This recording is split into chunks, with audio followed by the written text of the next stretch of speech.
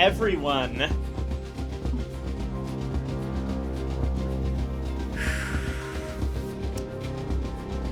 I am excited for this.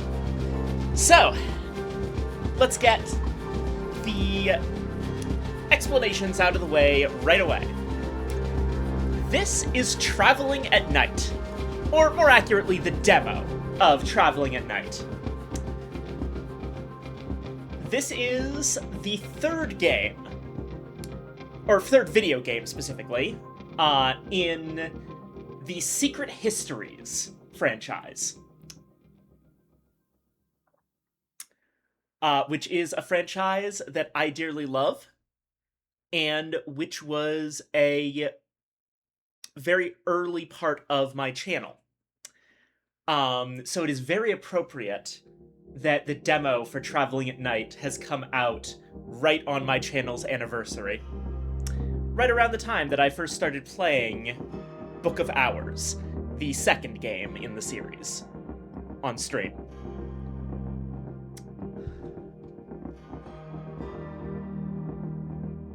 Like the games that came before it, Traveling at Night completely revamps the franchise's own formula.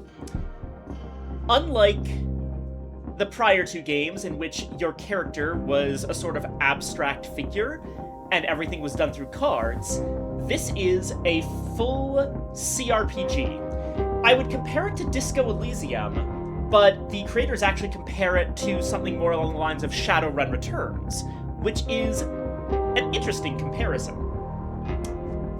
I don't know much more about this. I've looked into some of the stuff that Weather Factory has been working on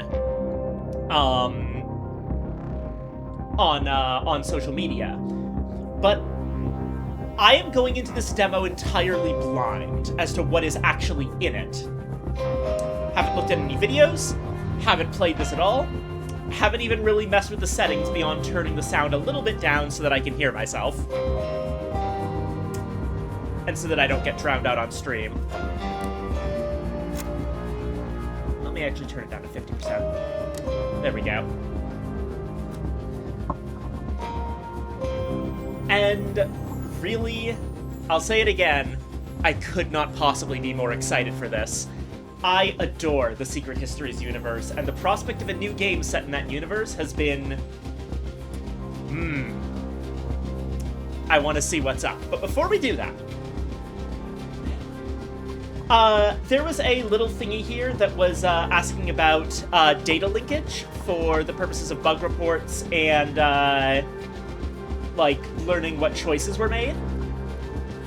I have signed up for that to be linked to my identity.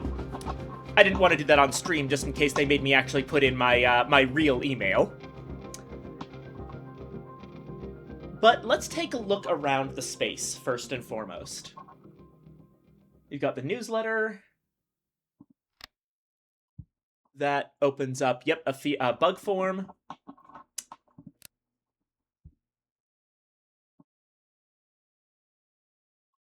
Quite a few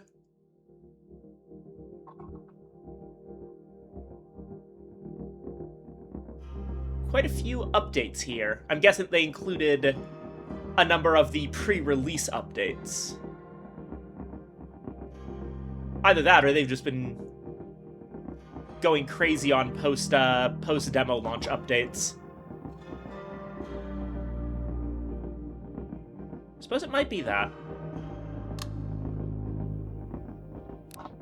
In terms of the options, let's see, footnote subtlety. Subtle or importunate? I'll have to check on that.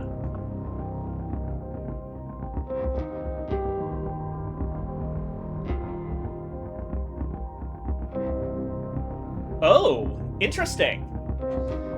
So there's a randomness function. This is something that was, I think that it was in conversation regarding Baldur's Gate 3. Basically, they found that with digital dice, it made for a better gameplay experience to do a sort of weighting on the dice, where if you get a bunch of bad rolls in a row, the game will start shifting you towards getting a good roll instead. It looks here like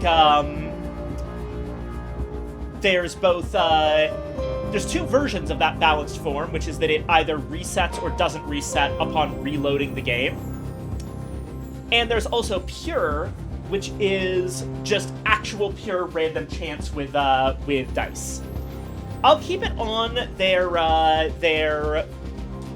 recommended setting, but this is really nice to have. Our company it was that shattered it, Gearby says suddenly. He begins again to weep his molten tears. Conversations at the stag door.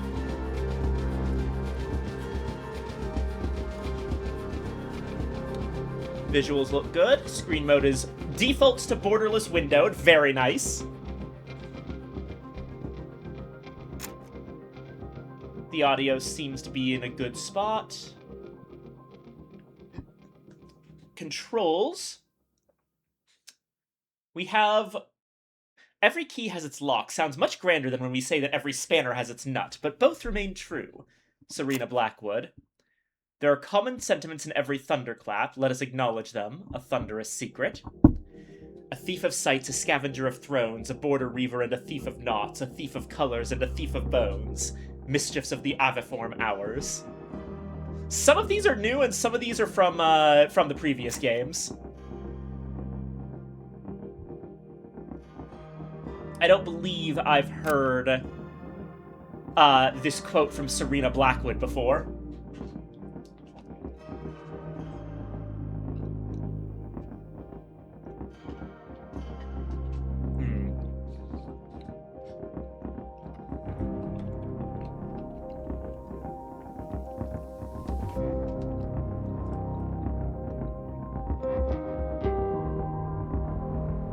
Okay. It looks like right now we can't actually change the controls, so this is just a screen to show us what they are. I'm not a huge fan of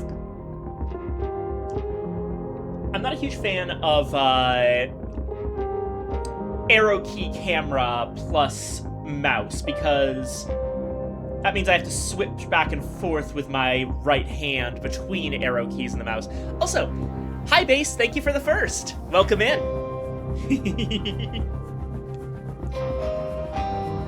Enter is confirmed choice. F5 and F7 are quick save and quick load. That's fairly standardized nowadays. IJM are inventory journal map. And then we've got C and F for character sheet and whatever footnotes are. There's a button for highlighting interactables. And space also works for submit choice, so I don't actually have to have my hand over there. Alrighty. Let's get started. Who are you, Hollow Man? Antibes, Alpes Maritimes, November 1948, at least as far as anyone can tell anymore. 12 years ago, in Krakow, the worms hollowed me out. For the next 3 years, they steered me all around Europe until at last I got away to a place where there was a kind of help. The worms are gone now, but I've only begun to fill up the spaces they left. I was back with the Bureau again when the worms took me, but I still think of myself, above all, as... an exorcist? Hi, Spencer. Yeah, I remember this guy from Book of Hours. We helped him out.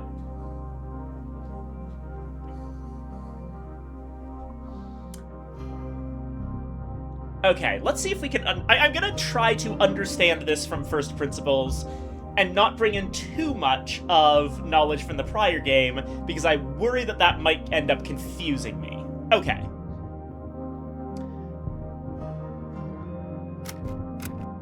So we have 4 different versions of Spencer here. And they seem to give different possible passions. So there's effectively 4 classes with 3 subclasses each, which means there's about 12 ways that we can play Spencer right now. So an exorcist is what I saw as an exorcist assistant, and then as the priest of an unusual parish, led me to question my faith, and I left the church shortly afterwards.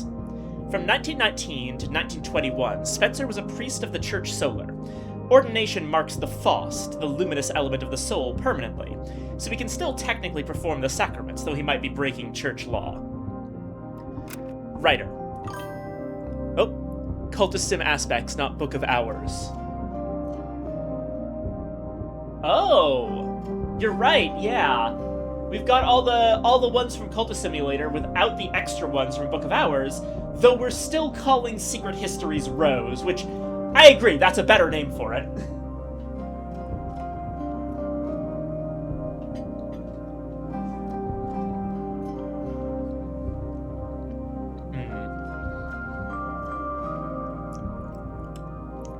Is peak, yep.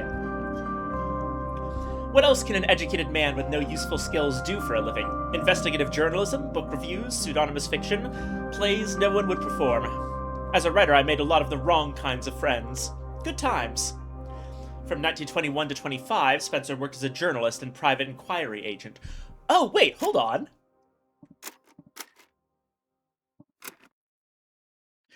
These are all different years. So, this is fascinating. What seems to be implied here is that Spencer actually has been all of these things. We're not changing the past. Yeah, Spencer has had many careers, but there's one where he felt he belonged. All of these things are canon. This is just the one that he feels he still truly is. Through the long years of his hollowing in the dark, all his skills decayed, but the ones from that career decayed slowest. Any other skill can be acquired or increased with experiences later, but increasing a career skill only costs half as much. Oh, that's really cool! I love that!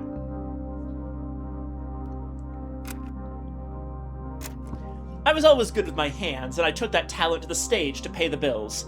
Eventually, my illusions were sufficiently convincing to draw the attention of the Suppression Bureau.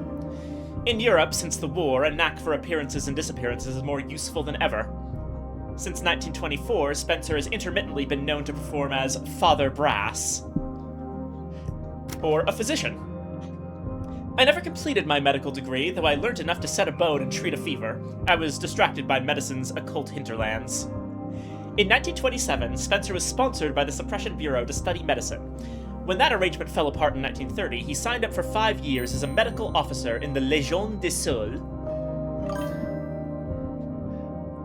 Frothing at the mouth right now, don't worry about it. Understandably so. The Threshold Legion, founded in the service of the duties to guard the edges of things. Almost anyone, or anything, is accepted as a result, or as a recruit, as long as they're prepared to endure the training and abandon their old lives. After 3 years' service, recruits who survive may apply A, for citizenship of a sponsoring nation, and B, if necessary, to be considered formally human. The Legion's motto is Honneur et Humanité. Its unofficial motto, more often cited by legionnaires, is Soit ou Sine, sweat or bleed. Honor and humanity versus sweat or bleed. And the duties... The mortal and immortal institutions like the Bureau that from time immemorial kept the hidden world from intruding into the everyday. All seems a bit pointless now, really.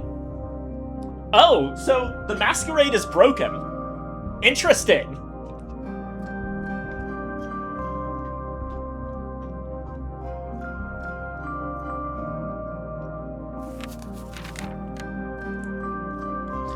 The Suppression Bureau, an organization founded in service to the duties. The Bureau recruited me when I lived in London, and again after I left the Légion. Both times it ended badly, for both sides. Alrighty. Toop! Ooh, playing the demo. I see. How are we doing today? We are doing wonderfully. I am very excited for this. Right.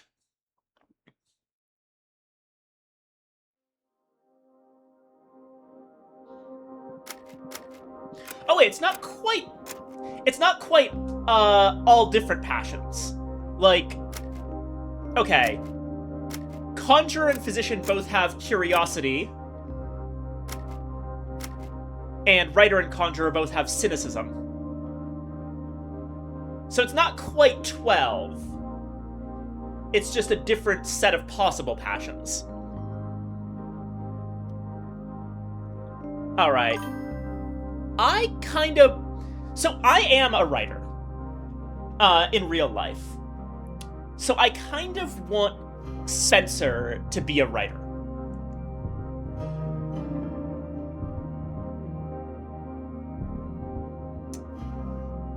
And in that regard,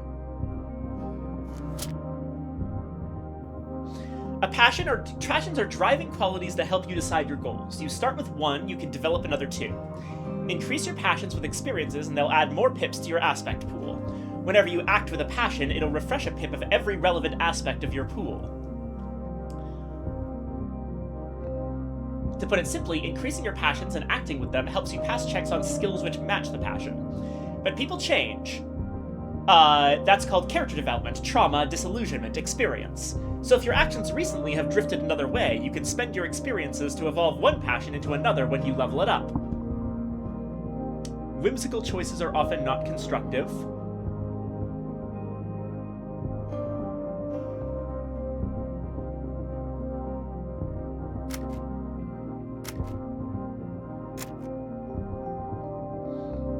Cynicism, it is what it is.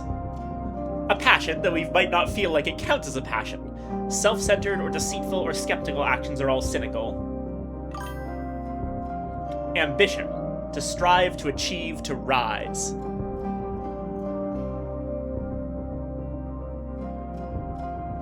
Aspirational, confident, prideful, or arrogant choices are ambitious.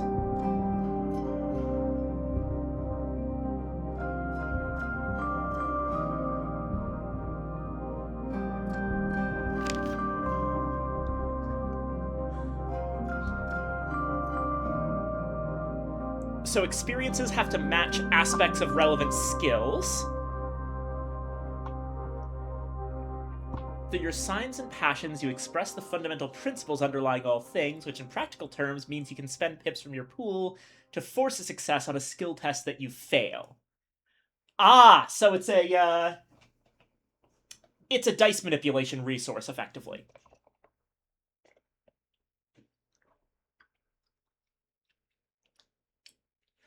Only with skills that... Right.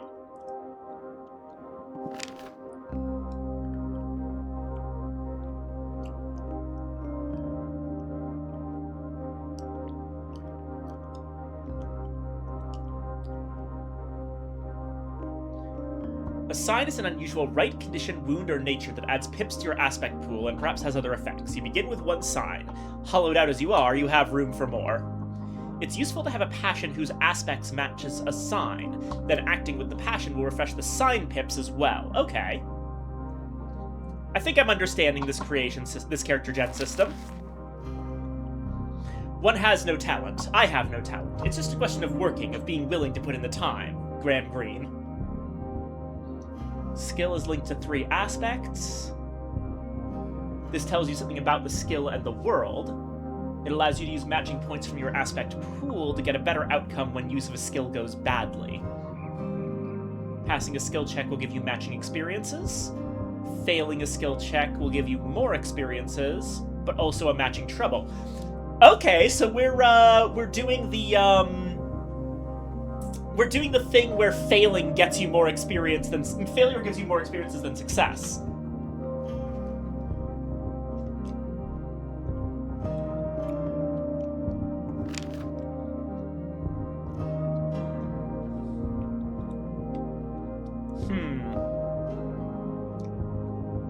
I remember Dread and Fascination. Wow, is that the super hot and smart streamer Viking live on Twitch? I think you've got the wrong person. I don't know who that is. Also, hi Steve! Thank you. Thank you for the hearts. And Lippy, I appreciate you. Mwah. Appreciate all of you. Mwah! Sorry, I'm focused on trying to understand this character creation system. I think I'm getting it. I'll leave then. Sorry to bother you. No, I'm sorry. I was kidding.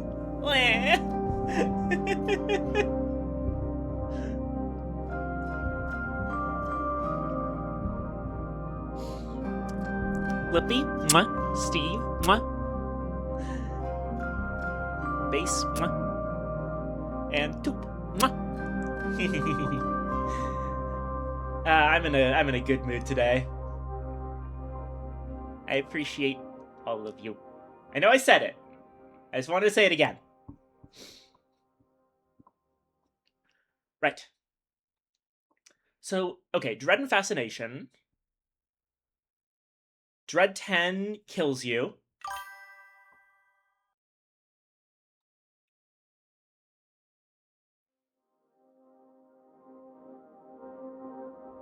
Fascination and Dread cancel each other out. Anything left over may cause difficult dreams. Ooh! Okay. Weariness increases, Spencer will gain penalties. If it reaches 10, he'll lose 3 weariness and gain 3 pain. 10 pain, he'll die. So, Dread and Fascination cancel each other out. Weariness turns into pain over time.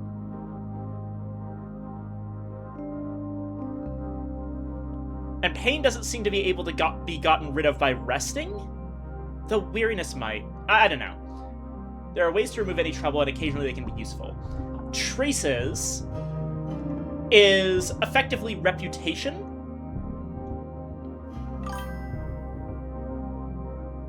But also it's how much people... It's like both reputation and heat. Excited to see how you die. Okay.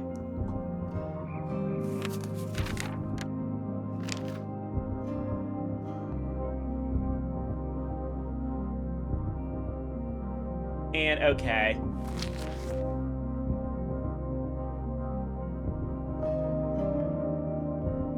I do know what aspects are, but yeah. Either Quell or Entwine, which unlock new choices. Interesting, okay.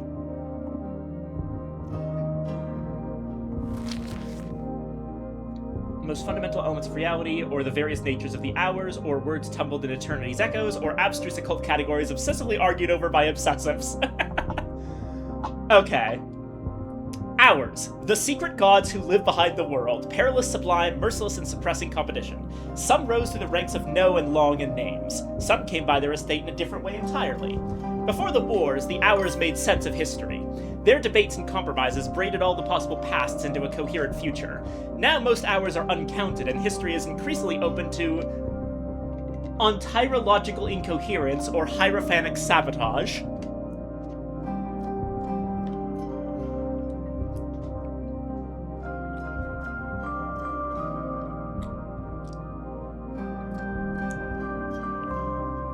Oh, geez. Okay. First off, let's... Uncounted, departed, consumed by the cross, imprisoned in hiding, still at war in the sun, for one reason or another not manifesting their natures. Of course, any uncounted Hour who isn't dead might return unexpectedly at any time. The Carapace Cross is gone, into earth, into flesh, and the traveling kinds, beyond wave and sky. There are very few now under the earth, and the cross and flesh are us, some of us at least. The hybridity which we called the Carapace Cross was gone, long and far. Their nature survived only in some bloodlines, and perhaps in the darkness beyond the sky, but since the wars... Wow, they're really just giving us all this, huh? Like, they're just coming right out and saying things that we had to uncover in the previous games. I don't mind that. It's a good way to... I think for this game, they probably... If you're jumping in on Game 3, they probably have to be a bit more clear about the basics of the setting. Plus, Spencer knows a lot of things.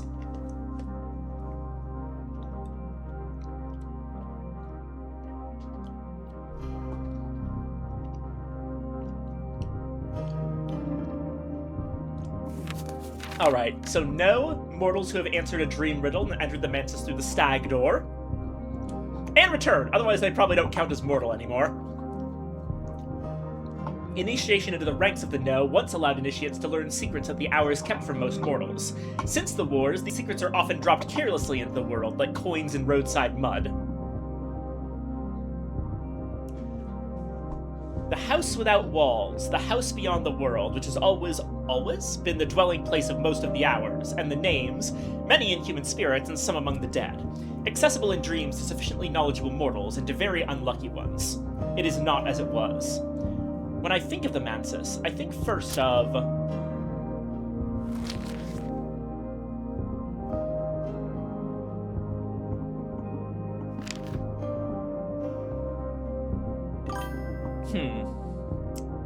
So I assume it's the war as described and how the end will begin. Yeah, and considering the years here, where we're going into, like... We're in, we're in 1948. That's about the end date of World War II. So that's probably the kind of... It's not going to be World War II, but it's the kind of era that we're in.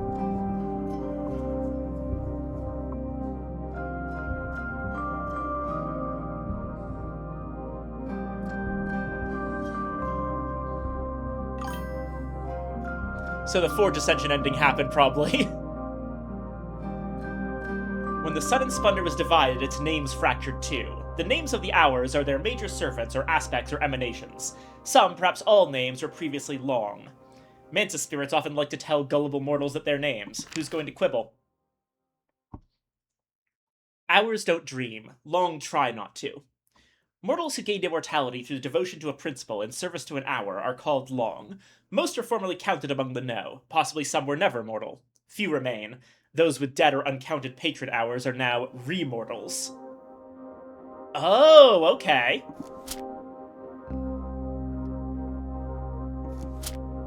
Okay, so in the wake of whatever the fuck happened here, a bunch of people whose immortality depended on being patronized by an hour are mortal again. Awesome.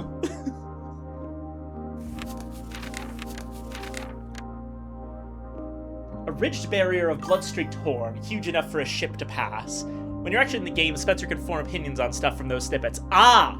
So that's the for choices bit. Gotcha. It was broken long ago, and even now the scars are not quite healed. The Stag Door is the Adept's Gate. To pass it is to be initiated into the first true mystery of the House of the Sun. I'm guessing those link to No and the Mansus. I used to go there in my higher dreams when I was younger, and then again when I was away from the world. I got to know its guardian pretty well.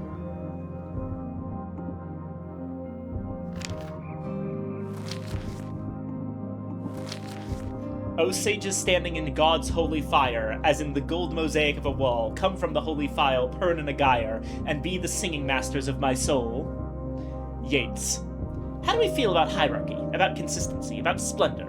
Think about perfection. All the hours touch eternity, but no hour has embraced it, because in eternity all histories are flattened to a single truth, forever. To the conception of the imperishable, the immortal, we oppose in art that of becoming, the perishable, the transitory, and the ephemeral. Marinetti. Excited to see what names were invoked to death, but King Crucible was probably colored by odd fuels. Eternity was always and clearly the real deal. History was a jumble of shadows cast by the glory, a necessary confusion to be reconciled into one ultimate truth. Anyone who argued otherwise, like Cosley, was mocked as an anarchist or a worm. That's shifted since the wars. Traditionally, there were 5 great histories, all true, and 1,000 demi-real branches. How were they reconciled?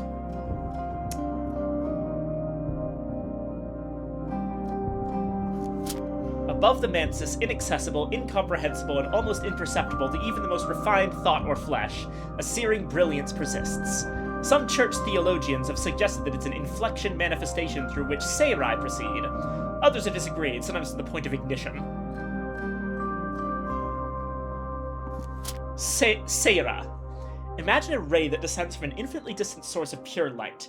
Imagine it passes through a series of prisms, each of which refract it into subrays and child hues, but that the ray continues with its essential quality unchanged until it ends as the thought you're having right now.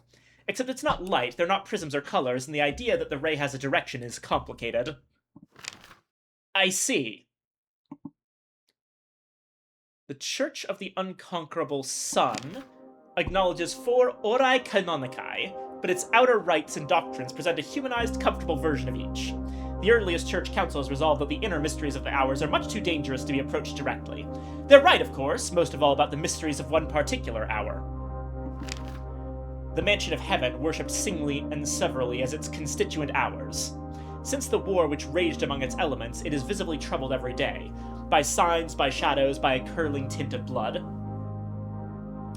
Interesting, so they're conceptualizing the sun as a place rather than as the sun in splendor, a being. Or possibly both.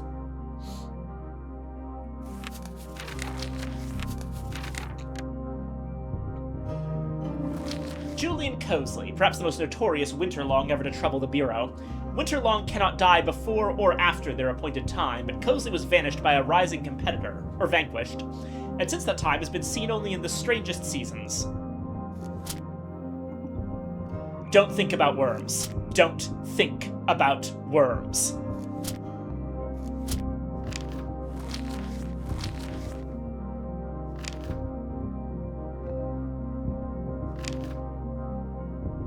Okay.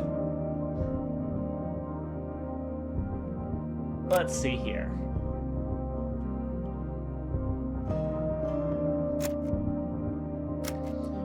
So based on our passion, we get for writer, we get a choice between effectively Moth, Rose, Knock, Winter, and Forge, Grail. I actually kind of like Whimsy. I think I'm gonna go with Whimsy.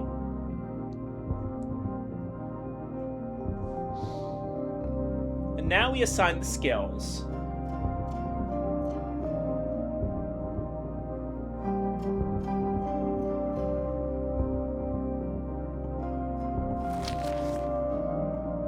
Passion was, if I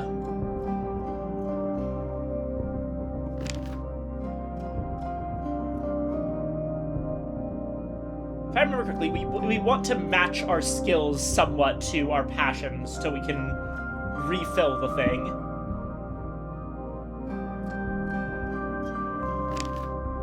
Yeah, okay. So, Moth and Rose. Observation has Rose.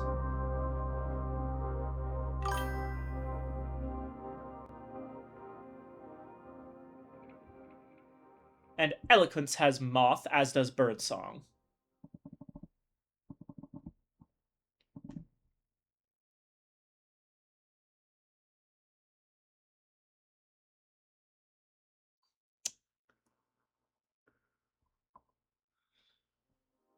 Alright, so these are definitely good choices. Birdsong being music, riddles, miscellanea, half-remembered conversations, the fruits of gossip and eavesdropping.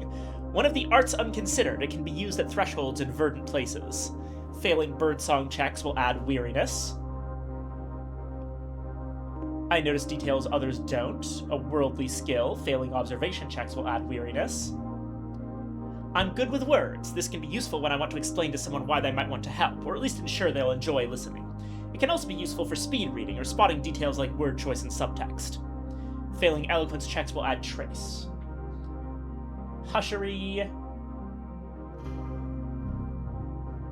Sophistication.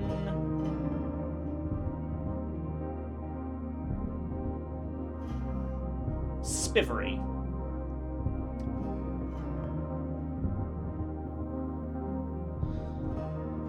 I think I'm gonna stick with these three mainly and put some into sophistication. Let's say...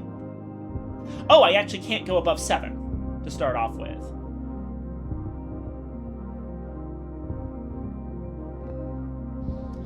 I think that this set of skills makes sense to me. 7's in observation, eloquence, and birdsong. And a 3 in sophistication, with nothing in hushery or spivery.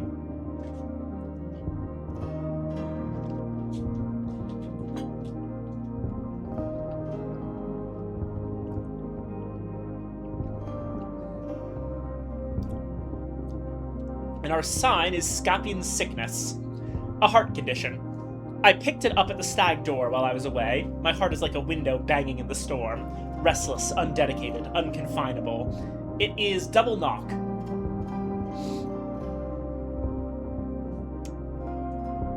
That will help with eloquence. These are all good skill categories, accurate to Anna. Thank you. When I came back to Europe after the war, my heart told me I should seek out Nina Lagasse, actress, artist, witch. She'll know where I can find the things I need to fill my emptiness again. Nina is notoriously elusive, but I've followed her trail from Alexandria, where they brought me back, to Antibes, where I now arrive. Alrighty. Let's go.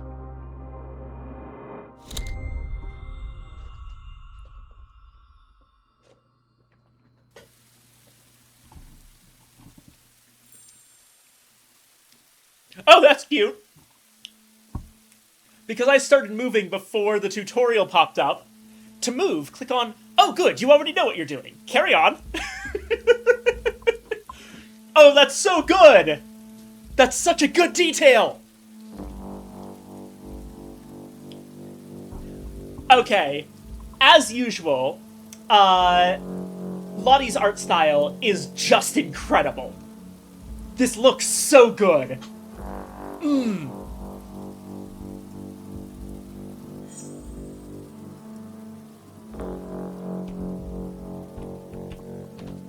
Oh wait, okay, it didn't actually say it, but I can move the camera with WASD. Okay. That should probably be in the controls, because I was worried I wouldn't be able to do that. It's a smidgen too cold for what I'm wearing, but only a smidgen. A warmer outfit would provide a small bonus. Here's our character sheet, as well as our aspect pool.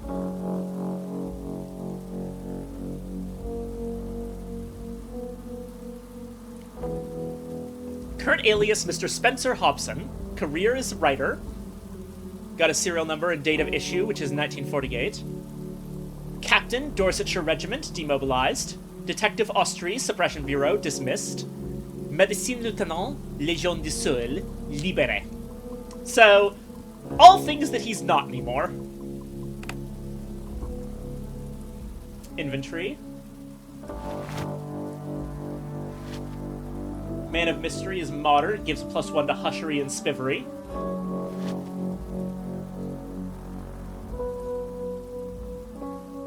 Deshabille, so disheveled, basically. When one suitcase has been confiscated, tailor subverted, or laundry pre-emptied. It's just a bathrobe. It is light. Good in summer, bad in winter, and won't slow you down. A socially neutral aspect. Lush, appropriate only for the most relaxed circumstances, like bed. Most people will react disfavorably to this. Okay, so let's go with modern, Man of Mystery. Contemporary, fashionable, and probably American. Righto. We have an unobtrusive notepad.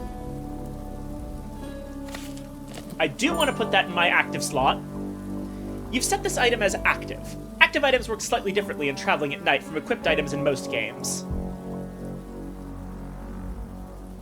An active item gives a skill modifier when you have it ready to use. You can keep up to 4 items active, but the modifiers won't sum. Only the best one applies. 4 hammers are not more effective than 1 hammer.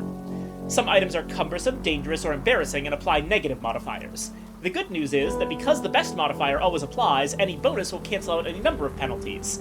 So if an item gives a negative modifier to a skill, any positive modifier will counteract all negatives. That's an interesting way to do it.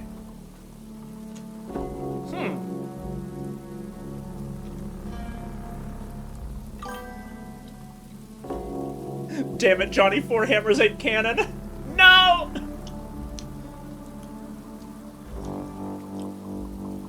A sigil deployed by traveling healers and Bounds Wanderers. Using this item to help with a successful skill test will consume it. Okay. So careful with this one.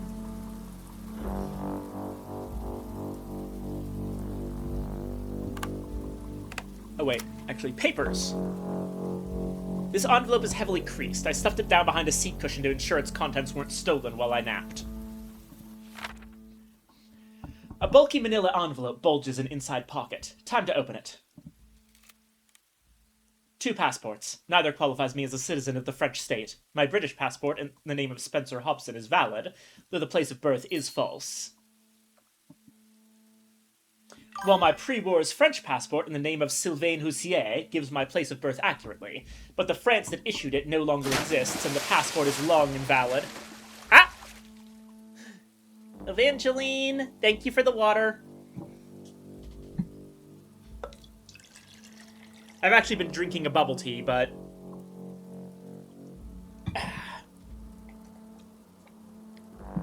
Oh, actually, hold on. I need to check something.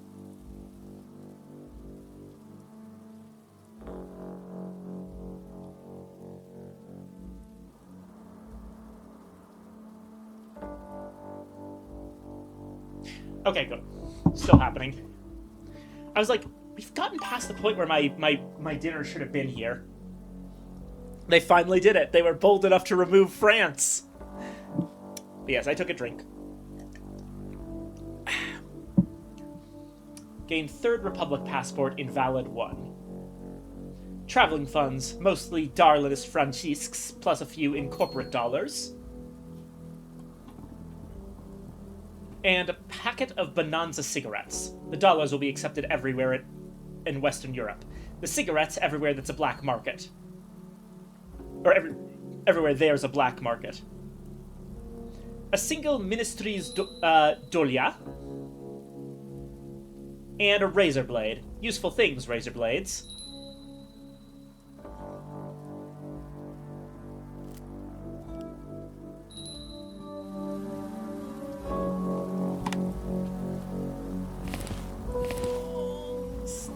Oh, I am being stretched. Long snake!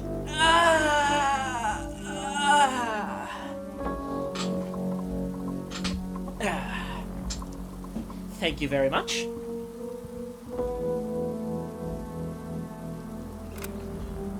Now we got a resources tab that has all of our different forms of money. No troubles at the moment. Our journal has nothing in it. Whoa! Spencer was never really an adept, and the worms took much of his ability from him, but he can prepare tools to achieve a variety of supernatural effects in dialogue. As his unworldly skills increase, he'll be able to create more powerful tools. You can look through Spencer's recipes whenever you like, but to make something, you'll need to find a crafting venue. Oh, good lord!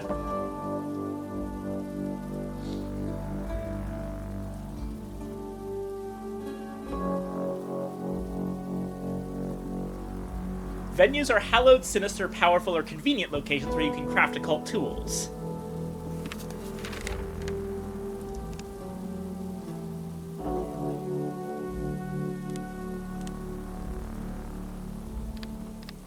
I'm not going to make a choice on that just yet.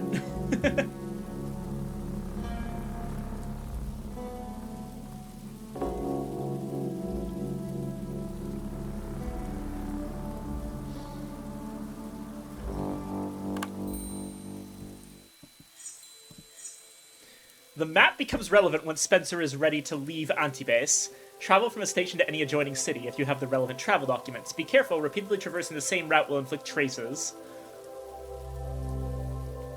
Oh, good lord! How big is this game? What have you done, Alexis?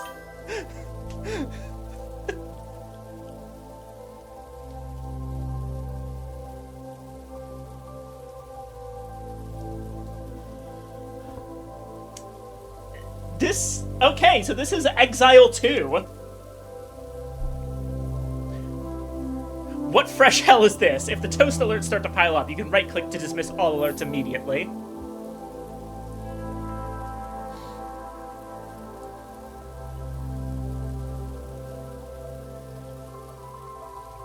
But surely it would have been a pity not to have seen the trees along this road, really exaggerated in their beauty, never to have studied history in the weak calligraphy of songbirds' cages. Elizabeth Bishop, Questions of Travel. Visit a travel zone at a station to move to a neighboring city. Things to bear in mind. Traveling sheds traces. Traces remain on the route you use, but fade as you travel further. To cross national frontiers, you'll need travel documents. Acquiring them is an important part of progressing the story. A few inaccessible seeming destinations can be reached by other means. Alrighty. So we are definitely staying in Europe. And looking at this map, let's take a look here. So Ireland and the UK are still around. There's a number of places that appear to be okay. Germany, Netherlands, Belgium. We have split France in half to the French state and the French Republic.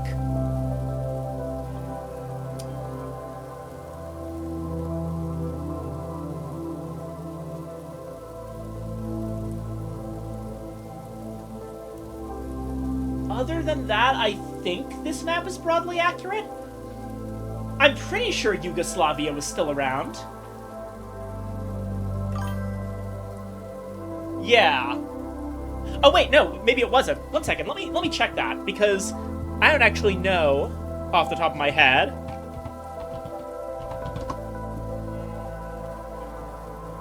Existed from 1918 to the early 2000s. So yes, it is the case that Yugoslavia would have still been around at this time. Yeah, Yugoslavia broke up in the 90s. Oh yeah, good point. Russia is not Russia, it's the ministries. Interesting.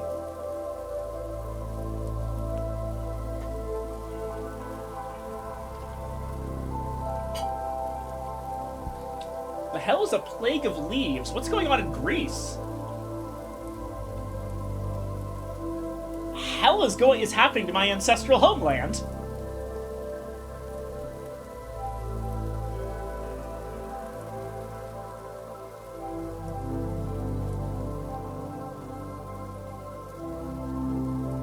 Oh my god, we can go to Karashim in this game! Oh, that's wonderful! I've always wanted to see Karashim.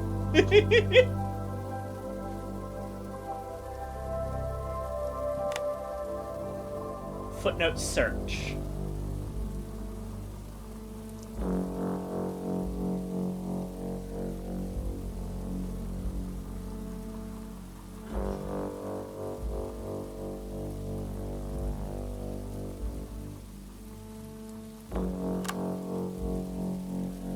There we go. Okay. I think that's everything.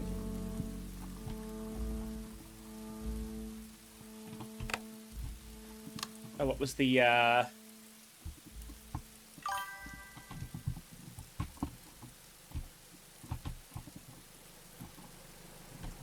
so desperately need to see what happened with Hush House. So one of the things I did see was images of the Hush House location.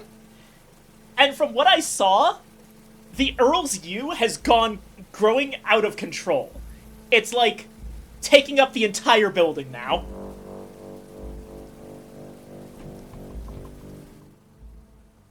They also serve. The headlights burn, the engine rumbles. The driver turns his head, eyes steady under the gamma badge cap of the state milice, and meets my gaze for a moment. It's rarely wise to attract the attention of the milice. More like Flush House with how much I use the bathroom that totally exists in there.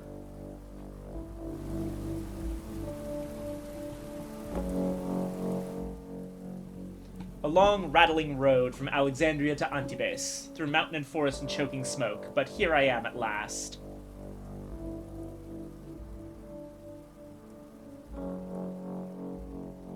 I could use a bath.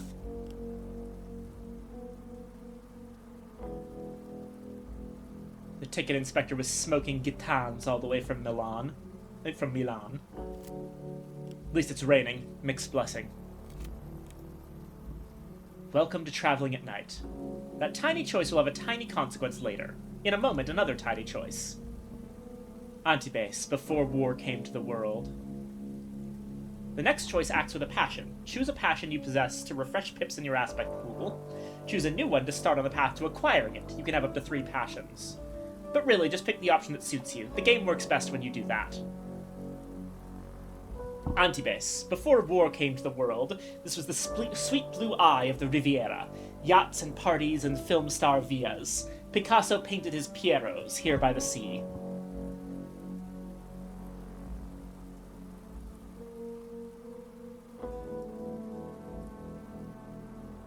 But Picasso had an owl. Ubu. He called the owl Ubu. We won't usually tell you explicitly which choices act with which passions. We let you roleplay, or guess. The wars and their plagues took the glitter off those golden evenings, left the air dense and villainous. But I have to find Nina Lagasse, and her trail has brought me here. I followed Nina to the city of Antibes in the French state, the southern half of divided France. Nina Lagasse, actress, artist, witch. Nina casts a long shadow. Every adept on the continent knows her name. From the moment I woke in Alexandria, my heart clamored for me to find her. It would take me a while to understand why.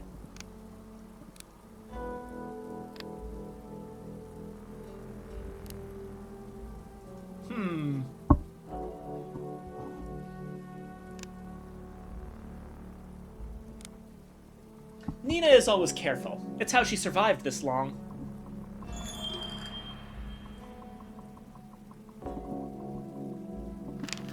Alexandria is where I came back to the world, thanks to Stanislav and Serena and her clever protégé, where I caught the midnight train along the coast when my heart's demands became too urgent to ignore.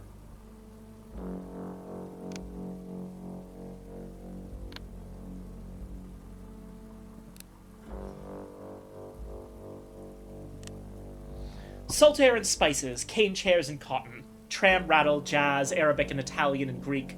Perhaps I'll go back someday.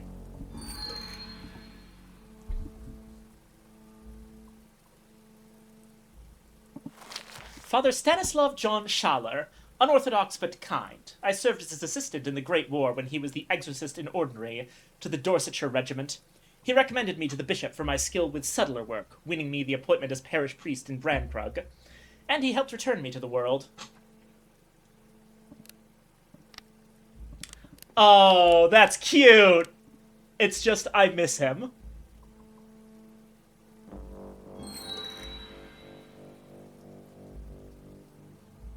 I'm gonna stop making explicit choices now.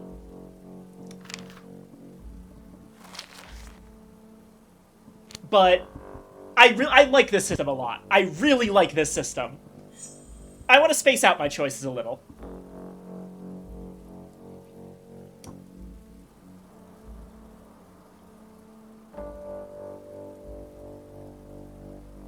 Interesting, okay. My heart urges me to find her soon, but I don't always listen to my heart.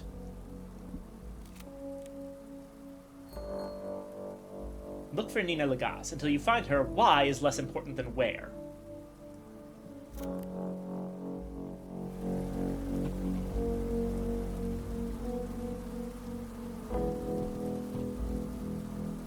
Oh, what is this? An optimist would say Europe's still healing. Others would say Europe's taking its time to die. That is a scar on a building! What the fuck happened during the wars?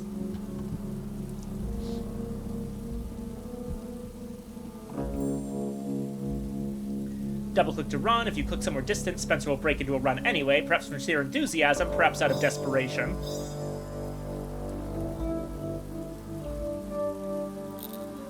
The rain's only half erased the chalk. The bookshop owner must have relettered it just this morning. A determined soul.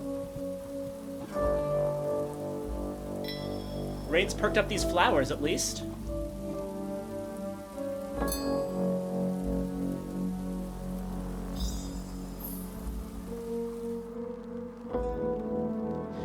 Sturdy, nutritious literature layers glowering beneath a light topping of brightly colored novels about people falling in things, falling off things, or inventing cocktail-mixing pianos.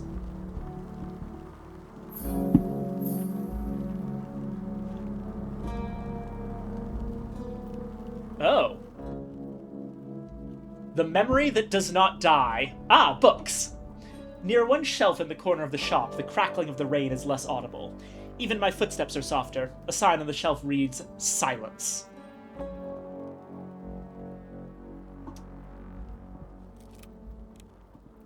You found my graveyard. Every book there was written by someone alive when the war began, dead when it ended. Above all, a writer. I see, so we're getting this option because we are a writer.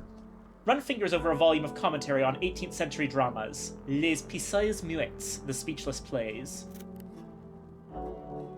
A complicated memory stirs. Lamastede, Camden Lock, 1925. The books in the graveyard are for display only, not for sale. Acted with passion, sorrow. Near one shelf in the corner of the shop, the crackling of the rain is less audible. Even my footsteps are softer. A sign on the shelf reads... Oh wait, that's repeated. For a practitioner of hushery or illumination, this place is an opportunity.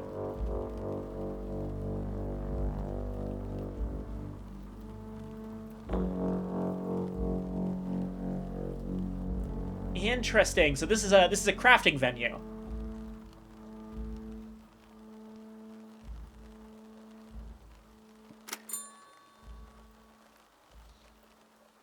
Use a lantern influence to subvert 2 moth influences into a lantern memory. You'll need an ingredient for each open input slot. It has to possess all the aspects below the slot. A flame icon means the ingredient will be consumed as fuel. If there's no flame, it's a catalyst and you can reuse it.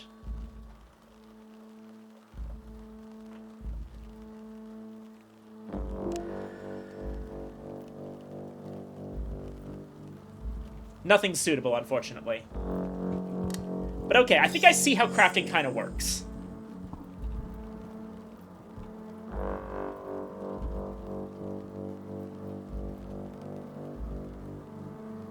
Elegant ladies preen, elegant gentlemen cavort. More elegant ladies, some pulp westerns, further elegant ladies, blood-drenched tales of Parisian crime, and one more particularly splendid lady with particularly splendid hair. That's Grail influence right there. Saw this in 37, the year before I went away. The worms gave me what you might call an afternoon off, and I sat in the cinema, watching our heroes cross the border into Switzerland. That's when I started to plan my own escape.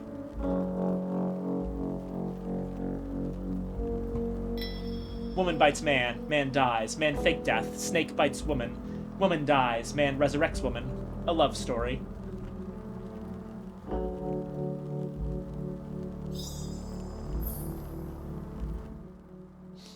Posters for poetry, newspapers for prose. The bookseller raises her gaze from the newspaper. She looks me up, then down, then up with careful interest. Oh, excuse me a moment. Be right back.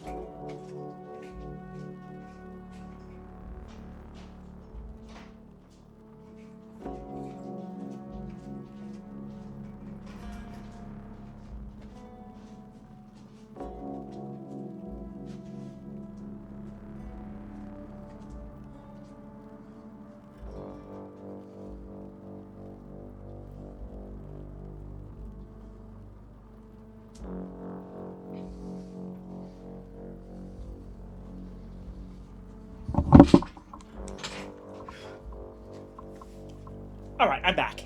Apologies for that. Good afternoon. You are looking for something? Andre approves and is now receptive.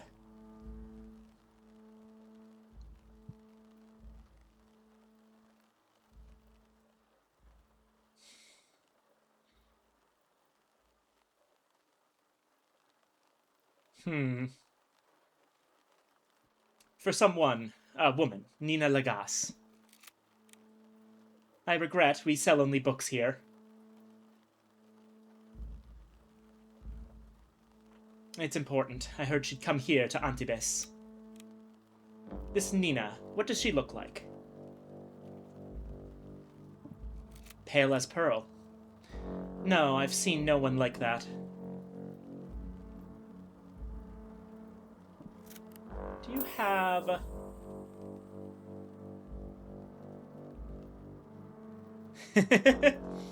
A choice with a skill icon needs a skill check. An invisible die is rolled. Technically, it's actually an invisible token being drawn from an invisible bag. What's random? What's fair? If you roll a 10-sided die 100 times and get a 1 every time, is that fair? You can roll a die 100 times and get the same result every time. So Traveling doesn't use dice. It draws tokens, each numbered 1 to 10, from a bag. When the bag is empty, we put the tokens back in and shake the bag. There's more than one tile with each number, so you can get the same number a few times in a row, but your luck will always turn. When you reload after a save, we always put all the tokens back in and shake it. This means, bluntly, that you can save scum. You can change this in options. Then said fate to chance, let's play our old game again. And they played it again together, using the gods as pieces, as they had played it off before. Lord Dunsany, Time in the Gods. Oh, I am so happy that we're quoting Dunsany! He's one of my favorites! Ah.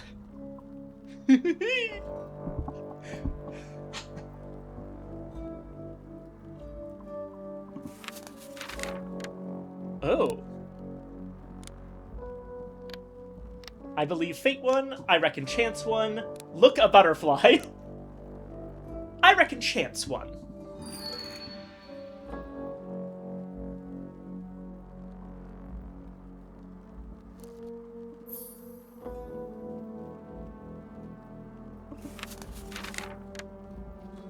It is so cool that you can...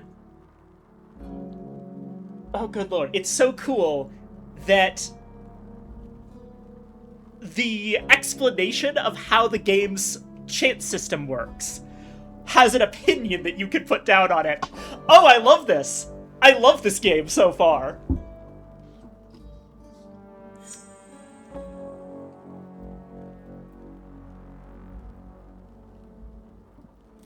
Anything by Spencer Hobson. Acted with passion, whimsy, aspect pool recovered 1 moth, 1 rose. I don't think... Wait, no, I remember the name. Here. Gained 2 moth experiences. Voila! The Pilgrim Rose. The only play of mine ever published. Illopoli pulled some strings. It is too mystical for me, and the translation is, I think, quite poor. But the dreams linger with this one. They would. I made unwisely unambiguous references to the invisible world. The Bureau shut down the production on opening night. I was lucky to stay out of prison. I thought they'd pulped every copy. Pardon? I mean...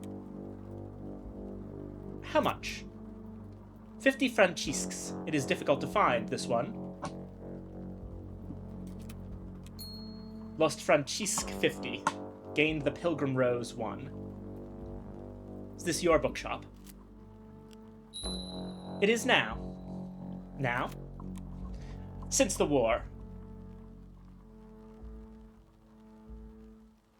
This is a bookshop. Reach for a quotation.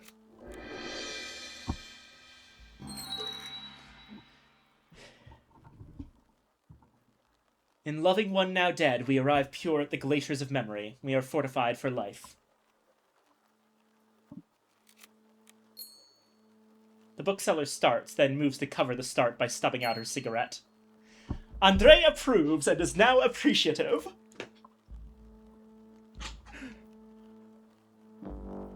Poets. The state perhaps is wise to lock the... Poets. The state perhaps is wise to lock them up. She lights another cigarette, eyes glittering until she wipes them with the back of her hand.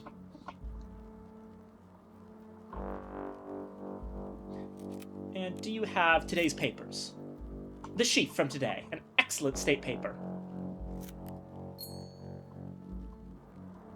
Excuse me.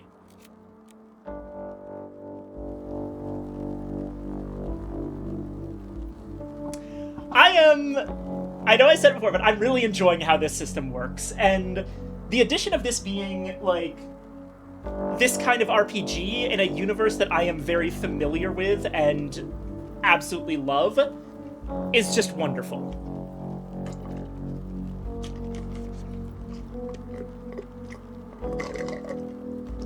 Take a moment to savor this first accomplishment, then look at the experiences you've received. They'll always match the skill you used. But every skill has 3 aspects, so it'll cycle through the aspects in turn. If you don't know or care what that means, don't worry, it'll all be in the footnotes for later. Experiences can be used to improve existing skills or learn new ones. You'll need experiences that match at least one aspect on the relevant skill.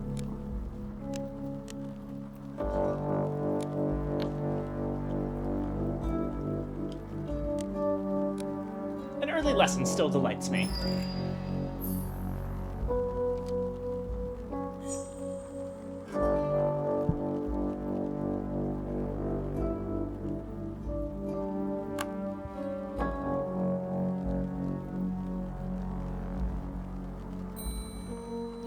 You can evolve an empty passion into any passion you've recently acted with, as long as you have enough of the right experiences. You can evolve existing passions too, but only when appropriate. Anger can evolve to honor or ambition, but not compassion or whimsy. Evolving a passion levels it up, and passions can't go above 9. So you can't evolve any passion once it's reached the max, but by the time all 3 passions are at 9, you'll have a very clear idea who your Spencer is.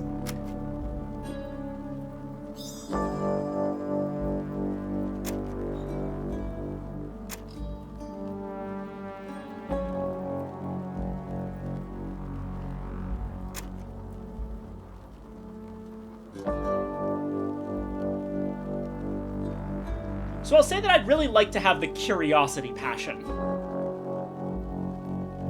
It seems that I can evolve whimsy to curiosity, but I kind of want them both separate from each other. Maybe that's not possible, though.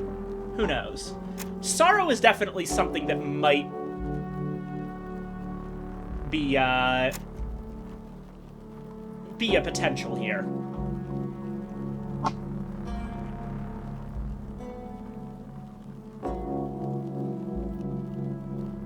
My experiences are trending away from Edge, Winter, and Nock, and heavily towards Grail, Forge, and Moth.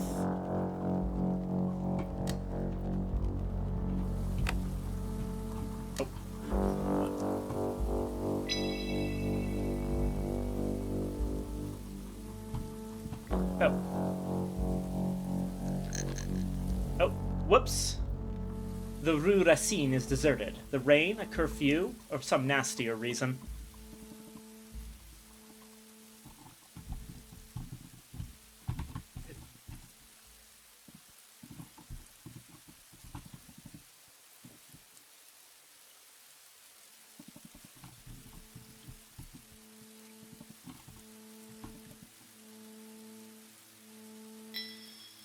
Right on the border between autumn and spring? It must be exhausting to be a flower in this world now.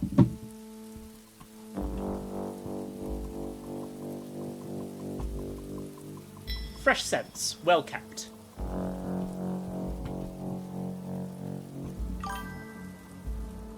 Ah, Aurora! Hi!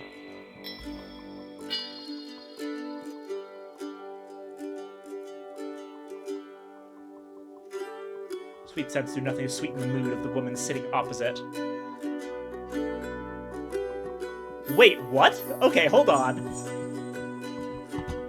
Oh! Oh, literally on the border! Literally on the border between autumn and spring. We are actually... Oh, whatever happened to this world fucked up the seasons!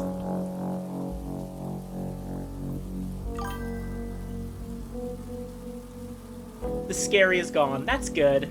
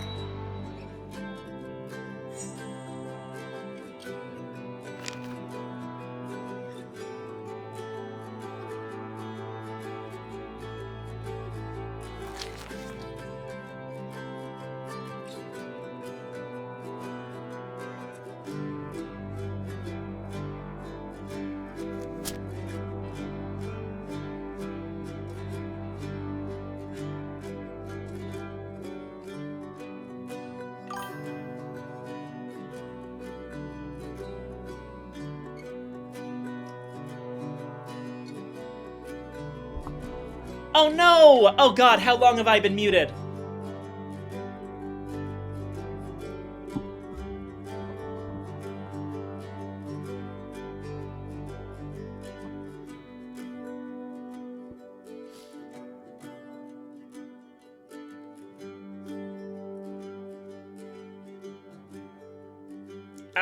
Again. Since I started running around the park. Oh no. That sucks. I really need to find a way to make it more obvious. I think I have to angle my mic up. It's less pointed at my face, but now I can actually see the mute button.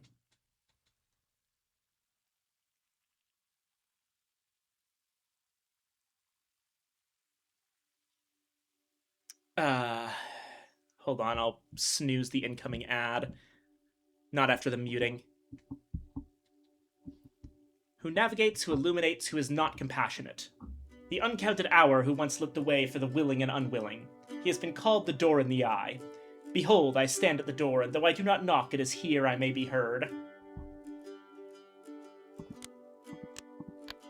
He navigates, he illuminates, he is not compassionate. I'll go with acute.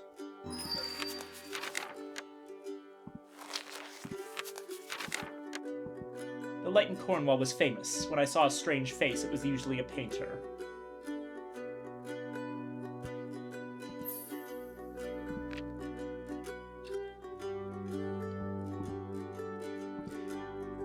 30 years ago in Bren Krug... Actually, let me start over here. Autumn is dead, you will remember. What? You are the Seigneur? I am Zelia. Do not ask my family's name. Madame Zelia disapproves and is now wary. Seigneur, do I know the word? 30 years ago in Brankrug, I met a man who called himself a Seigneur. Not a true adept, but he knew some tricks, enough to break the laws of the world and the church, doing little works among the people. His business, like others who came to Brankrug, was healing and warding. And he didn't take payment in cash, only services. The ones who took cash payment, the masks, were exactly the ones he was brought in to defend against. What kind of work is this, madame? It is, after all, a seigneur that you... Is it, after all, a seigneur that you want? She tosses her head. Her eyes are like flecks of beach glass. Call yourself what you will. Are you ready for the work?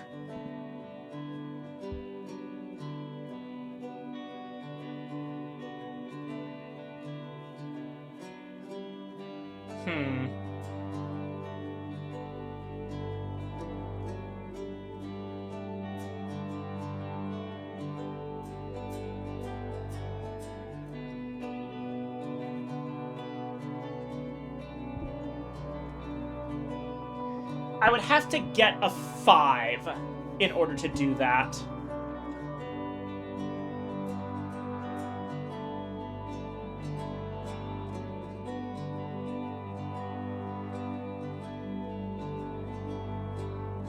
No, this is none of my business. Why then are you even here? Go away. I will not speak with you. Yeah, this doesn't seem like the kind of thing that I'm doing here.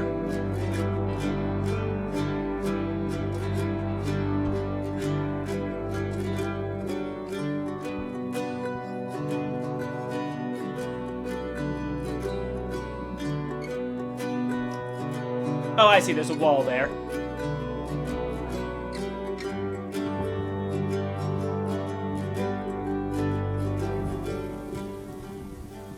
Again, apologies about the muting. It's somewhat hard to tell with this mic sometimes.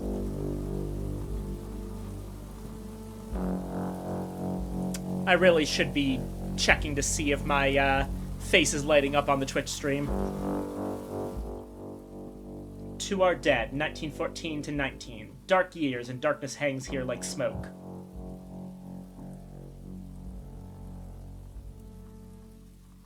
My first war, that. I was a chaplain with the Dorsetshires. In different times, I'd never have been attached so young.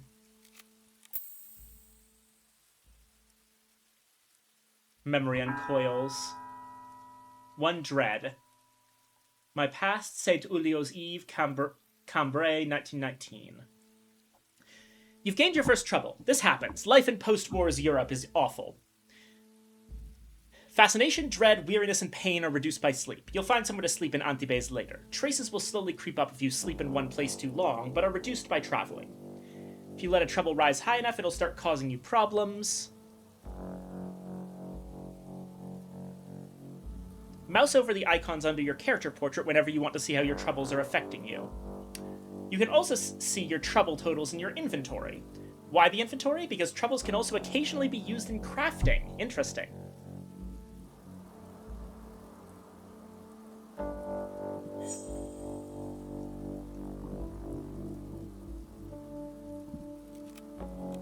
Arts of Bosque, of Hushery, of Skolakosophy are best worked in shadow.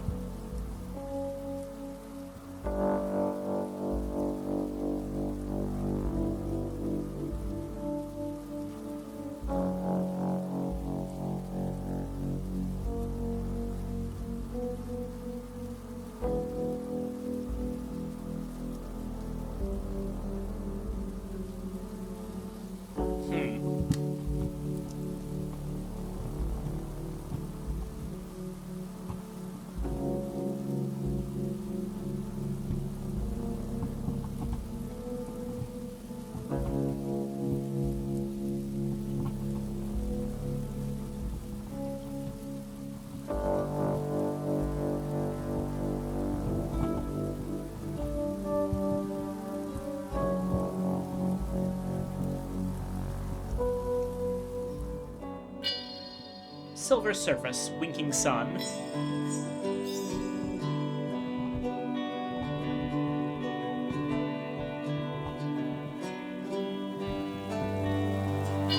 Bright water in the Riviera sun. There's plashery afoot.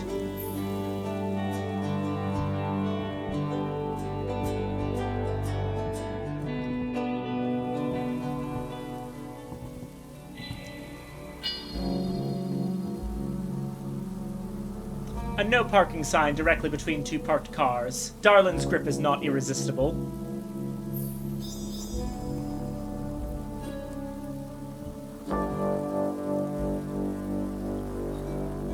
Oh, that's a cop. Okay.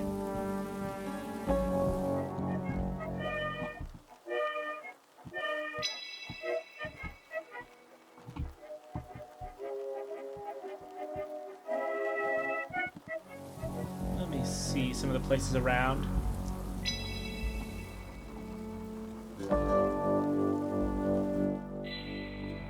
The mirror shows a completely different room, a larger shop in late evening or early twilight. Really hard to deny the existence of the hours when winter is 5 feet to the left. Yeah. The elder Janvier. My old premises in Paris. The last summer I was there. The mirror is useless for any practical purpose, but it is difficult now to find a working mirror, and it will help me remember when my wits finally fail me. I can imagine.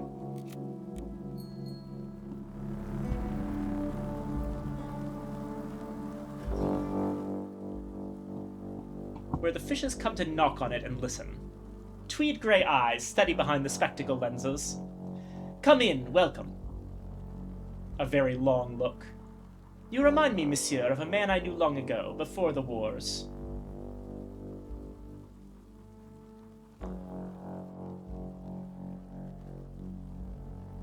Mr. Janvier, it's good to see you again.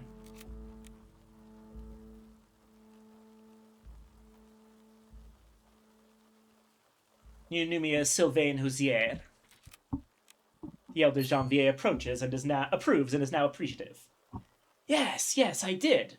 But it's been 10 years. More. You look very different, but not so very much older. Oh, you know, one does one's best. An unresolved thread, Monsieur Housier. We last saw each other in Paris, when you had but recently completed your service with the Légion du Sud. You gave me your uniform to tend and mend. You also ordered a new suit of clothes. On the basis of our long acquaintance, I asked for nothing on account. In these many years, I abandoned the matter of the new suit. I apologize. However, I believe I have your old uniform here, in the back. The repairs are complete. A small sum is payable. You kept that? Not kept, really. The Janviers are dispersed across the continent now. We sold our premises in the Republic just last month. A number of long-abandoned items were sent on to me. Fortuitous. We keep a small stock of other goods. Perhaps you'd like to see that, or discuss a commission. What do you have? Since the wars, cash is king, barter is queen, and the black market is the power behind the throne. Every merchant prefers to be paid in their local currency, and they'll only pay out in that currency, but they'll grudgingly accept a range of others. Legitimate state merchants like Janvier, for instance, prefer the francisque, but will usually accept dollars, sterling, or Swiss francs. Harder currencies like the dollar are more widely accepted, but local politics are important. The state won't accept republic currency, and dollars are unwelcome in Ministry's territory.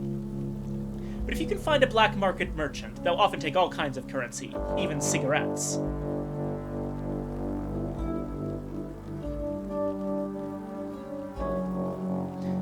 French Republic. Liberty, equality, fraternity. Liberté, égalité, fraternité. The Third Republic fell to the enemy in 1940. When the war ended, the Fourth Republic rose from its ashes, but the south of France remains in the manly grasp of the state. French state. Work, family, homeland. When the French Third Republic fell, the rump government in the south joined forces with the enemy, preserving a kind of independence as l'État français. As the enemy retreated, the state switched sides and joined the Allies. So where does this leave us now? With de Gaulle and Darlan rattling sabers across a new carved border between a rump Fourth Republic and an authoritarian, para-fascist state.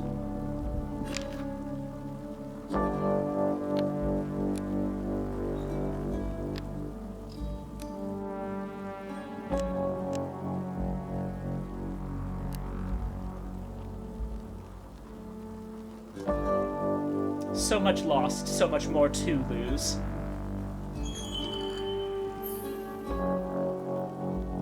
Okay, who was the enemy? The murderous regime whose crimes broke the continent, whose weapons soured the sun. So much for their dreams of conquest and purification. Even the night is against them now. Okay, so definitely the Axis powers. Or at least some version of them.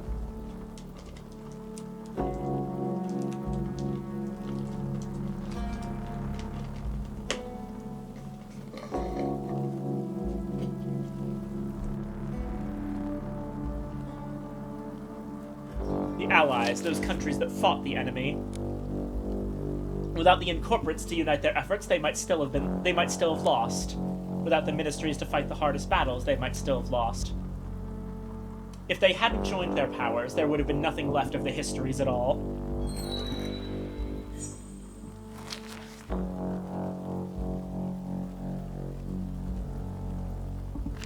Darlan, Amiral de France, Chief d'État. The undisputed ruler of a disputed state, though his anti-Icarian sympathies have won incorporate recognition for the state. Darlan's regime is still a hive of ex-collaborators, but Darlan has held elections, banning Gaullist and Icarian candidates for security reasons, but reluctantly allowing women to vote, and reversing les statuts des Juifs. Even the most vigorous Vichyist hardliners are more hysterical now about Raveleurs, Tarasques, the Carapace Cross, and other hybridities known to be not only immoral, but actually contagious. Okay, wow, we have a lot of shit going on here.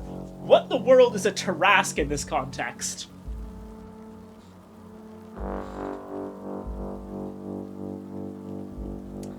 Icarian. The preeminent form of socialism in the 20th century, based on the common ownership of the resources of creation.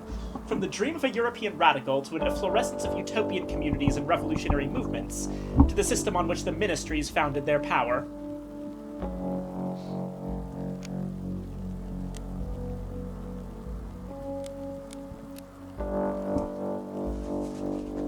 It is really interesting to see in the Secret Histories universe the equivalents to things like communism.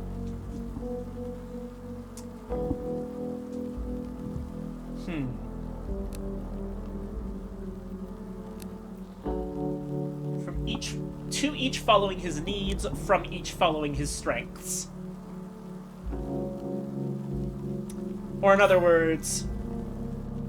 From each following their ability from each according to their ability, to each according to their need. Ah, crud, this is gonna be called Magic Disco Elysium now. It's probably inevitable. I do think it was probably at least something of an inspiration, even though, they don't necessarily list it.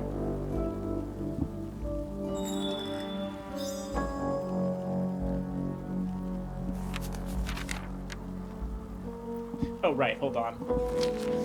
Ministries. The revolutionary Icarian workers' councils which drove the revolution in Russia have become more efficient under the Gleam Light. The stars accept and synthesize their decisions beneath the avuncular and mighty gaze of steel, the advisory entity to the Council of Ministers.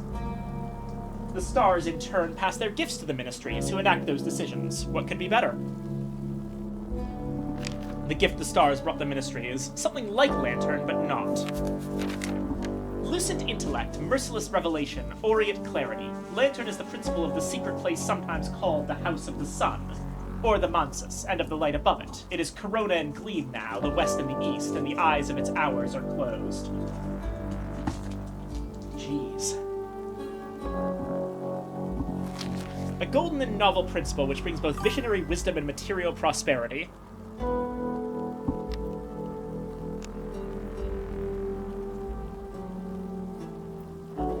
The USA has always been a hotbed of Crucian heresy. This is some new permutation. Good? The blessing of the incorporates. Everything gets better.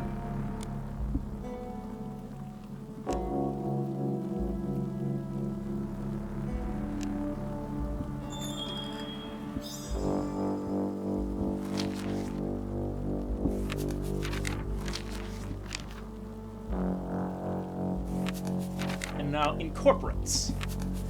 The touch of Corona reliably destroys individuals, but it can be safely manifested through a corporation with suitable sacred founding documents. Or suitably sacred founding documents. Whose officers and representatives are visibly exalted. The United States are now, in some senses, the incorporate states. Interesting. Okay. I'm not entirely sure what that implies.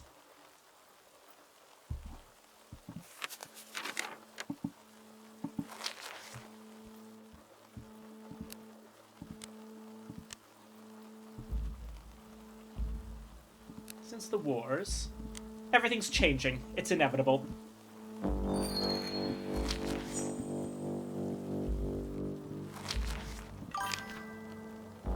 We exalted now in the name of the United States defense budget.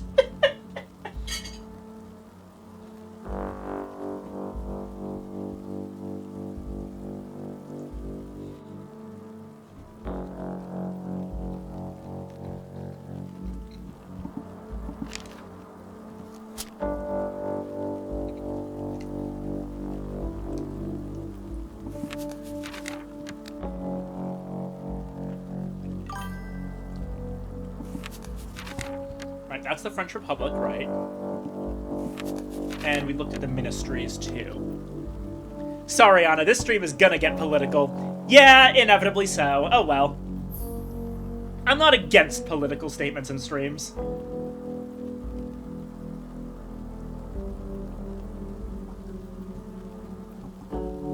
One major difference between this and Disco Elysium is that in this one, you actually start with a decent amount of money.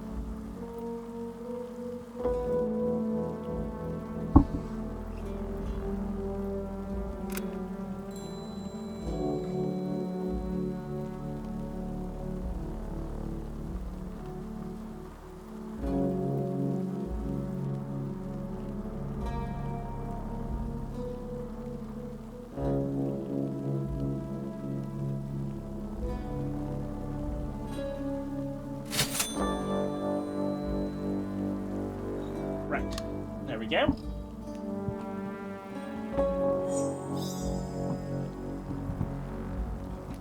And now we should have...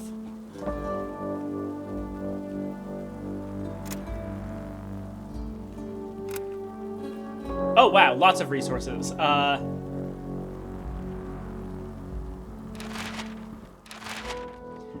garments I recovered from Janvier the tailor that I'd given him to mend long ago.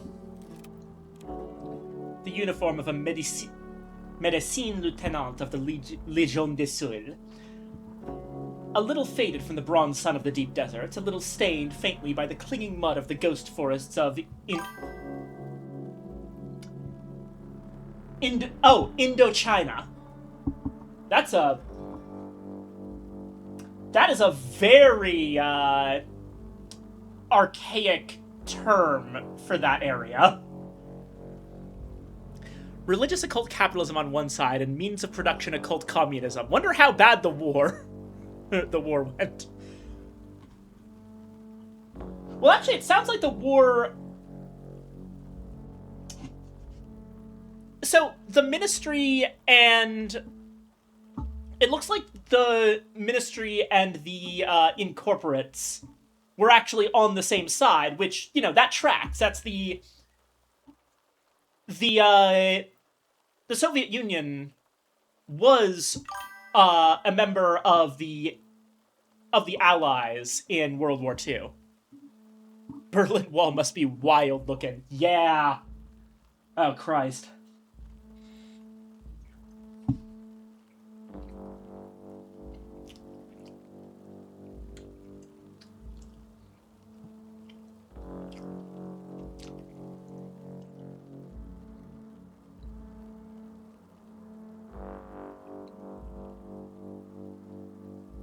This is what I wore to war.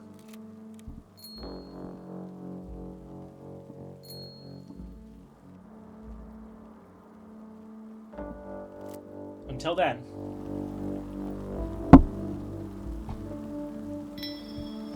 Gaiety, poise, the other face of elegance. Elegance, the other face of poise.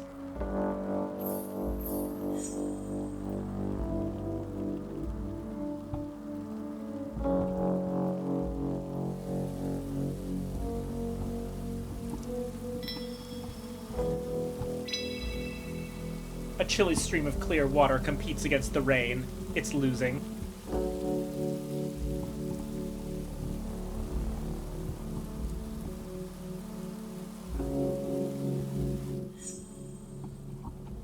Unclassified category, as they used to say at the office. Dark shapes move beneath the surface, more like spreading stains than fish. Something undefined about the shapes. Are they moving? Drifting? They never quite resolve. An acrid odor wafts from the water. Something seeping through. Everywhere leaks now. The Bureau must be overwhelmed.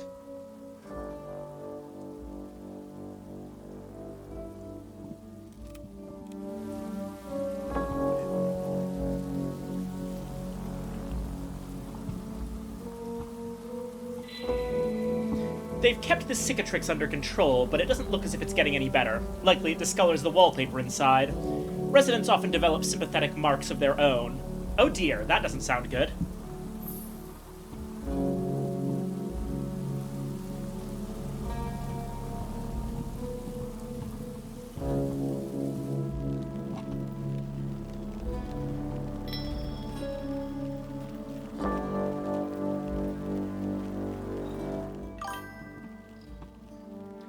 Brother, winter is right there. Sanction it. The priest blinks slowly, as if struggling to focus. Father Jaume, light perpetual shine upon you. Did you wish to... But wait, let me see. Is it you?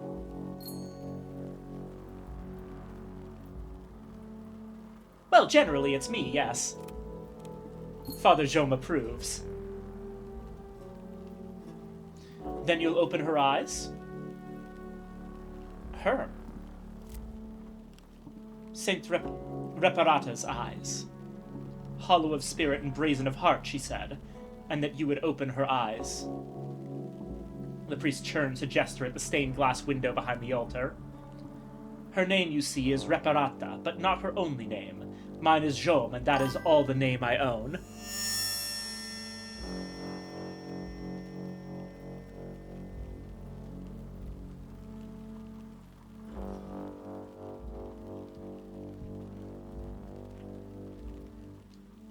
I mean, I have no idea what I'm doing. But this does sound like me. Hollow of spirit and brazen of heart. Jaume doesn't smile, but his eyes crinkle as if he might. I'll need something in return. I'm looking for someone, a woman named Nina Lagasse. The Saint will bring you together, you and this Nina, once her eyes are open. I'm certain of it.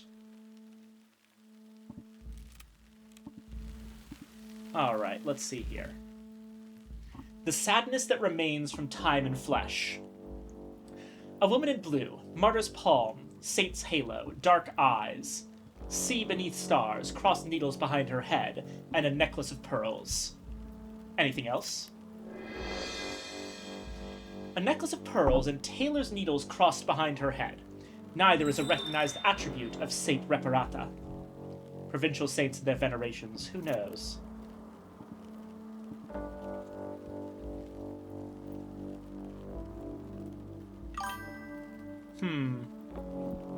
Martyr's palm, saint's halo.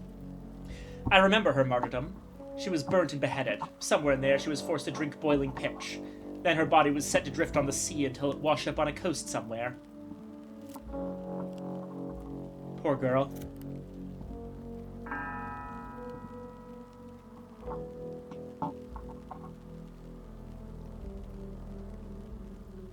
Consider the saint's signs and attributes. Apparently my bird song is helping here.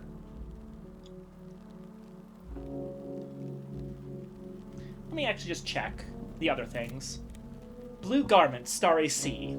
She's the patron saint of the city and of fishermen? Sailors? Saints collect patrocinia in much the same way that...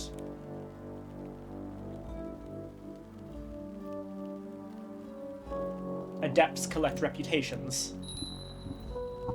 A woman in blue... here we go. Yeah. Her eyes. Are they open? Yes, just 2 blots of black lead in milky glass with the carefully innocent vagueness of every iconographic virgin.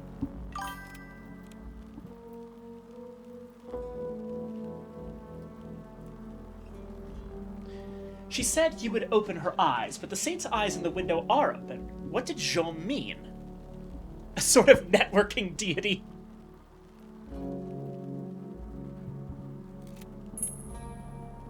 A little knowledge is a dangerous thing. If you use occult tools carelessly at random, you often make matters worse. Before you begin, make sure you know what you're dealing with.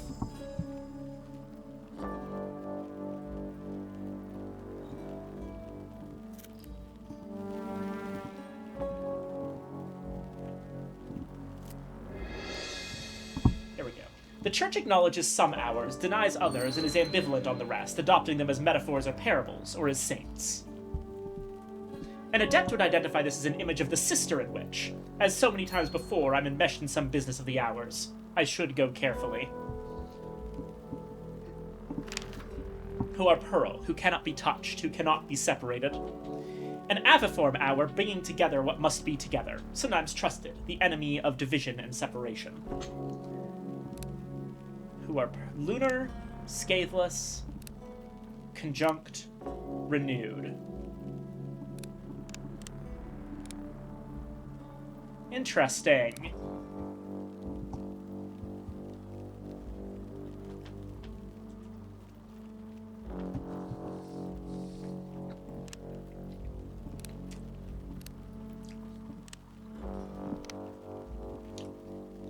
Who are not as they were.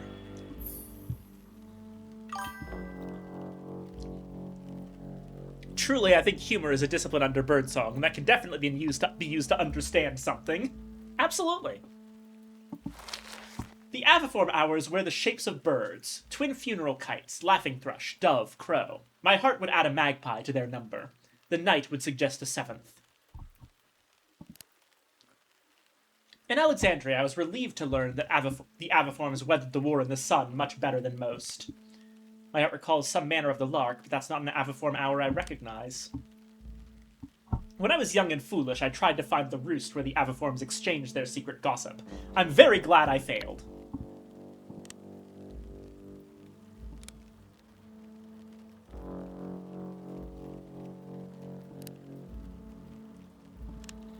I remember we did the affair of the dappled rose at one point. In Alexandria, I was relieved to learn that the aviforms weathered the war in the sun much better than most.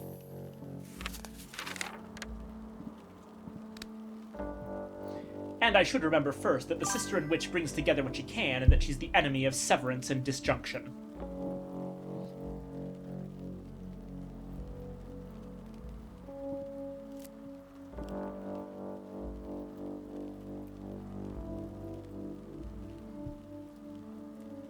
Okay. Enemy of severance and disjunction.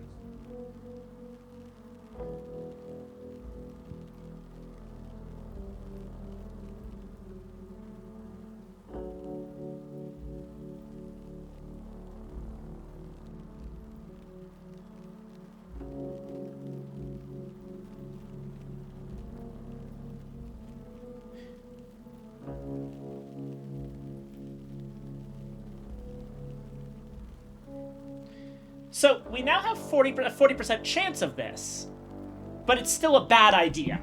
She's the enemy of the exact thing that Expel is doing here. Which means what we probably want is a Quell item. Can we make a Quell item? Let's see.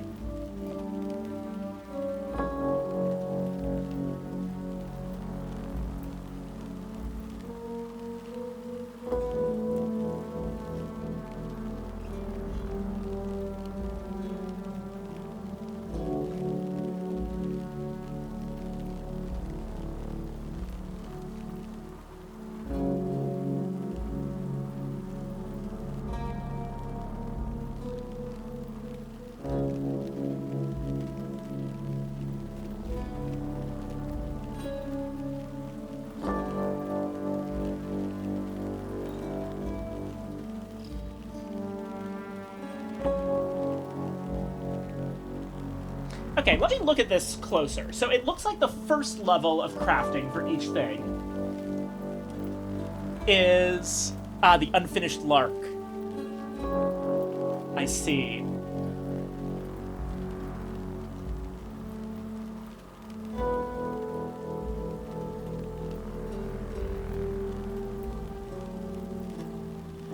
So the first level of crafting appears to be the principle of subversion across the board.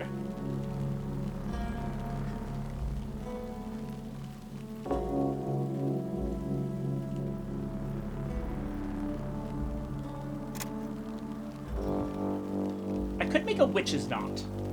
That can be done with birdsong. And I would need a razor blade.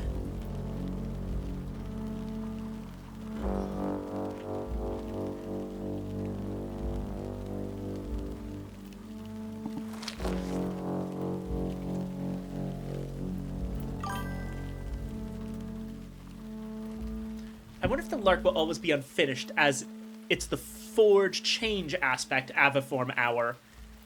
Interesting. Yeah, that is a good... If one is the representative of constant change...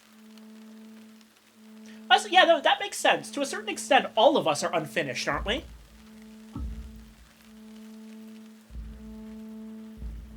There's no such thing as being a human that is complete. Eternally so, yeah. Even after death, we change. Not in the same ways, of course, but the process of decay is a form of change.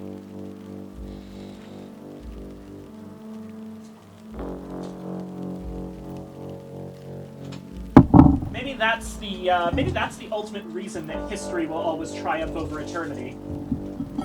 Eternity isn't truly real. Even immortals change. But history is the nature of constant change.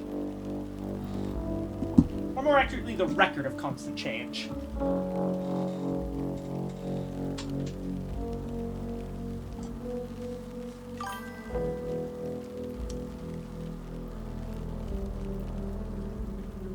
The only changing immortal is an incomplete one.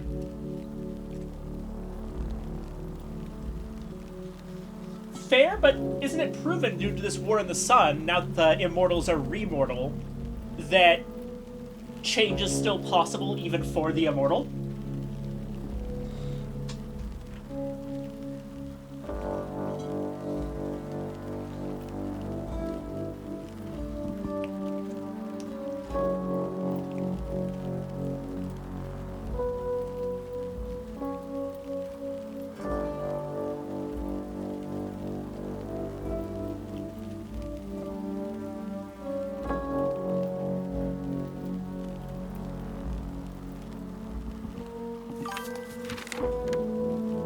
anything that exists at all can be called an incomplete immortal. That I definitely agree with.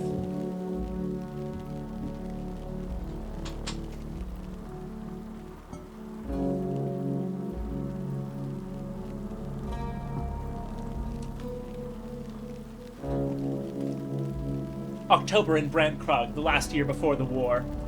Dusk purple heather, grey growling sea, the last day I remember before I went away. I walked on the beach that night. I followed a woman in a heather purple gabardine, and a woman in a salt white surplice. I watched as they gathered seashells under the moon. It was a dream. I woke in the village in the sweet bones, but there were seashells laid beneath the mirror there when I went to splash my face with cold water. Then we went to Hush House, my passengers and me, to the cave beneath.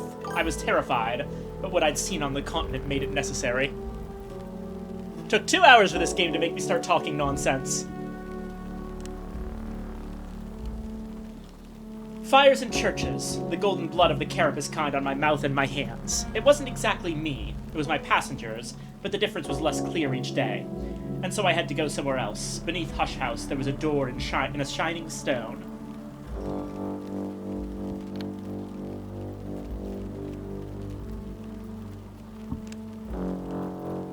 I'll go with the rose here. Out.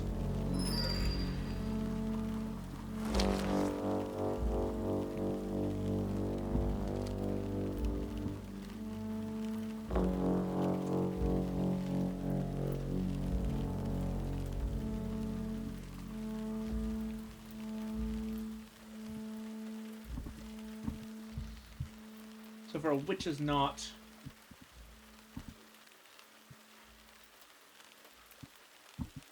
what would I need?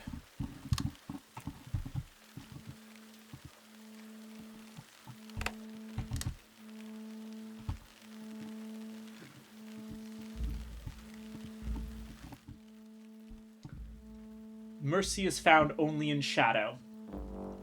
The shadowless light of the sun-crossed chandelier above, the perpetual fire of the unconquered sun, the underwater glow of the stained glass windows, all make the altar bright. This is the altar I once served.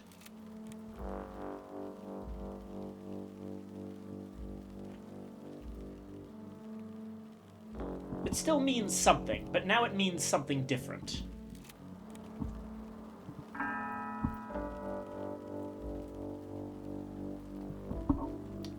Fascination chrysophoria, the first stage of a kind of delirium.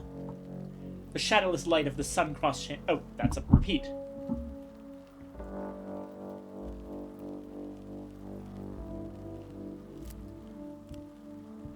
The Book of Suns, the Church's holiest text.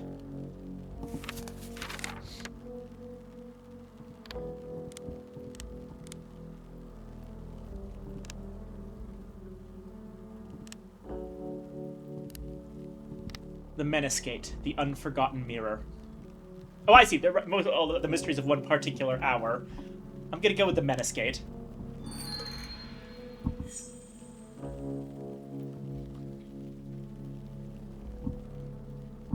The name itself is a reminder that the sun is divided yet indivisible, a constant but ever-changing.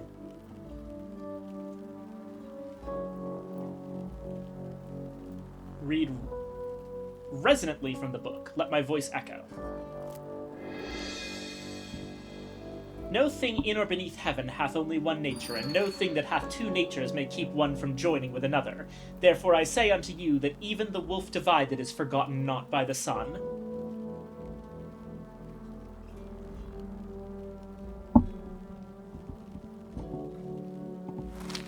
He unmaketh, and at last he unmaketh. When the sun died, the hour called Wolf Divided was born, in agony to rage. But the sun has not died only once, he's risen many times. When did the Wolf Divided come into the world? Oh, that's fascinating! They're suggesting that, the death of the sun means the sun setting. That each sunset is the death of the sun, and each sunrise is his rebirth. But which one was the true intercalate? And the answer is a tangle of heresies. In worse times, you could be put to the question for naming a year. Even today, this is one of the fiercest differences between the received and sanctioned versions of the Book of Suns.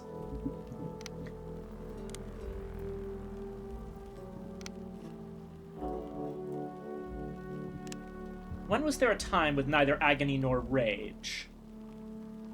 It never sat right to me giving teeth to the sun. Even we don't talk dates here. I've always wondered about a connection with the wolf-headed traveler saint, Christopher Lycocephalus. He always seemed likable in the stories.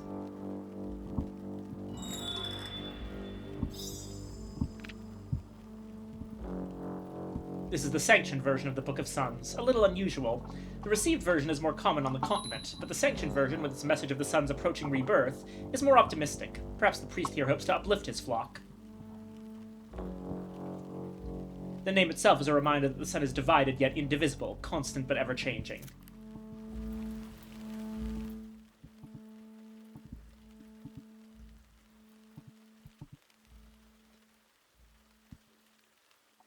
Light perpetual shine upon you.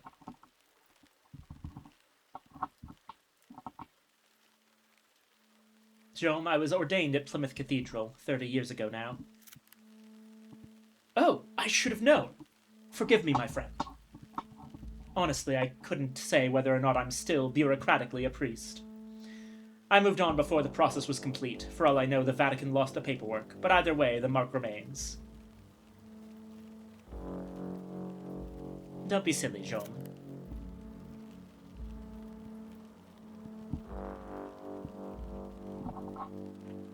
You said I would open her eyes. The window, the saint, or... Oh, yes, yes! A melancholy, friendly crinkle of the eyes.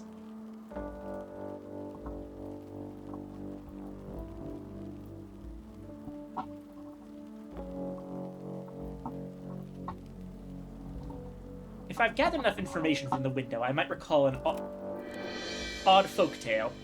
They tell a story in Brandkrog, where once I was priest, about twins who came across the sea from the west.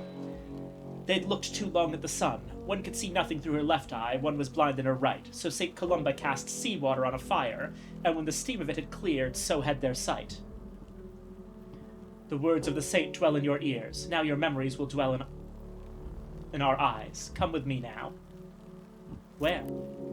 Yes, to the sea! Follow Jaume towards the beach until the rain lifts like a curtain. This way. The climb is a little steep, I'm afraid. For behold, the sun offers the waters of the sea as from an ewer.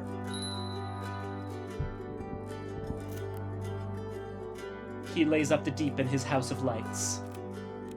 Just so, my friend. Exactly so. Jaume kneels down to skip a little seawater into an empty biscuit tin decorated with gambling lambs and chipped enamel. Look out across the sea. Recall what was done to me beneath it. Or look out across the sea. It's a beautiful day. Nothing like the drab town streets. There are parts of the Mediterranean now where the sea is mud or blood. Here, it's the Bay of Angels, blue as the remembered skies of childhood. There, we have what we need. Back up the path and back under the sun through the rain curtain, gold to grey. Now we shall see, and perhaps also the saint. The honor is yours, my friend.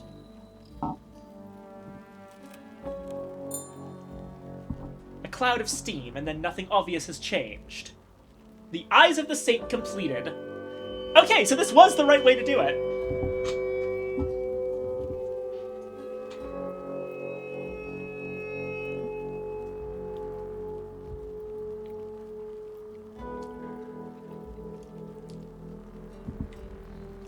Fire and water, salt and sun. It is done. Should I say thank you? Yes, thank you.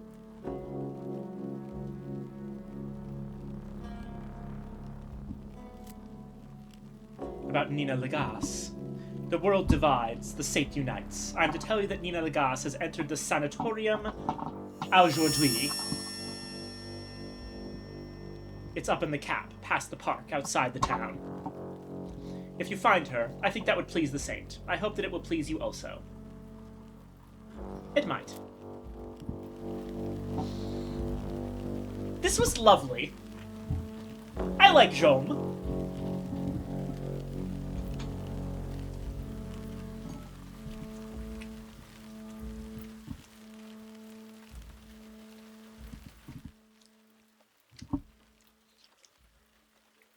A wounded greyhound wrestles with serpents, eyes blazing. I remember the story. In the province of 700 years away, a nobleman leaves a greyhound to protect his infant heir. On his return, the child is absent and the greyhound's jaws are stained with blood. In rage and terror, the father kills the dog. Then they hear the child's cry and find it under the cradle, along with the monstrous serpent that Guinefort has slain. Saint Guinefort, a picturesque folktale. Father Simeon told us that story in the Seminary Minor in Paris. Must be 40 years ago now. To Lantern, heart is anti-entropy. Through Nock it is communion. Lights are best judged by their reflection.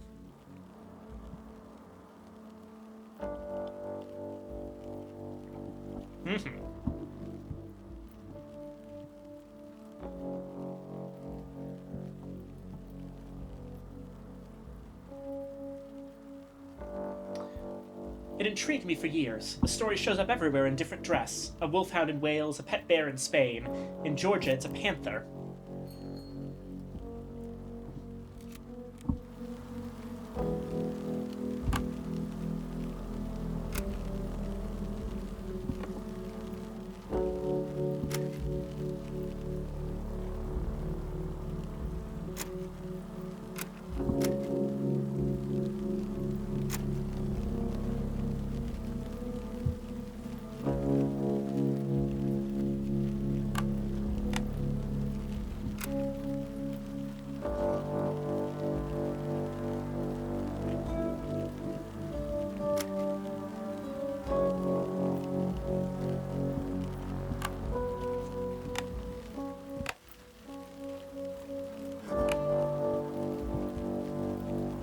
What is this finished column?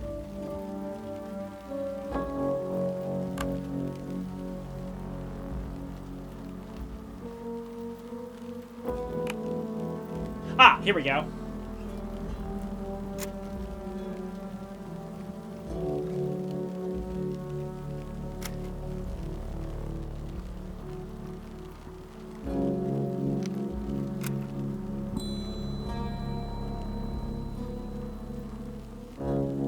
Choose the experience you'll find most useful, or the one which best expresses your attitude to these events, or the prettiest color. Okay, we've got Grail, Moth, and Heart. Of those, I think I'll go with Moth.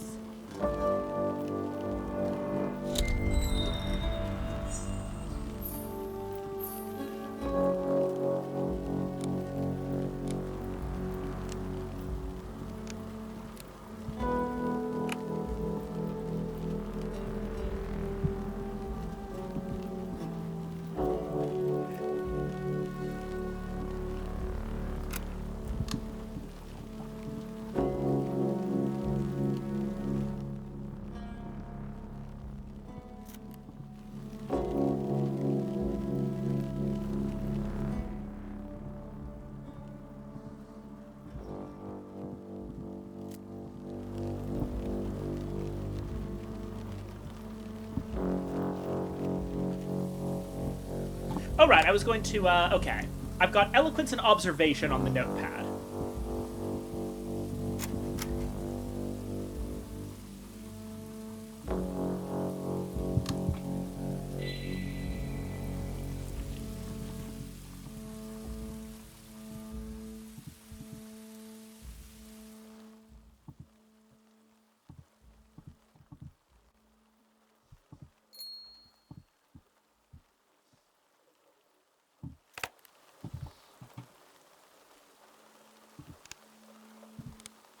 Okay, let's see.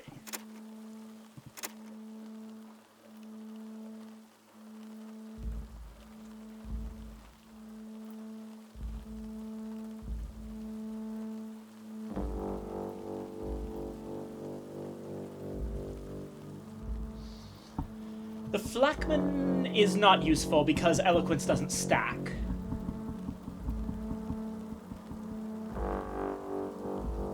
this might be useful later.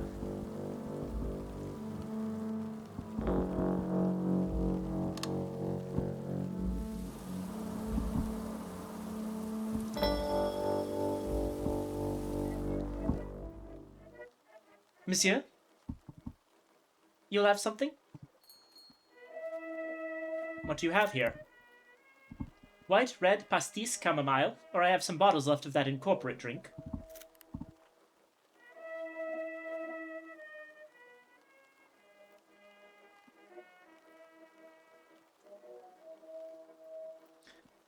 Later, perhaps. Then we will see you later, perhaps.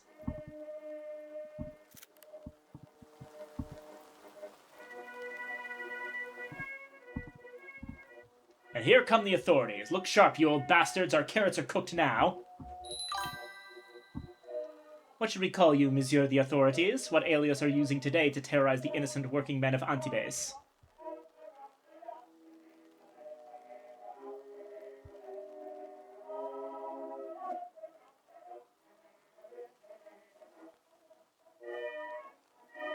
I already really like the way aspects work in this one. Midnight Joe. Okay, we are hearing a. That does sound like the whimsy option. Call me Midnight Joe. Yep. You need to work on your accent, Midnight Joe.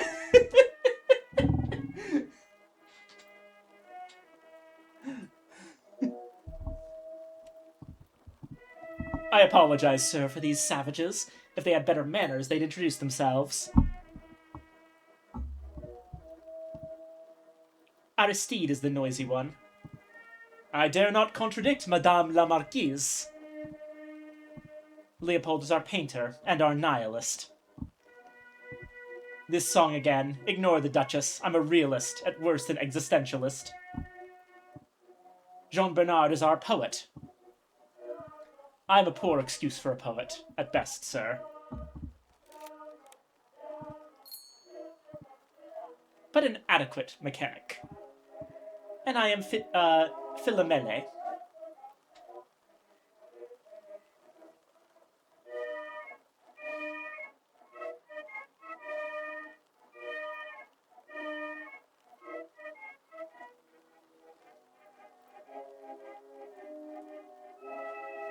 A duchess, I hear, or a marchioness?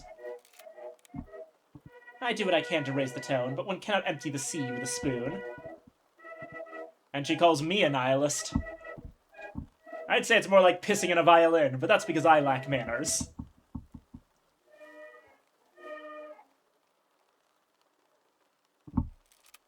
Can we talk? Of course, please, join us. A guest should not come empty-handed. Our Leopold likes his aphorisms, like any good nihilist. I'm not a nihilist! You're not nearly as funny as you think you are, Aristide.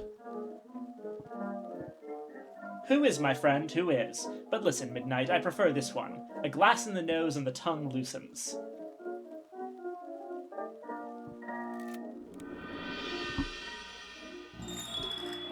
Bronze is the mirror of the face, wine the mirror of the mind. I always liked that one.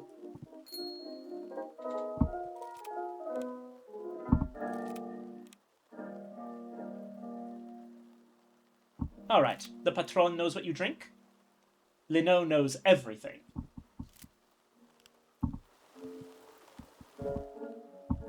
Monsieur, perhaps you'll have something this time?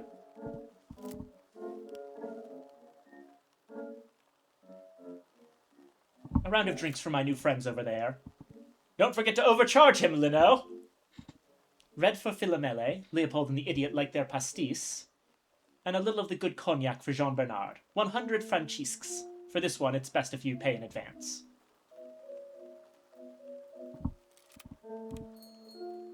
And something for Monsieur. Lino adds a drink to the tray and turns away. Ah. Is there anything I might want to do with the drinks before I take them over? Nothing more to do here, just take the drinks back over to the poet, the painter, and whatever the other two are. What's this? You prince! How spontaneous of you! Lift the glass of water that Lino added to the tray for me. Eyes in the eyes. A general clinking of glasses. Okay, we got a trace. Makes sense. Aristide, Mary. Leopold, Wary. Jean-Bernard, Wistful. Philomele, Rye. Hey, they like me. Nice.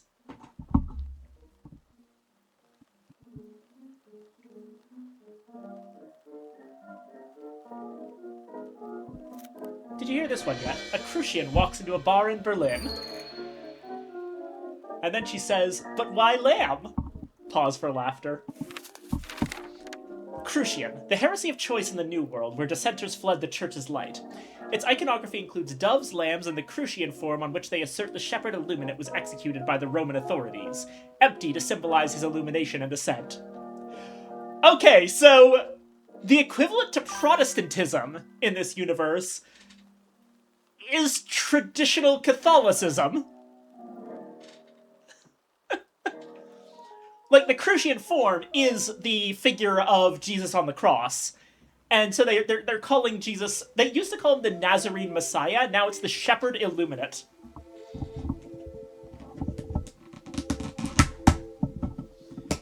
But what's fascinating is that this version of the story is also different from traditional Roman Catholicism because they conceptualize it as Jesus being a man who rose to godhood, which is very much not the Christian take on it.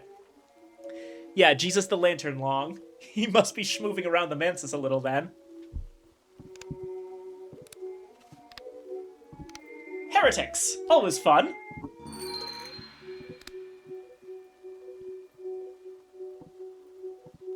Table-pounding chortles from Aristide, a wit giggle from Philomele, an unexpectedly falsetto titter from Jean-Bernard. Even Leopold allows himself a thin smile.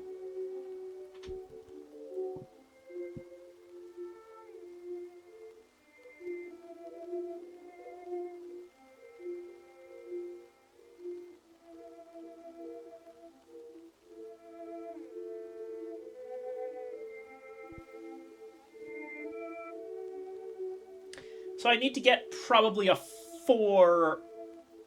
No, it's 1 to 10 chance.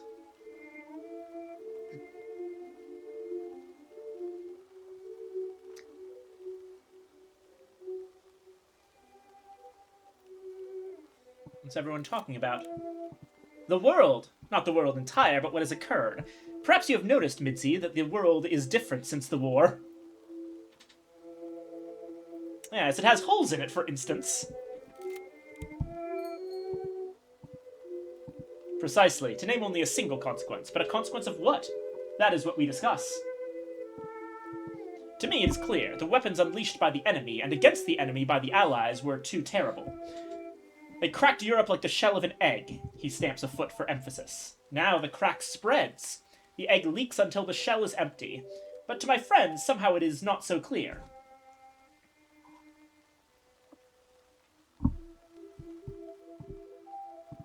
What do you think? Philomele? The Church teaches that the sun has many natures, and the esoterics teach that the world has other natures, necessary to sustain its existence. The war in the sun is not only a figure of speech. These natures warred, many died, and now Europe dies with them. Philomele, you should know, is a journalist. She writes articles in magazines for readers less intelligent than she. Horoscopes, tripe of that nature. Over the years, it has infected her with mysticism. Philomele sips her wine, smiling very slightly. Leopold?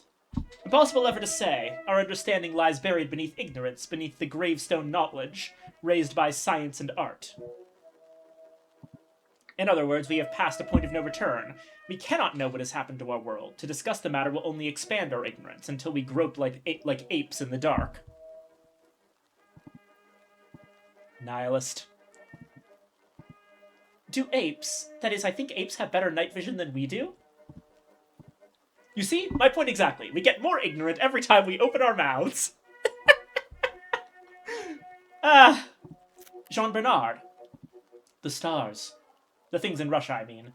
The ones behind the ministries. Everything changed when they came. I was an Icarian. I still am, I suppose. I think it might get better, but I think before then it will get much worse. Why the stars? Why not the incorporates? No, you're right. They make it worse. We were never meant to touch heaven. Not like this. It will split us like old wineskins. I think. You're right, Aristide. If we wanted a working continent, we shouldn't have been firing fungus at each other.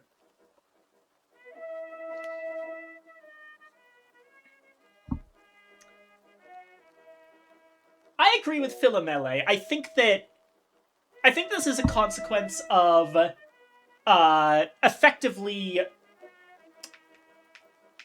what one might call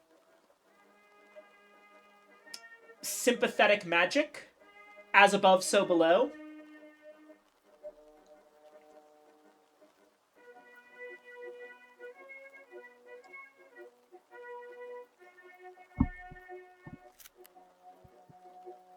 Why do I have the sense, sir, that you understand these matters better than I? Place a finger to my lips as if touching them by accident. Smile very slightly.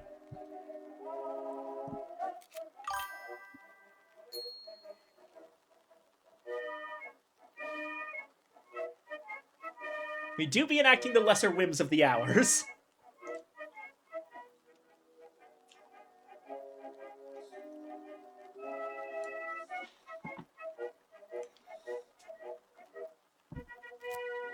Oh dear.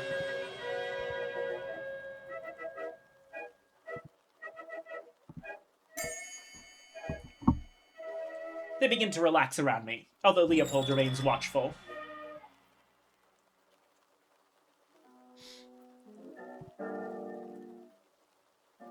A game of cards. What's the game? Chemin de Fer. Railway. You know it? It's like Baccarat. But the bank moves around the table, yes. Deal me in.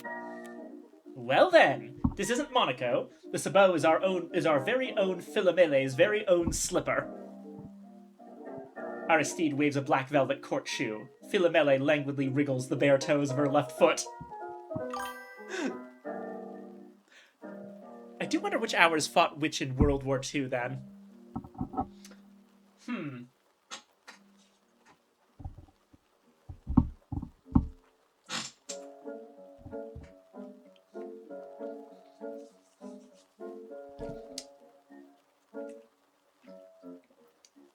Relax, you don't need to understand Chemin de Fer or Baccarat. All you need to know is that the players take turns as the banker, and the banker sets the limit on the bets. So pick a big limit, impress the enthusiasts, perhaps lose all your money if you don't have the skills. Or pick a small limit and ride quietly along. These rapscallions are drawing cards out of a woman's shoe and playing for small stakes. You're not going to lose your shirt, or whatever other outfit you're wearing.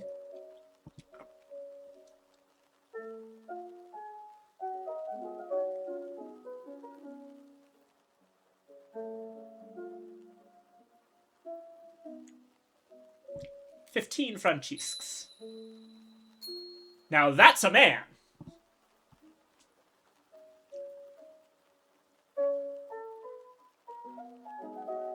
Each keeps 2 cards hidden until we all slap down our hands. Watch their faces. Winning hand, a natural. I thought I'd had that one.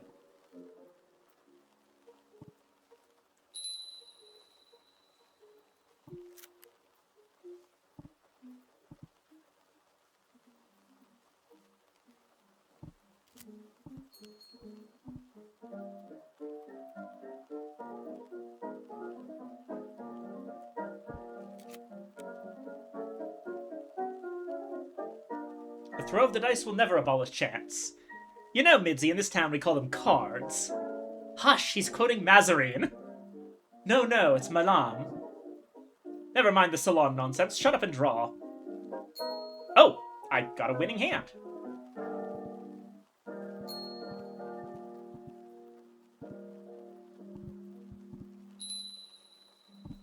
I'm good for now.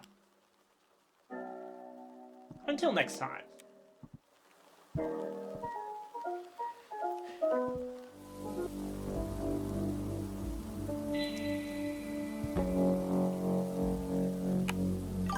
Well, that's one way to make some money. Personal take, personal take. Oh, Fingers possessed by Wolf divided sided with the enemy, Lionsmith with the incorporate side, and Colonel with the ministries. So that would mean that that ultimately the Colonel and the Lionsmith fought on the same side, which is very interesting.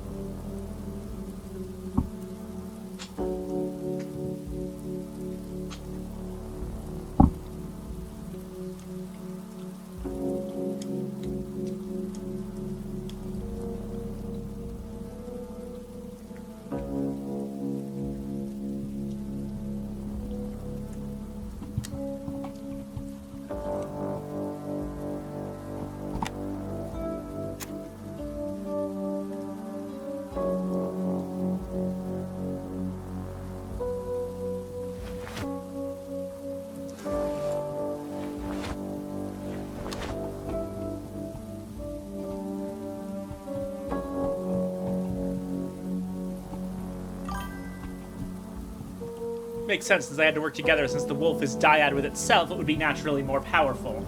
That makes sense, yeah.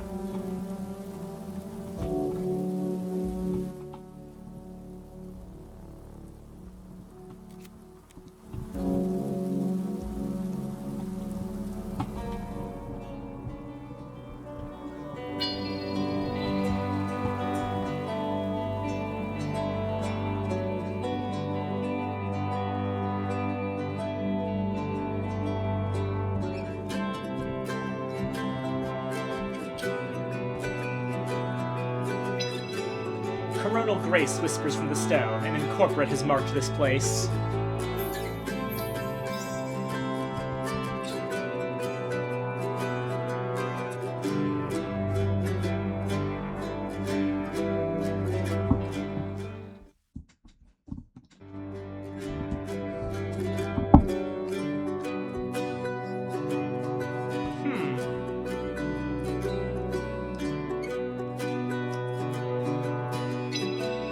Deadeningly tasteful, visibly expensive. So that's how it is here.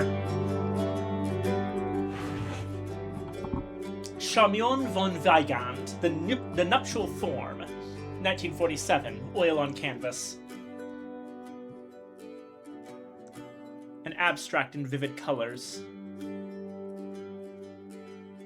Somehow it brings Nina Lagasse to mind.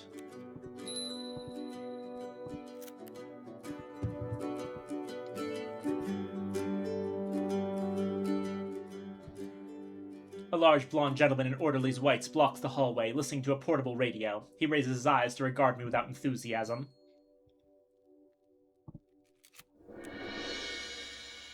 A poignant, graceful jazz piece. Guitar, violin, double bass? With a driving rhythm that somehow seems stately, almost like a waltz. Is that Reinhardt? Grappelli? I don't know it. You know Reinhardt, but you don't know Nuages? I knew one of the clubs he used to play, Chez Bricktop. Chez Bricktop. I've been away a long time, but you don't forget Reinhardt. This must be new. Bricktop's like a lit window across a wide river, that memory. No, you don't forget Reinhardt. When the enemy was in Paris, Reinhardt wrote this. They had little affection for Swing, the enemy, so Reinhardt was careful. So this isn't precisely Swing. What was it you wanted?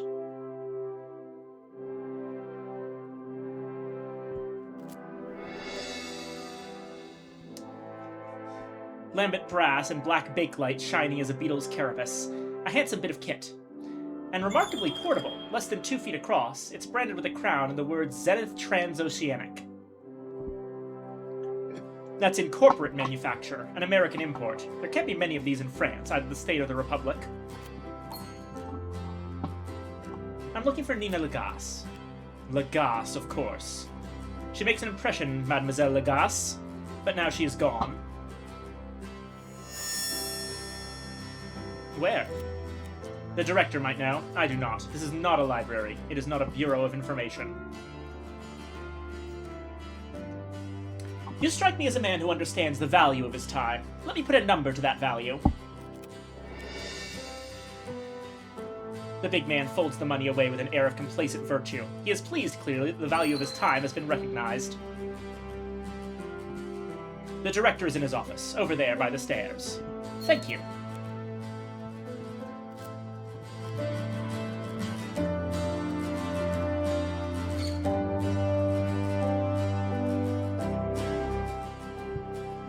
The door behind me, monsieur.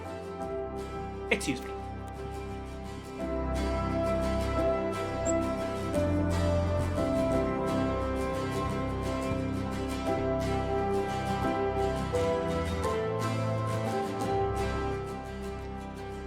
The lady afterwards. Oh, God, is this?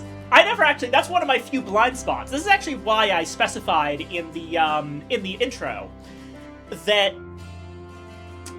when I said that this is the third game in the Secret Histories universe, I corrected myself and said video game because the lady afterwards was a tabletop RPG that I believe was released a little bit after Book of Hours.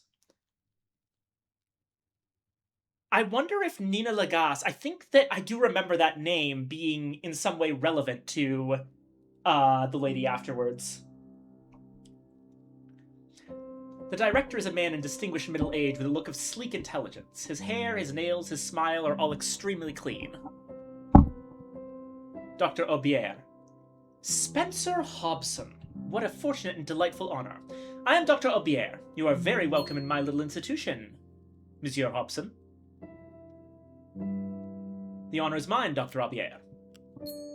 Not at all. I do hope I may be of some assistance. So, I'm looking for a former patient of yours, Nina Lagasse.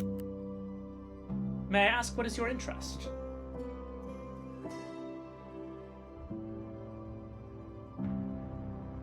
There's a matter that only Nina can help with. You must understand an alienist, a physician of the psychic organs, I would prefer to say psychiatrist if you are familiar with the term, is in some respects, and only in those respects, like an adept of the invisible arts. It is a grave responsibility, Monsieur Hobson, to be a healer of minds, just as it is an adept. Especially minds so exceptional as those of our patients. In that I am the holder, the keeper, the guardian of certain information not shared with the wider public. That includes any information I might have on Mademoiselle Lagasse's whereabouts.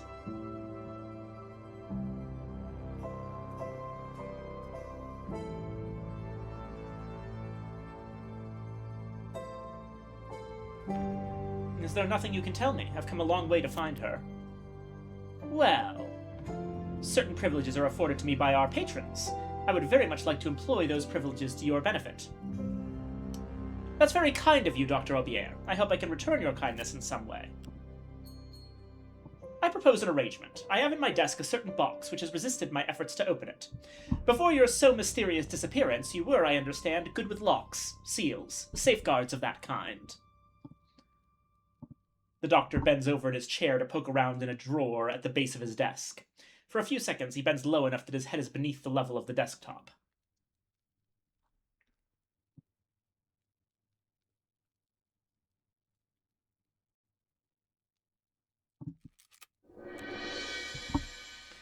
Letterheads from an incorporate entity called the Menninger Foundation and from the European Recovery Program, the Aixen Mission. Both thank Aubier for his reports, though the ERP letter is much terser. Both discuss further funding, and Aubier is straightening up. Here, do you know what is a Pix?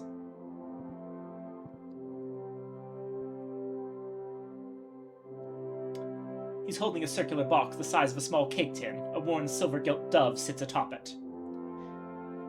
A vessel to carry the consecrated host to those too ill to attend church. Just so. This is perhaps a very old Pix, or one source has it a reliquary, with a relic perhaps of Saint Galileo himself. In any case, it has proven difficult to open. I am reluctant to damage it.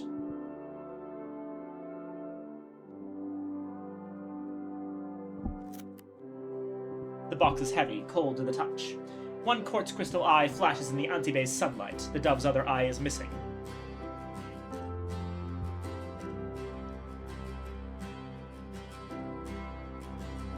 A dove. There is an hour named Elegiast, the ivory dove he's called. Elegiast. I am not especially familiar with these esoteric doctrines. From whom nothing more can be taken, who cannot be deceived, who calls the dead by name. Sometimes called the ivory dove, not the kindest of the aviform hours, but never cruel.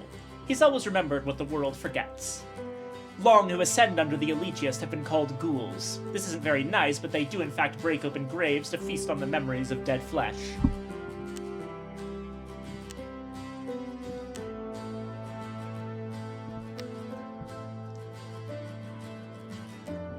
He'll have been busy then.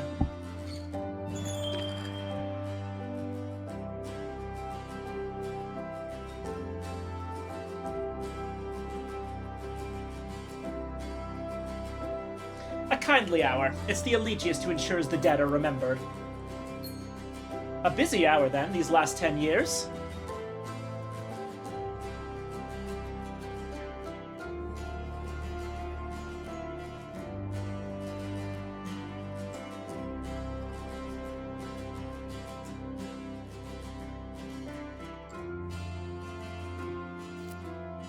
Nothing happens. Over steepled fingers, Aubier watches.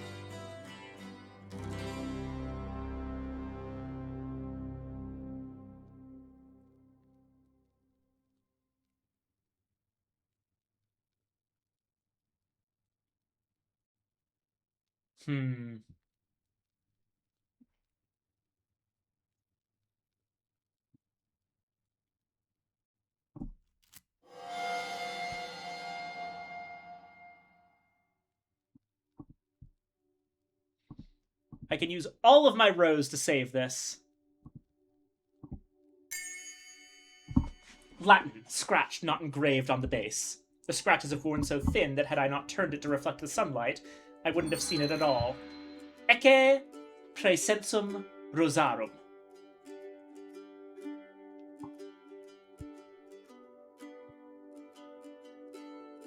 Behold a presentiment of roses. Not a phrase I've heard in any liturgical or theological context.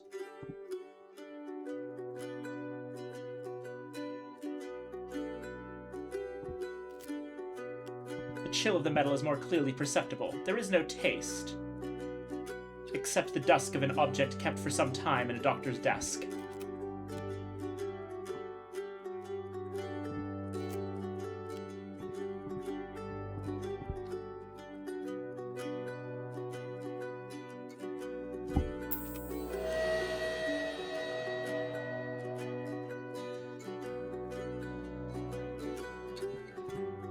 Yeah, no, okay.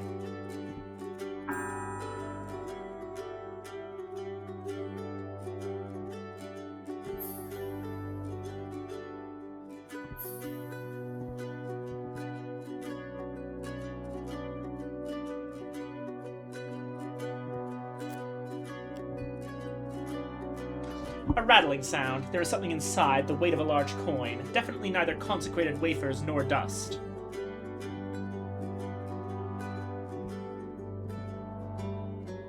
With almost no pressure, the lid pops easily and unceremoniously out. The box is open. Inside, a little white ceramic jar.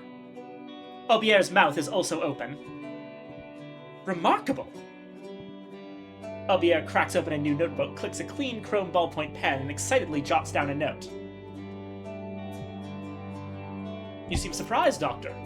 Yes, I must confess that I am. I had hoped you would be able to open the box. I did not expect you to succeed so anticlimactically. Your turn. Aubier stops writing. He purses his mouth thoughtfully. I apologize most sincerely. Monsieur Hobson, I have reconsidered. I think it would be therapeutically unhelpful for me to tell you where to find Mademoiselle Lagasse.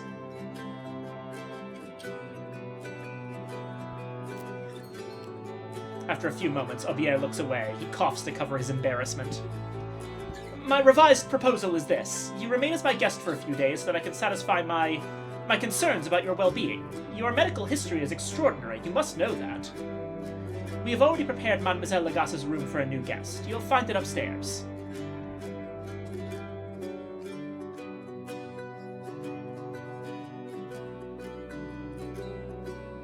You said you had files on me. I'd like to see them. Oh, no. Our incorporate patrons have files, which I've been privileged to see, but I have no file on you. Although most certainly I will now open a file of my own.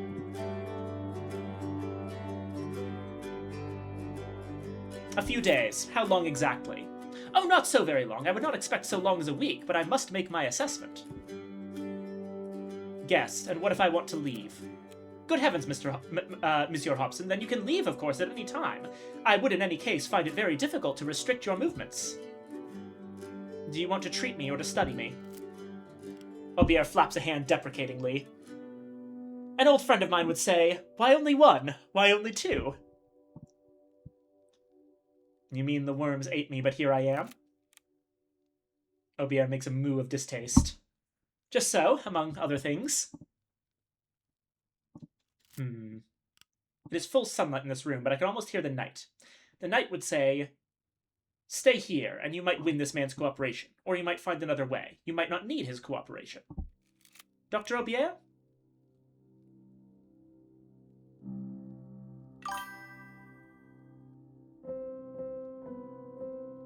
You will suffer for letting this man have your information. Oh dear, will I?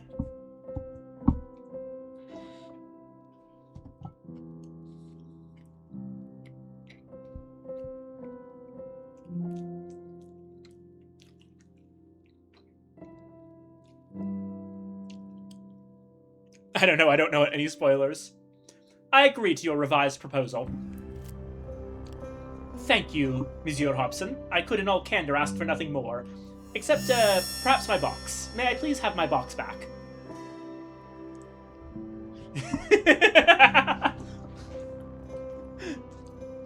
You know, I think that would be therapeutically unhelpful for you.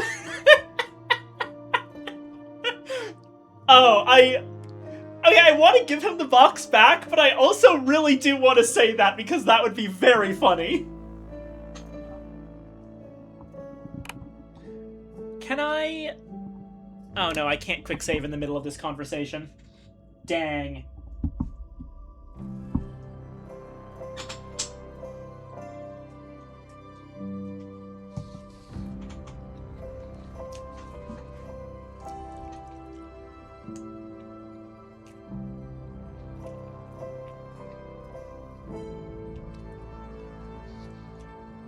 Did he want...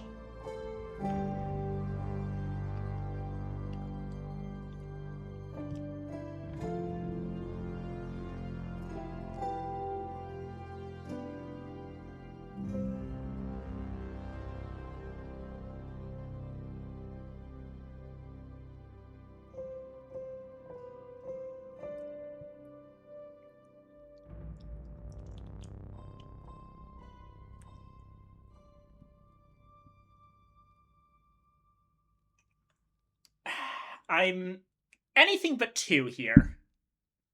This seems like an actually important decision.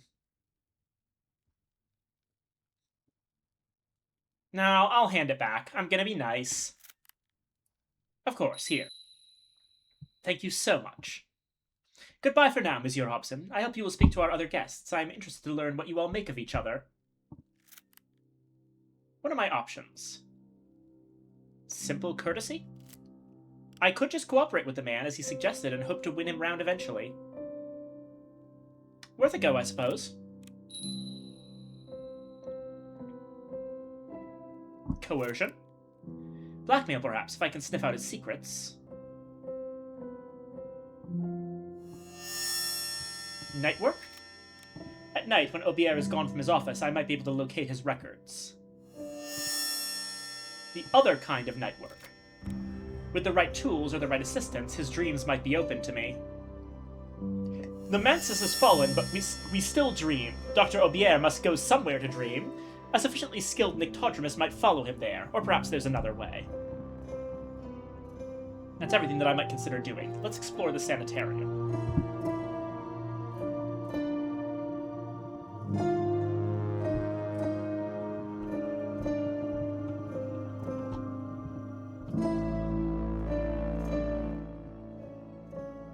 You're back. We were speaking of Bricktops earlier, of Django Reinhardt. We were. It was good to remember. Though I never heard Reinhardt there, he moved on in the occupation years, to the Roulotte. I said that the enemy disliked swing, but not all of them. They let the Roulotte stay open late, you know, the men in grey, so that they could listen to Reinhardt. My friends and I would get in through the kitchen to listen. Then one of my friends drew attention from the men in grey. It did not end well. I did not go back. Casually mentioning the Mansus has fallen. That would happen. I mean, if there was a war in the sun, then the Mansus would be one of its central battlegrounds. It's probably completely torn open.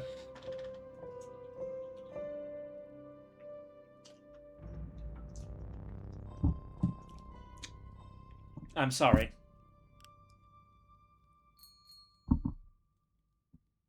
It was a long time ago.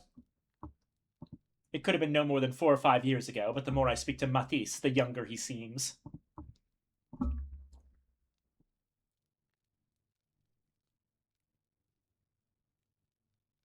Ta-ta for now.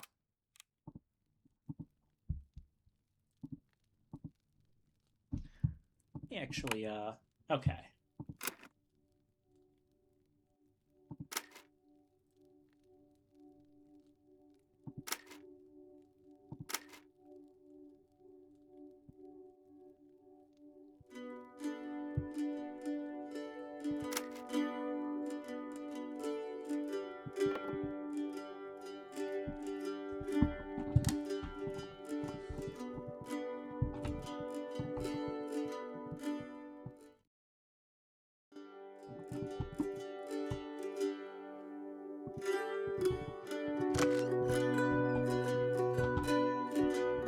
Okay, a bathroom.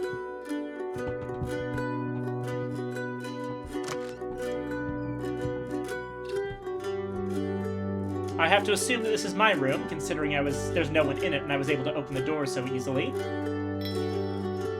Whatever passes in front of this mirror, it displays only a shoulder of black rock between a scattering of snow. Sight, sense, and light were all sometime casualties of the wars. I've only seen these roses since the wars. Magpie roses, I hear them called, the skewbald rose, or dappled.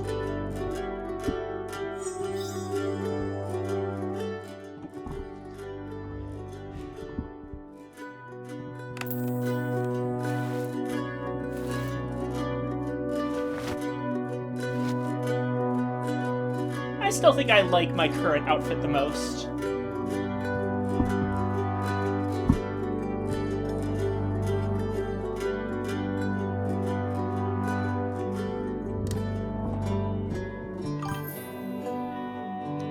Roses from the Dappled Rose affair that came from Maya, I think. That makes sense, yeah. I think they would be.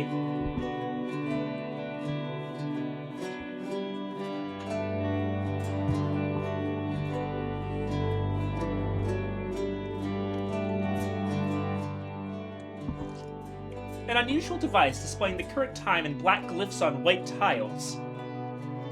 As I watch, the 2 smaller tiles at the end flip regularly, updating the time display to the precise second. Flip? Doubly unusual. Since the war in the sun, clocks in Europe usually run inconsistently, wind down, or break, sometimes in quite dangerous ways. But this incorporate manufactured device looks to be keeping good time.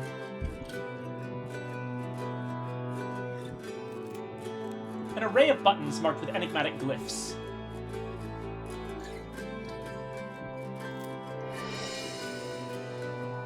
These 3 are pretty clear, actually. They'll allow me to set an alarm to wake me.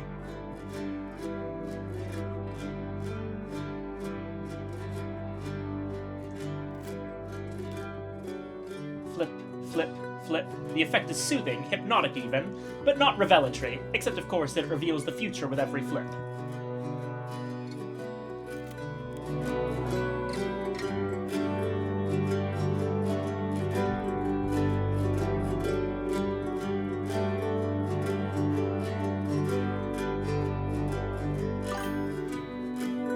Are you winning, Sneck?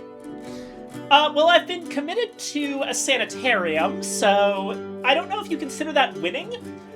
I think it is getting me closer to my goals.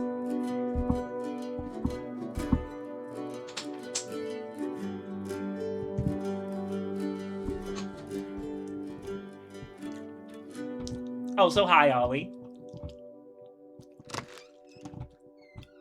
Oh. Excuse me.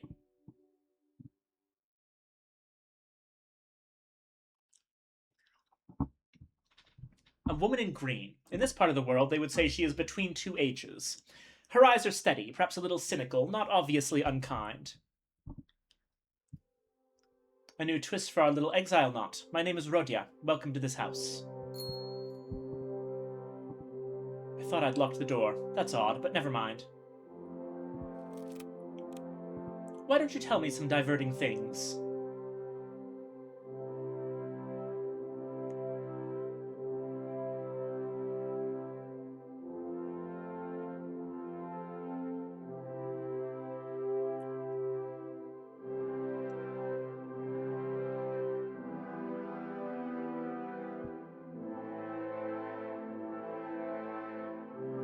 Madame Rodia, a pleasure to make your acquaintance. My name is Spencer Hobson. Ha! Not all of Europe's gentlemen are dead.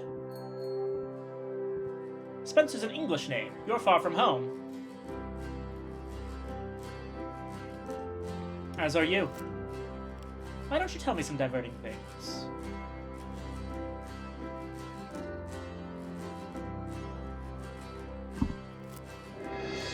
Rodia.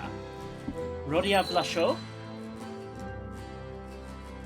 Your candle flame. Let me be forgotten. Yes, those were mine, it's true. But very old now. 15 years, I think. You will not judge me by my early songs. I've been away from Europe almost all that time. I didn't know you'd recorded anything else. Why don't you tell me some diverting things? Let's see.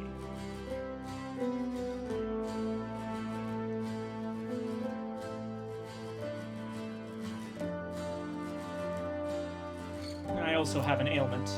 Entice me, pilgrim. What's your special curse?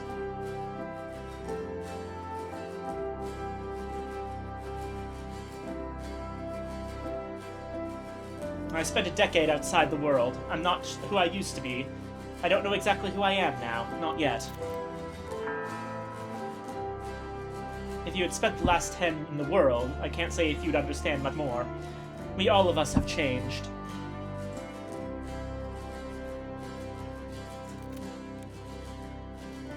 Rodia's smile becomes more sardonic. She raises her skirt a little. Her calves are furred with mosses and spotted with lichens. Beneath that, her skin is glossy, but with dashed lines and bumps, like the bark of an olive tree. Her feet are bare. Below her ankles, the effect is even more marked, and her flesh has begun to curl like roots. The looking first, perhaps the listening next? One question is enough.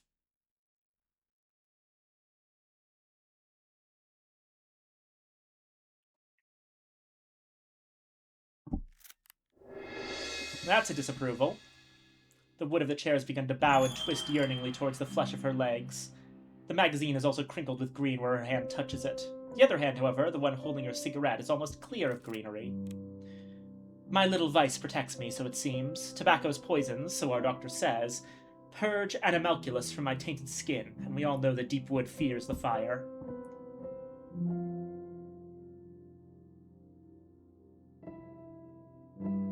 How did it happen?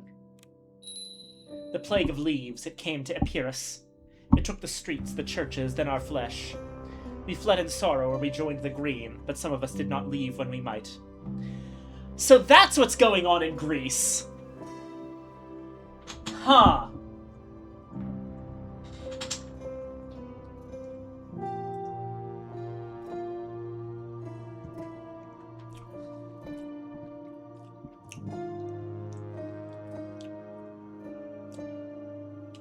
How did you come to Antibes? Reluctantly, my Mimis and myself. In Epirus we made our home, and there his bones remain. Poor Epirus has fallen to a double scourge.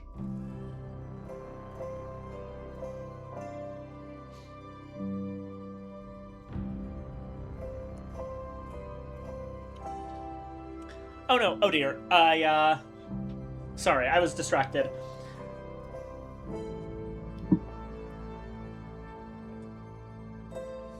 Robigo, put yourself away. I'm not sure what you mean by that. But yes.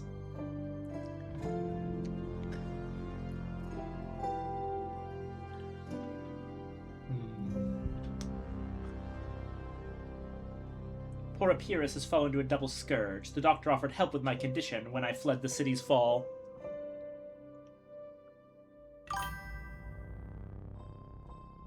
Robigo the Generous with hosts, name of Crowned Growth. Ah, right.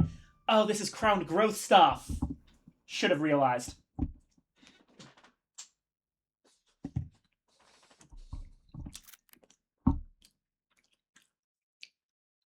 A double scourge. The plague of leaves, but first the civil war. Icarians made a stronghold of our Epirus. I sang for them, so when the king's men took the city, it went hard for me. She stubs her cigarette out, viciously, lights another. But Rhodia's name has weight. I made my mark with battle songs, you know, against the enemy, and I stayed free when royalists were arresting Icarians. You're an Icarian. A patriot first, then everything besides. Against the enemy we had no help, except that is the stars and ministries. Our idiot king had fled, but now he thinks the throne is his to claim again with British help. Oh, Pilgrim, look at what you've done to me. I'm talking politics, although I promised that I never would again. Another promise broken. Do you regret coming here? I could be in a camp, or lost to flowers, or foundered in a pit of bones. And so I think this place is not so bad. Here's my advice. Be the good doctor's guest, and be my company in the sun.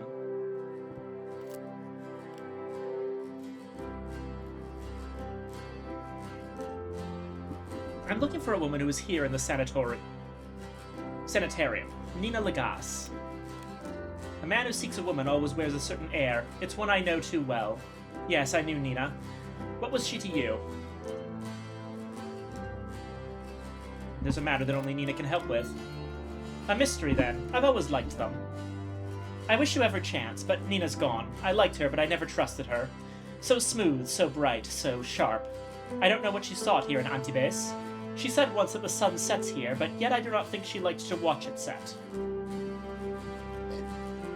Do excuse me, Rhodia, I have to go.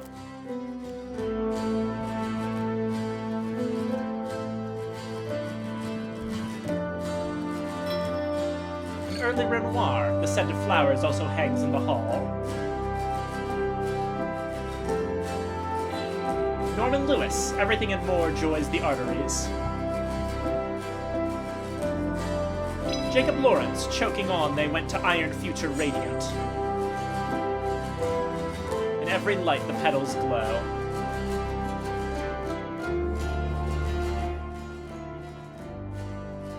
The grass here ripples with life, like a well-kept horse in a sunray.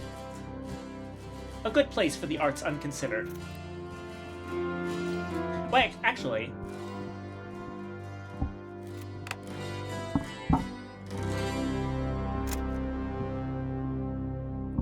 Razor is a catalyst.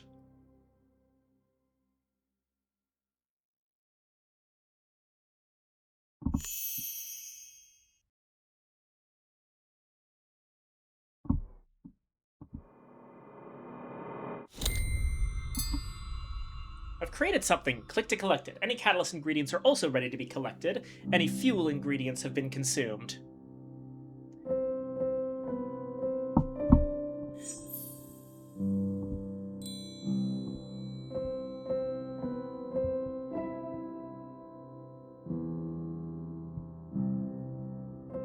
If you just close the crafting menu without collecting what you've made, it'll go to your inventory anyway, but we find it satisfying to appreciate the results of our work.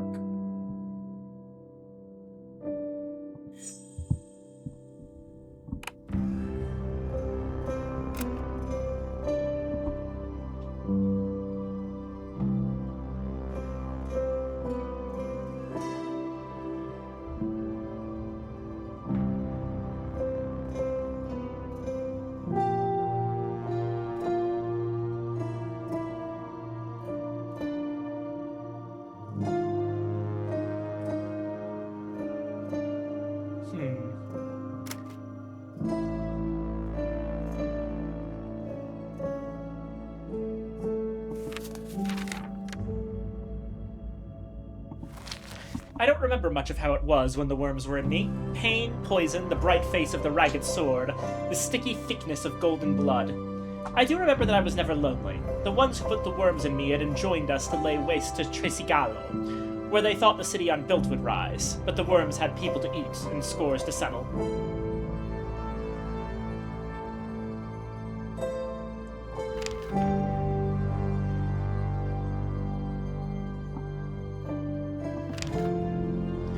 I'd been out drinking with Teresa and Christopher, and when I came back to my rooms, the quiet men of the Bureau were waiting.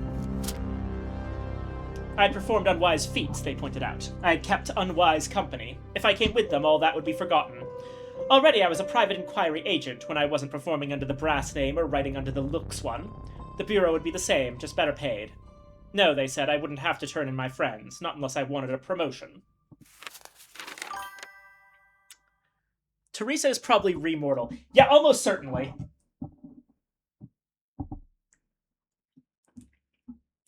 Means she's probably back with Christopher again.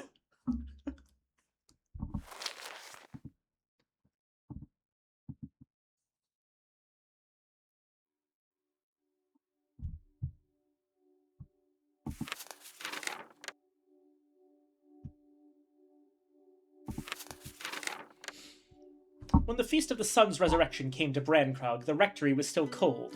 Those old stone walls thick as a castle's, and with no housekeeper I had to lay my own fire.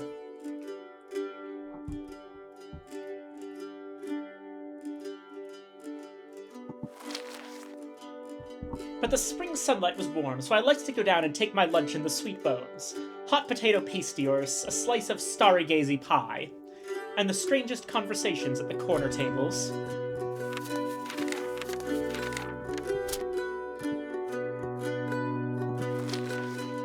I was the youngest chaplain in the regiment, but Father Schaller had taken me under his wing. I think Stanislav in BOH mentions he helped with her reincorporation when handing him a specific book. I do remember that. I think that's correct. And Father Schaller was exorcist in ordinary, and so I became his assistant. In the ashes and churned earth at Cambrai, in the sick and shattered places, it was me they would call to give the viaticum to the dying, when it was feared the dead might struggle up after, with their bones grinding like glass. The Second Battle of Cambrai, 1919, my first battle where we almost broke through. It hung on a knife edge. Had we broken through, the Great War might have been over a year earlier. The books will tell you the Germans rallied. But I remember what we found in the church there and why the Dorsetshires drew back, leaving 10,000 of our own lying dead in the ashes.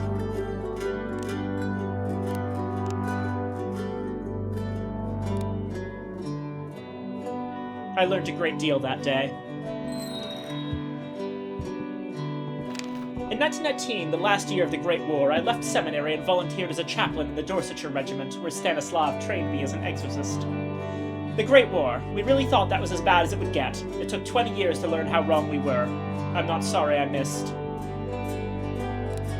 The war in the world, Europe smashed to haunted ruins, the war in the sun. The Order of Hours had its flaws, but they upheld time, sense, and symmetry.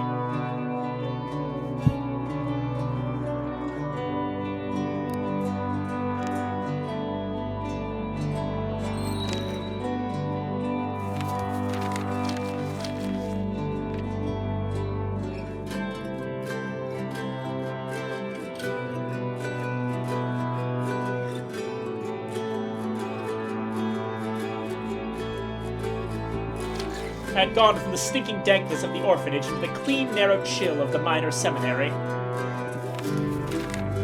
A serious place, but I was 12 years old that winter, and it is difficult to contain 12-year-olds, even those who lack my particular talent. There was a snowball fight on the cobbles. We conducted an operation for the larceny to liberate chestnuts from their cellars. We burnt our fingers, all of us, and afterwards we had the ferule across the hand, but that part is only punctuation now. The sunset on the snow.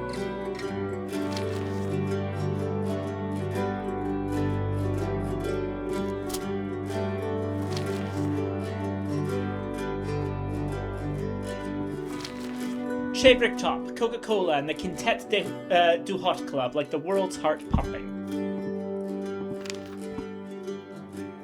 Bricktop and Herboa. I should have been in London studying, but my medical training was a busted flush by then. I'd long lost patience with the Bureau's limits on the arts of preservation. The Bureau had lost patience with me, and it was the Bureau that was paying my fees and my rent. So I was in Paris for the new year with Christopher and Teresa. Christopher never liked jazz, and Teresa still wasn't used to wearing flesh again. She wore dark glasses even at night, and none of us really danced, but we danced that night.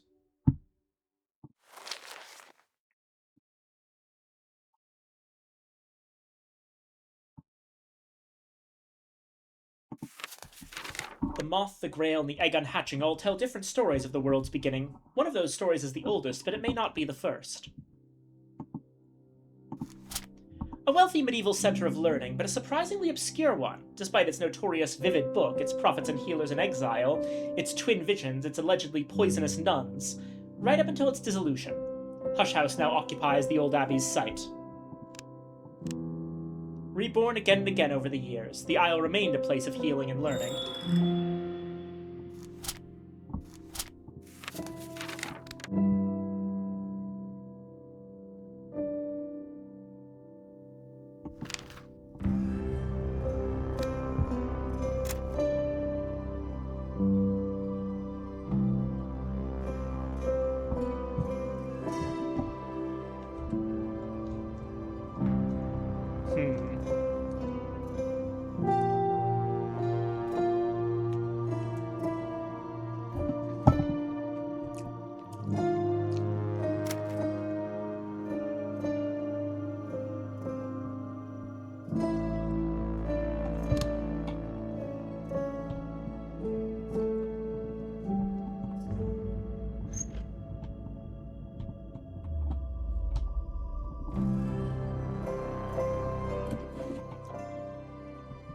Closed but not locked.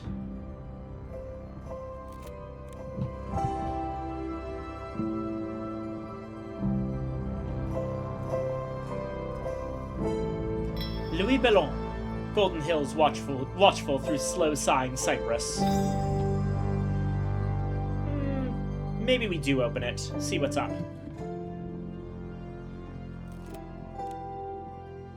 A hygrometer quivers as I open the lid, inside a drawer full of crisply labeled cigars. It's a humidor, a storage box designed to preserve a suitable moisture level so that the cigars neither dry out nor grow spongy.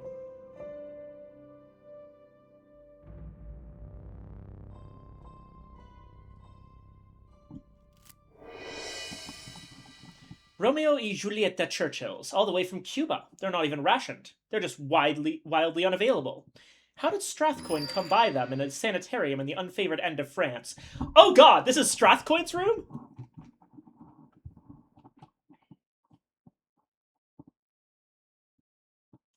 Obviously, I'm not going to pilfer the man's cigars.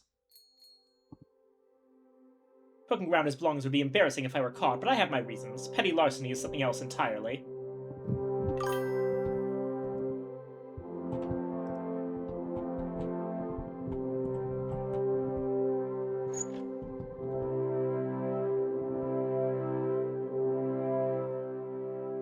Behold, I stand at the door and knock. The light of the world, Holman Hunt's controversial but radiant depiction of the shepherd illuminate as the watchman's avatar. Holy enough for a man in a hurry. Holy place crafting thing.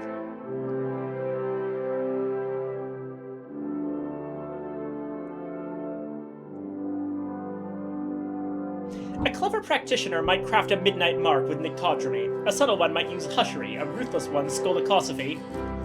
For those different approaches, you'll work in different places. Nyctodromy can be used at a wound or threshold, but not at a shadowed place. Hushery can be used at a shadowed or quiet place, but not at a wound. And so on. This is why you find the most sinister adepts in graveyards and the least fun ones in churches.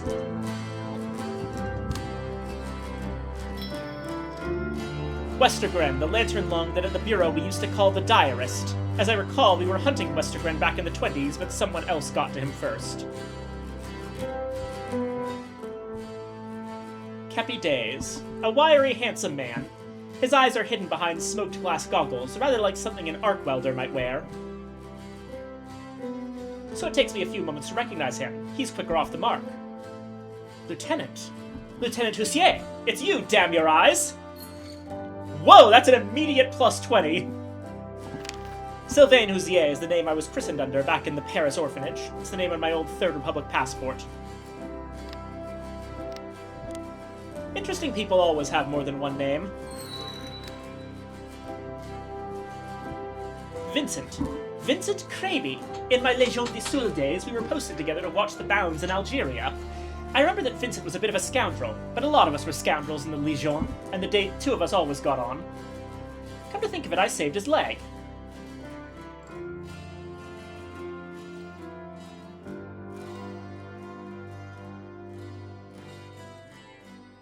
Call me Sylvain, Vincent. You're out of the Légion, too.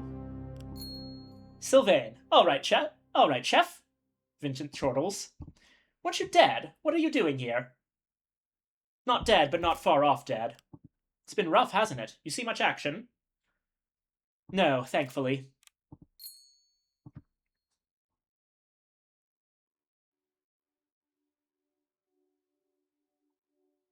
I'm looking for someone. Oh ho! A woman! Bet it's a woman. Yes, there's something I need from her. Who is she, then? What is she to you? Who is she to me? I've never met her, but her name is Nina Lagasse. Yeah, she was here, not long ago. Don't know where she went. I'll keep my ears open, though, Chef. What I know, you'll know. I'm glad to find you here. You too, Chef. Listen, are you a visitor, resident, staff?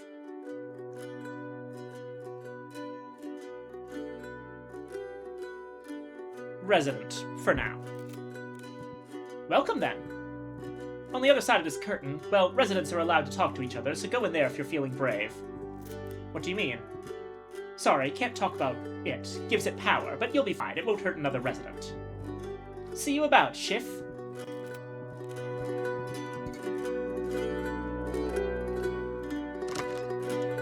Ah!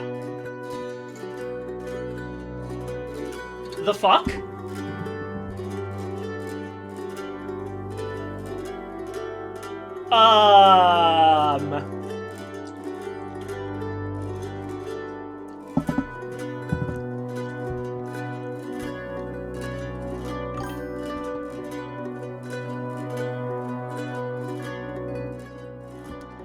A human-height block of something brilliantly luminous, almost hidden beneath a heavy velvet drape. Damp spots on the drape, drops of water on the floor, a hazy chill in the air of the room, all suggest that the something is ice. Who has come to Sin Nombre? Whose heart and whose name? Come closer, my dear. Let me see. Dr. J.N. Sin Nombre approves and is now receptive. Now just let your thoughts wander. Just open your eyes. It's so bright, is it not? It's so clear. Who is hollow of spirit and brazen of heart? Who has come here through iron and salt? I know you and name you Lieutenant S.H. Now tell me in turn what I am.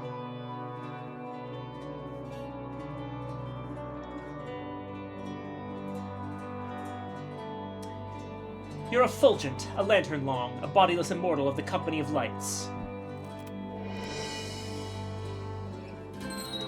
And you're trapped in a scryne here in the wake because someone back in the Mansus has destroyed your scryneway.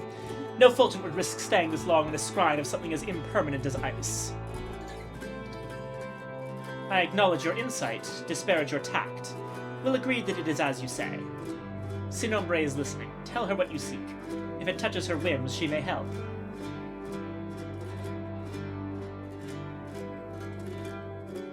I'm looking for a woman named Nina Lagasse. The last witch of Lagash. A traitoress, a fraud. Ah, of course, the compulsion of brass.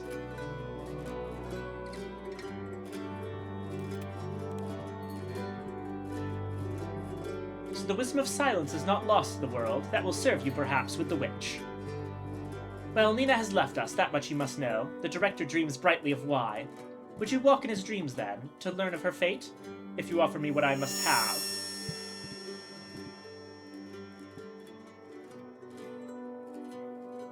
What price would you accept to take me into the Doctor's dream? I am generous, and always I am ready to trust. Only give me your word that you'll help. The next time I find myself needful and lost, I'll call on your services then. Or if you found for me the customary gift, then that's easier, of course, for us both.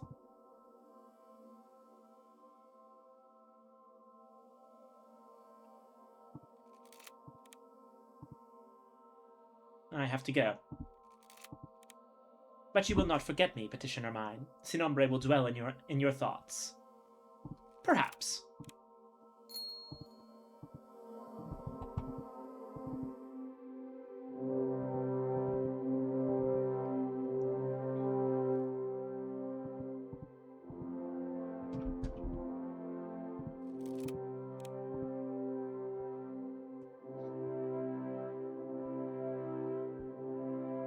Your friend behind the curtain. Not my friend. Listen, Chef, I'd rather not talk about it. Got into my dreams last time. Plenty else to talk about. Do you know Rodia? Know her, love her, heart of a lioness, voice of a lark. She misses her country and her husband, but I don't know how much is left of those, either of them, and she likes it here. Out of the cold, she says, and the doctor is helping her with the pain. I don't think she expects to ever leave the sanitarium alive. Stinking shame. You get on with Matisse. Not the friendliest, you know, but he's alright once you get to know him. He ran with the Zazos, you know, in Paris during the enemy occupation. Ask him about Rue Pigalle sometime. If he likes you, he might share some stories.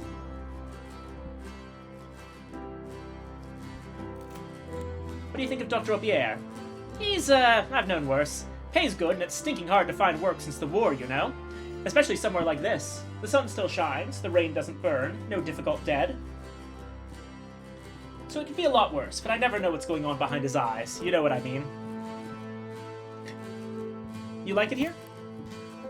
You know, you take what you can get. Better than sleeping on the ground, or in a barn, or in a ditch waiting for the spider mist to get me. Or even the barracks back in Gardaia. Wish they'd put me back downstairs, though. I don't know how much more of this I can take. The world's a big place. It's true, Strathcoin won't shut up about the incorporate states. He's just waiting for his papers to come through. And I know Europe, well, Europe's on the way out, but when it goes, I'll be here to see it go.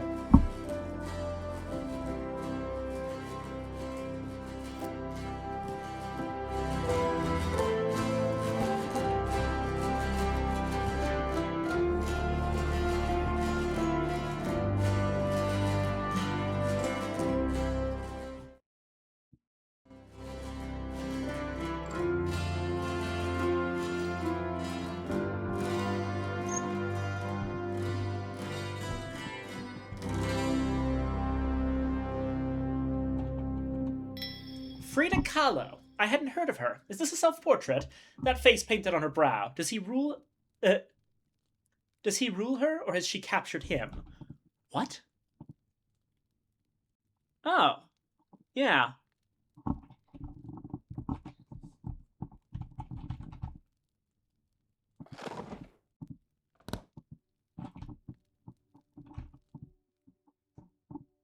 A dreamily smiling, dreamily humming woman in horn-rimmed glasses.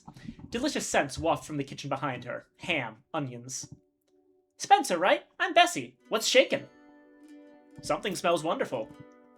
You hungry? This omelet, I think I went too far. It's really 2 omelets, maybe 3. I'm going to need some help. Ravenous. Western omelet, coming up. The omelet is excellent. Fresh eggs, peppers, ham, all of those are difficult to come by. Bessie eats with surprising enthusiasm. She talks with her mouth full. She even hums with her mouth full, or she taps her fingers to the rhythm. Always variations on the same swinging, gentle tune.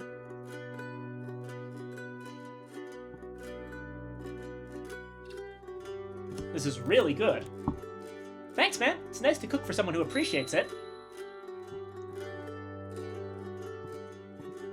The dog's a vegetarian. Rodia's always on a diet. The Strath doesn't like foreign food. Though Vincent and Matt, those cats have appetites. You're American. Uh-huh, half anyhow. My mother's from Quebec, so I grew up speaking the language. I couldn't seem to get started in New York. Singing, I mean, so I tried in Paris. I dug Paris. Paris was gone. I mean, the end, you know? Her face clouds. Then the enemy came and it was gone. I mean, it was the end. Different gone. Different gone. My last name's Bloom, but I didn't go by Bloom, you know? Not for a while there. But you stayed. I stayed for a while. I knew Matt, I knew Matt's crowd. Me, 2 other girls, we were singing. We were doing okay, even then. But it kept getting stickier. Then in 43, I came south after after... Hey, you mind if we talk about something else? Do you work here, or is the doctor treating you too? Work. Guess you could say I came with the place. Audrey Chadwick. Audrey owns the villa. I knew her pretty well back home. I called her when I came down here from Paris. She let me know where to pick up the keys. Told me to keep an eye on the place. Bobelisk the Obelisk, new character. Then the dock's people leased it from her, but Audrey told them I could stay as long as I liked. Decent of her. Yeah, Audrey's cool. I should go. Thanks for the omelet, Bessie. Anytime.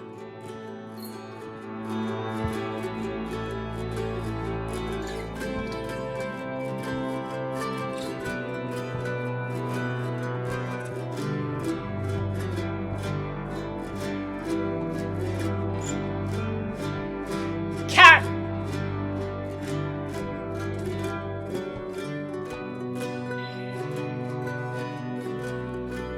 The hands rotate lazily like circling dragonflies. Since the wars, clocks have grown unhelpful. An Aaron Douglas woodcut of O'Neill's Emperor Jones. I remember the play. The rebels killed Jones with a silver bullet, but he'd been a rebel too in the beginning. A Matisse. Yes, it's signed. The subject is clearly someone he desired, or at least loved. Perhaps only someone he had to follow.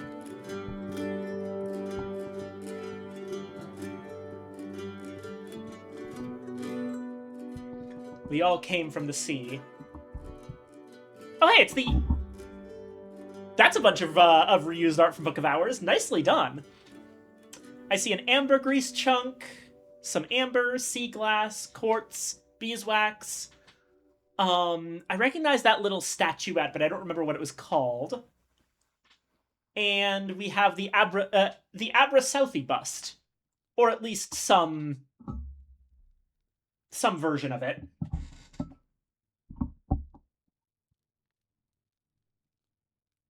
A phrenology bust. I can't be certain, but this looks very like a bust that stood in a tower room in Hush House.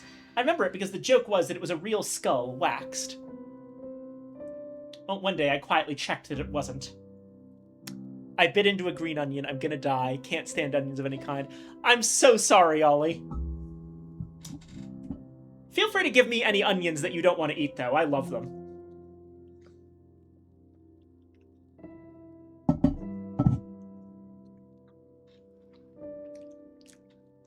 All yours. Wonderful. Actually, a particular dish I like is salmon salad. That's I take some canned salmon, mix it with lemon juice and mayonnaise, and add in a chopped up red onion and celery. It's quite filling for how healthy it is.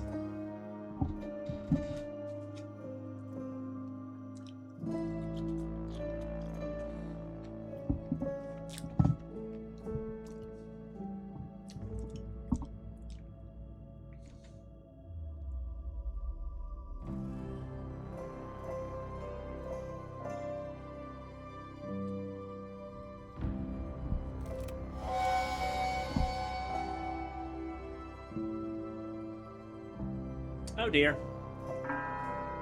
Plays, poetry.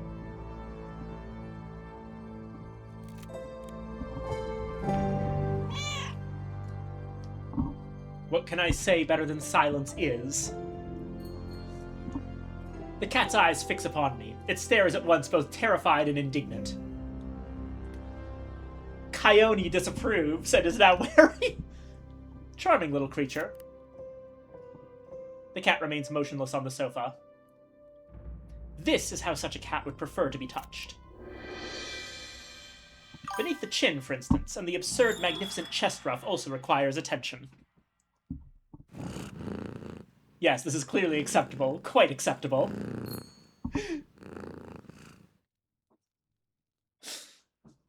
This is very accurate to cats. They sully everything they touch, for me at least. Like, I wish I could like them because they're in so much stuff, but it's so pungent and strong and it's bitey and the texture is so bad for me, I don't like it. but this is a lifelong thing, and I'm jealous of onion likers because French onion soup looks really tasty. Actually, there's a chance I have a mild phobia of onions to boot. Oh my god, Kitty. Oh, I am so sorry. French onion soup is delicious. Actually, question. Have you tried caramelized onions? Because I find they're a very different experience than raw onion.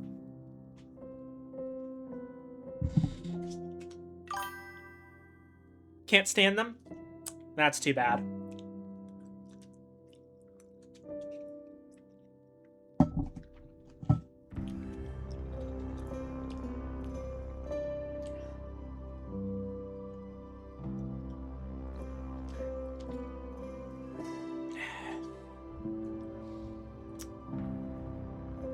The only kind I can have sometimes, weirdly, is onion rings.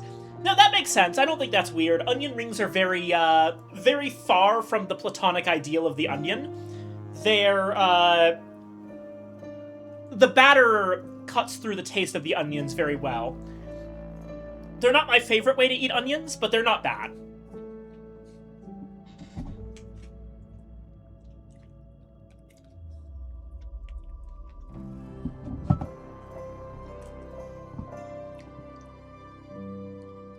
The cat does not let down its guard. The eyes continue to blaze like frightened headlights at night.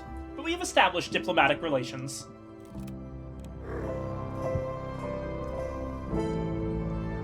Strange because even when the taste is gone in a dish, if my mouth touches an onion, I usually recoil. Is it only onions, or do you feel this with other things too? Sorry if I'm overstepping here, I'm just curious.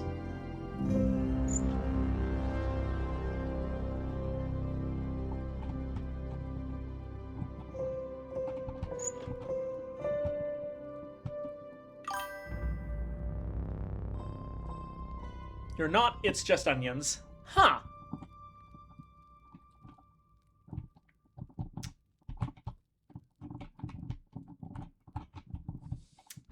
I've talked about it before, but for me, I can't stand things that are bitter.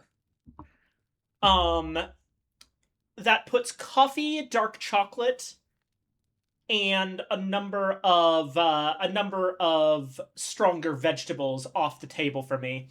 One of the reasons I like onions so much is that there's one of the only, the very few vegetables that taste okay to me. That's a club that includes onions, some lettuces, carrots, corn, most root vegetables, admittedly, at least when they're cooked. And what else?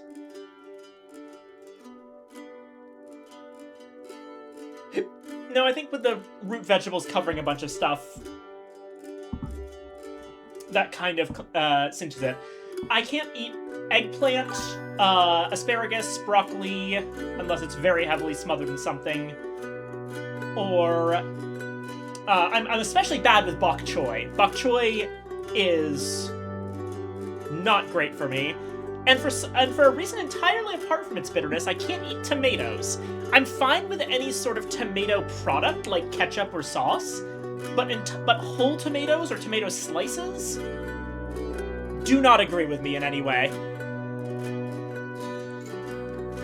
I love spicy, but I hate jalapenos. They taste a way I don't enjoy, and the taste is just whatever flavor jalapeno is. I'm tempted to try making a habanero popper as opposed to a jalapeno one, just to try it. I don't usually eat straight peppers, but I do enjoy spiciness.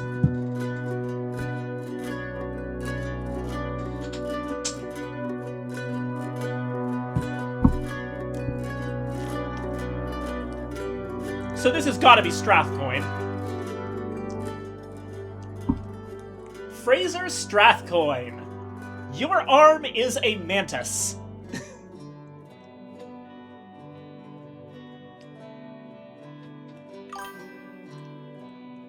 I really like bok choy, it's good with rice. Well, you can have mine. One human eye tracks my movements. The 3 other eyes glitter. You'll be Hobson, then. An honor to make your acquaintance, sir, but you have the advantage of me. My name is Fraser Strathcoin. Did you have business with me? Really just a social call, Mr. Strathcoin, but if I might impose on you to answer a few questions. Indeed. Strathcoin waits. His arm twitches now and then, but its eyes never move.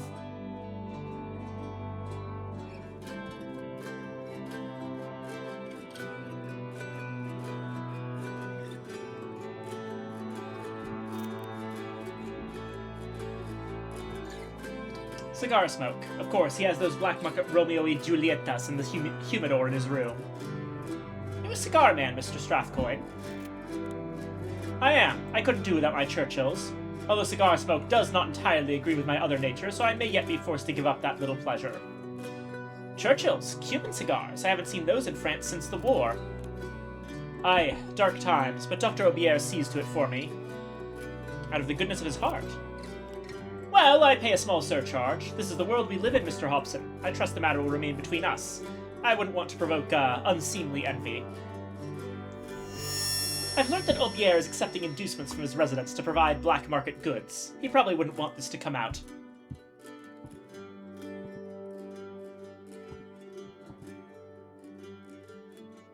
Strathcoin wears a fixed smile, which suggests a kind of chilly benevolence. His arm's expression is harder to read.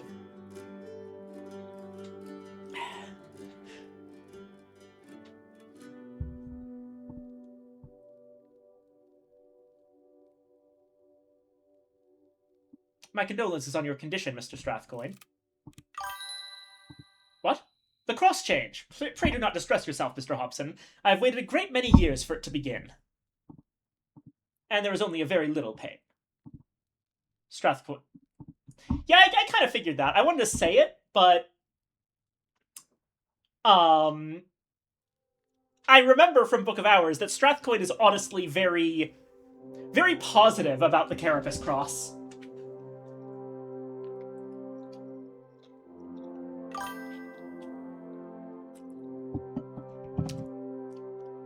Yep. So, I don't remember how much you know about this universe, Ollie, but what's going on with Strathcoin is basically a reversion, change, evolution. I'm not sure exactly what to call it, but one of the theories about where humanity comes from in this universe is that we evolved from something called the Carapace Cross, which were a prelapsarian insectoid race.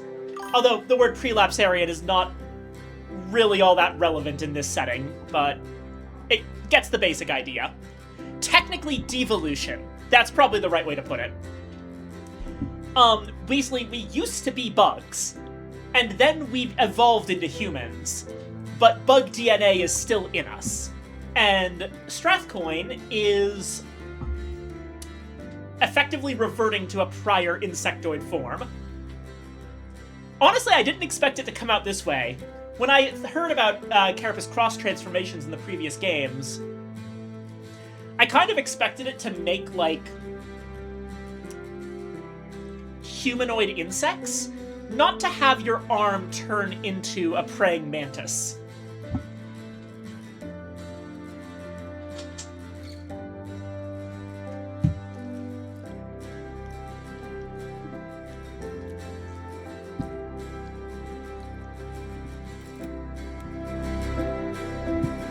Good day, Mr. Strathcoin. He just turns into several bugs and scatters, and you gotta find them all.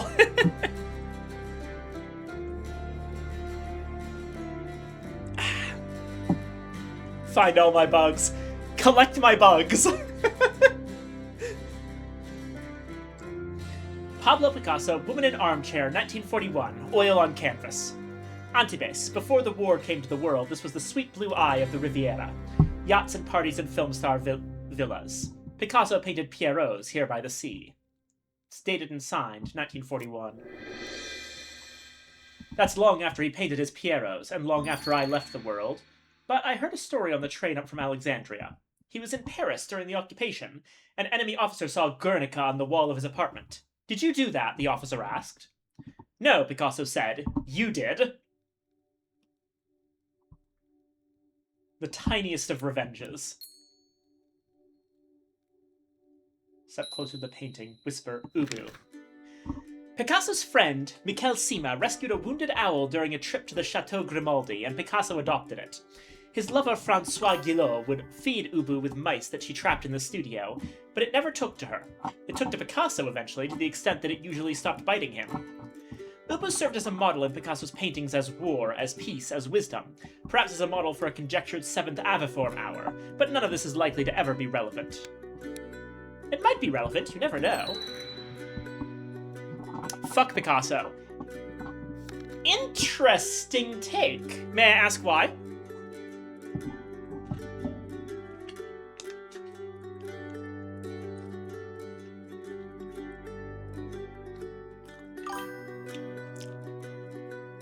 Abusive. Ah, right. Forgot about that.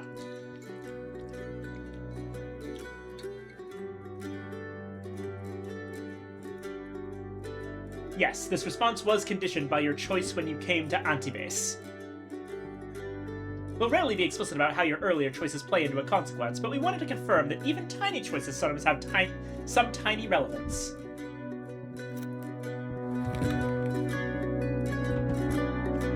The gun thing could not have been fun to be around, though I understand sometimes. In sorrowful spasms, the hands twitch backwards. Since the war in the sun, few clocks in Europe keep meaningful time. Beneath the skin of the world we find the Mansus, also called the World Spine, also called the House of the Sun. Above the house is the glory, the origin of light to which souls aspire. At the foot of the house and around its walls, though it has no walls, is the wood. The wood lies outside of the walls of the Mansus. As any student of histories knows, the Mansus has no walls. Christopher said that, Christopher Illopoli. He was always a little glib, but it does capture something about the wood.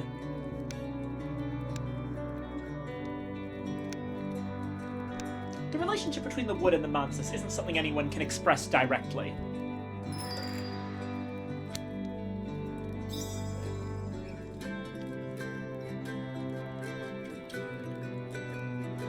Right there above the fireplace.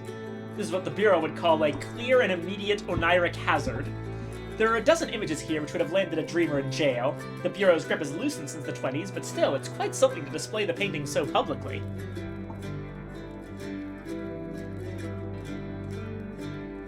I've seen this before.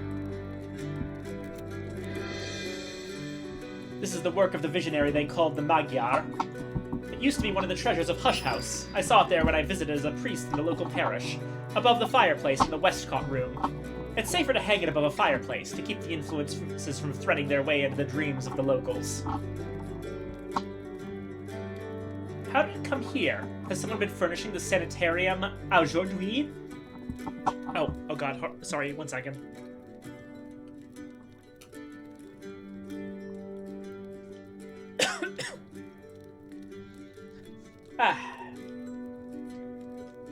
Little fragment of peanut went down the wrong way and scratched my throat.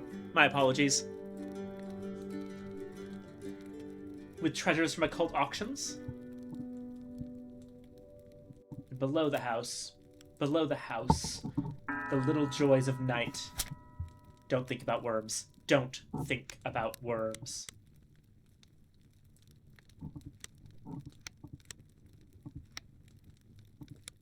I'm free now.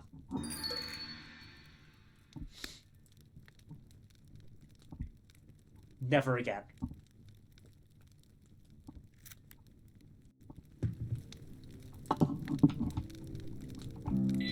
Who lights a fire in weather like this? Does Strathcoy need warmth since his changes began? Or has someone been disposing of evidence?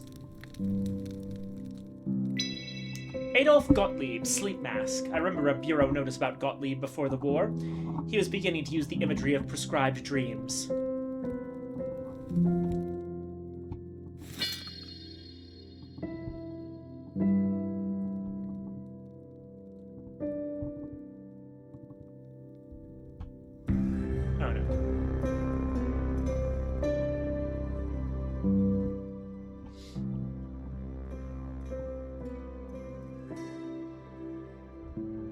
Vincent mentioned you.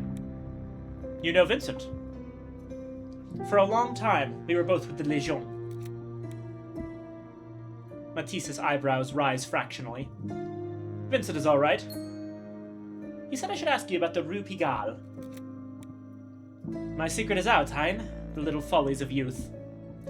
They were very different those days. Sometimes good, always different.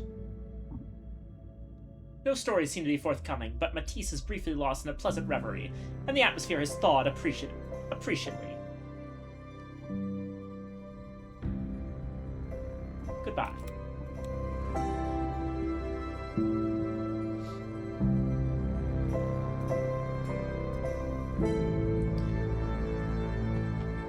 So this leads to the very important question of, am I actually allowed to leave?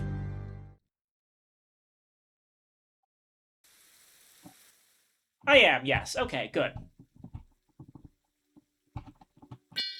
A brilliant spray of vivid red. An unfamiliar model of Peugeot, scrupulously clean and empty as a showroom model. One of those daft little Citroens one sees everywhere now. In the back seat, an umbrella with a striking black-white plaid pattern. A stately, gleaming Citroën. The Bureau used this model back before the war. A fine lamb's wool scarf lies crumpled on the passenger seat.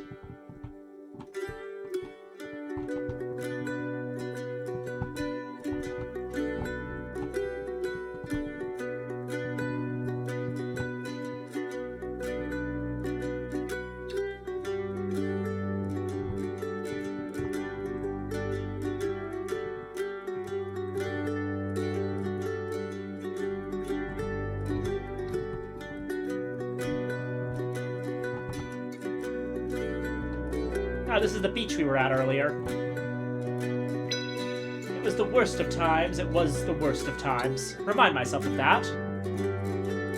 Eve of St. Dahut, East, 1940. I think sometimes that I will never look upon the sea without that memory surfacing like a shark. That memory of the knives of Ys.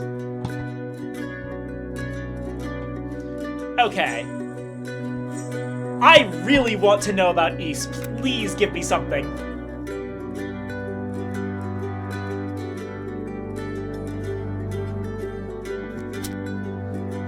Temples of ice, cobbies gleaming amber, knives of nerveless acuteness, a cage of coral.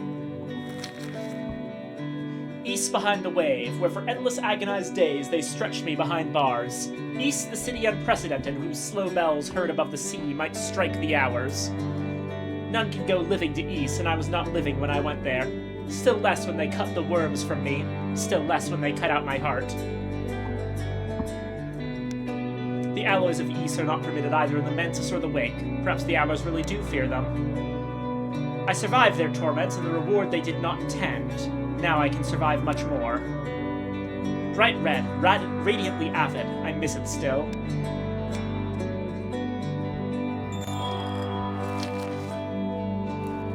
Fascinating.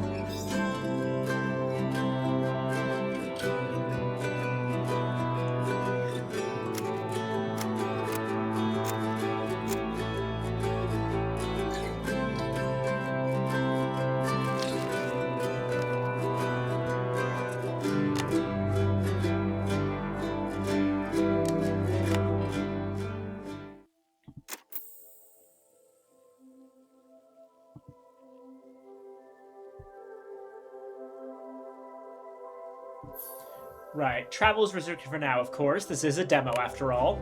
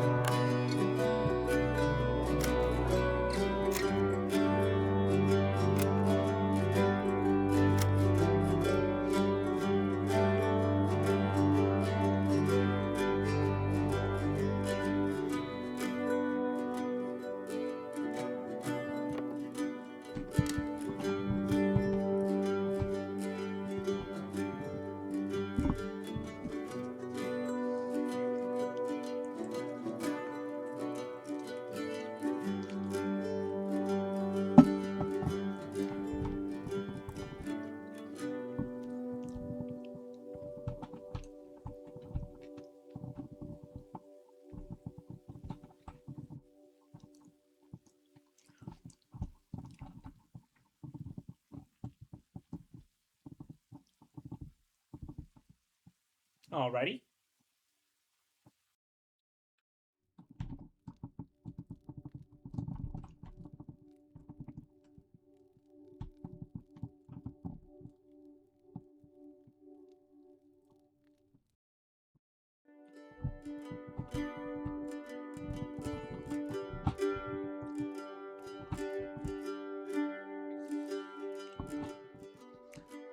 Thousands have lived without love, not one without water.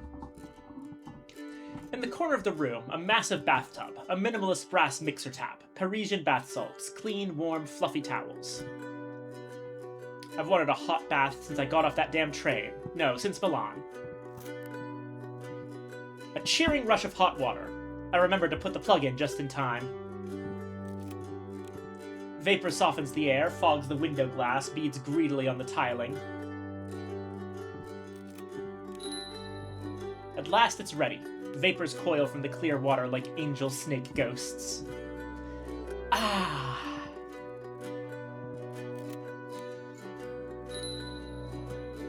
A blissful period of entirely nothing. The rail grind, the soot and sweat is gone.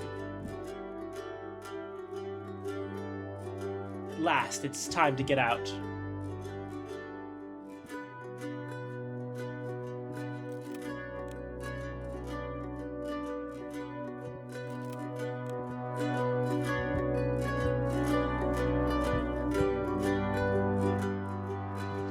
A mirror of bright silver returns my reflection with perfect fidelity. It does show me standing in a bombed-out version of the bathroom, one wall missing, plumbing dangling from the brickwork like angled entrails. But since the wars, one learns not to be distracted by that kind of thing. Time for a shave.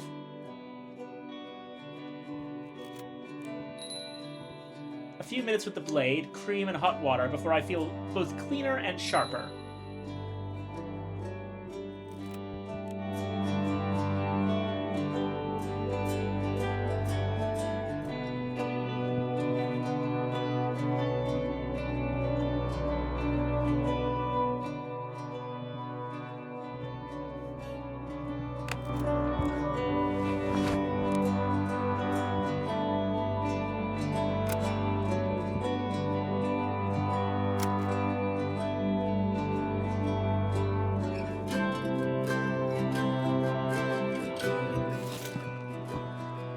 Pilgrim Rose, S. Hobson.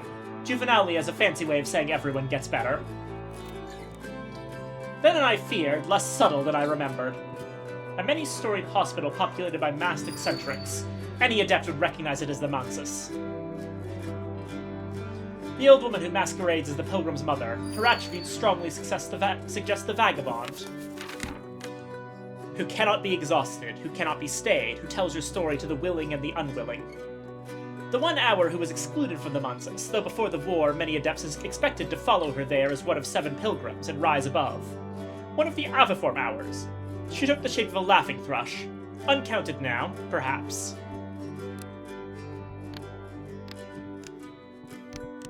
Did she carry her artificial eye upwards to the glory? I've been called Pilgrim.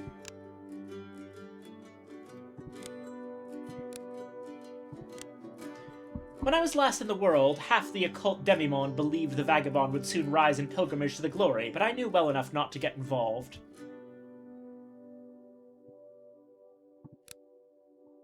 I travel. I seek. Yes.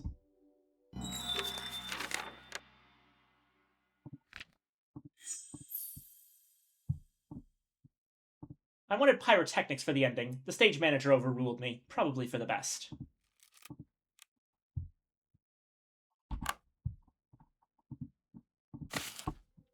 The Sheaf, dated 2nd November. As so often now, the precise date resists the eye.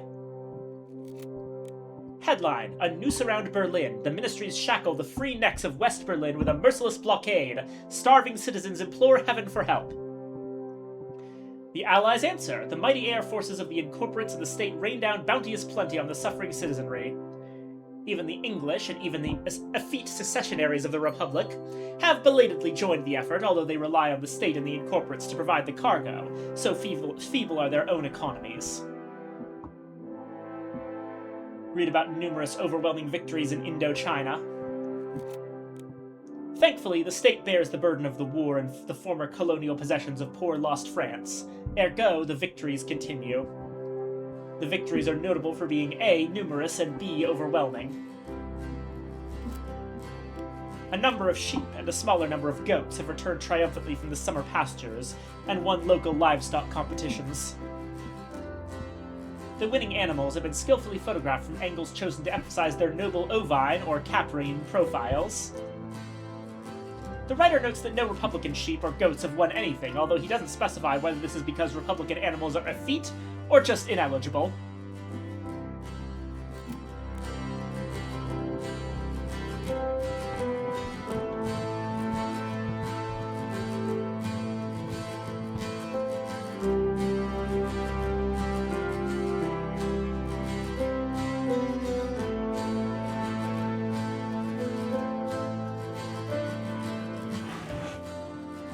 Hans Immenegger.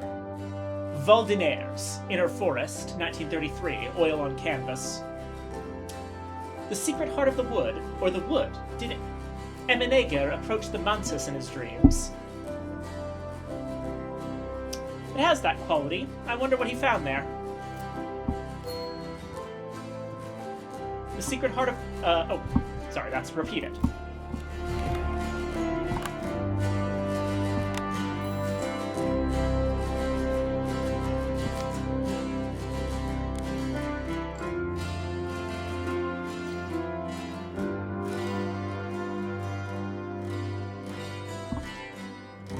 Oh, would some power thy gifty gie us, to see ourselves as others see us. Burns.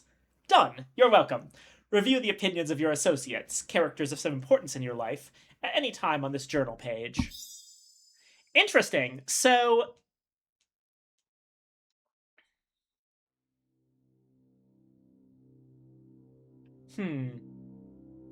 so he'll like it if we have the uniform on.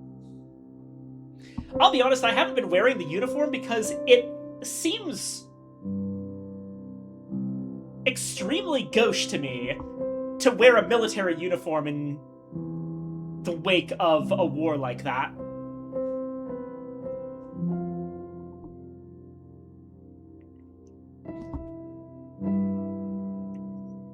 Philanthropist, collector, former librarian of Hush House. Fraser Strathcoyne has long wished to embrace his inner cross nature. Now his wish is granted.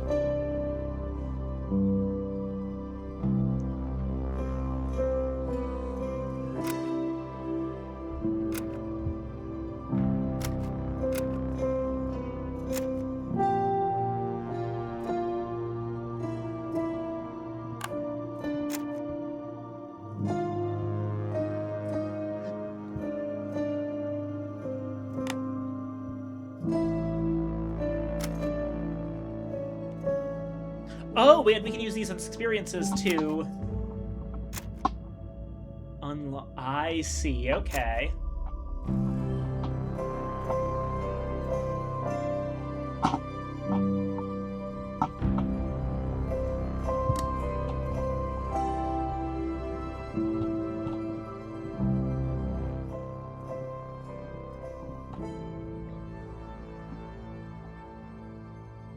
Goose-down mattress, plump pillows, warm blankets, kindly provided for by the Sanitarium Aujourd'hui.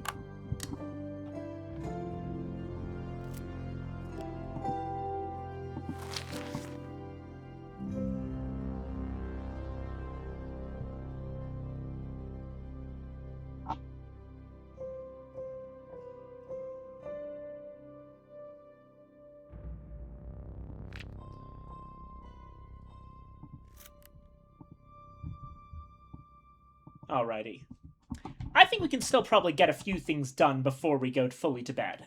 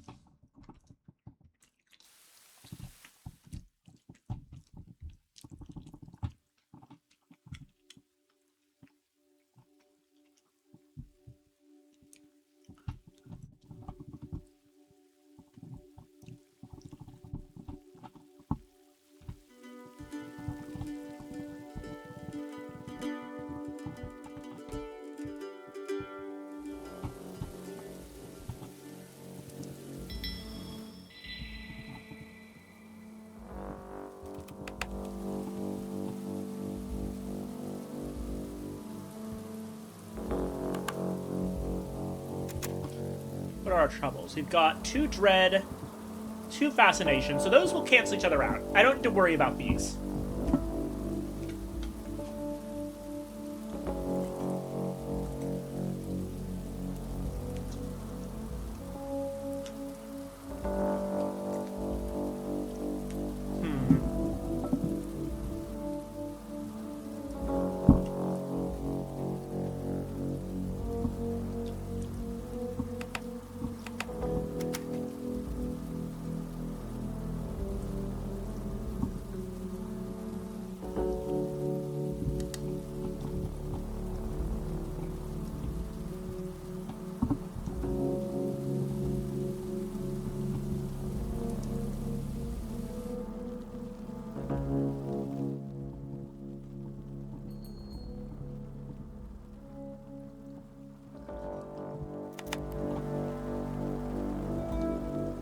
Let's see.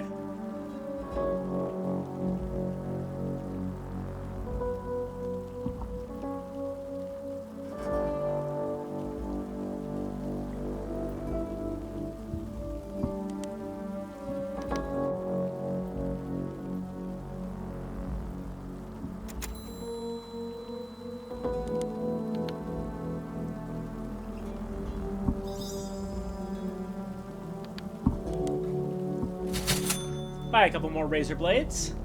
There we go.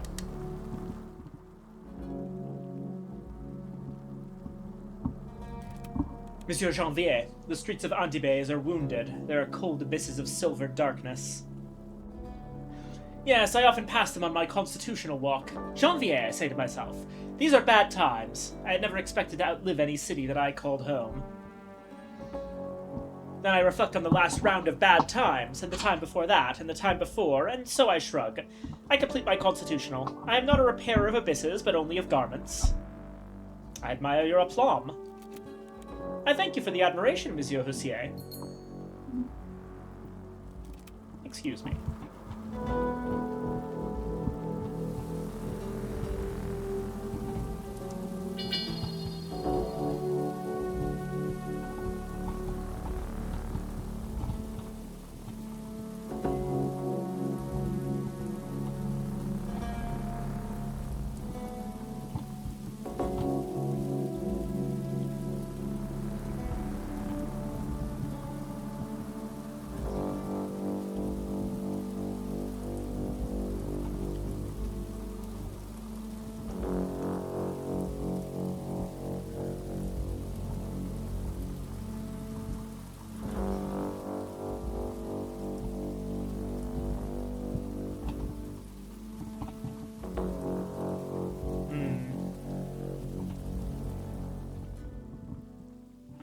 Let me see here.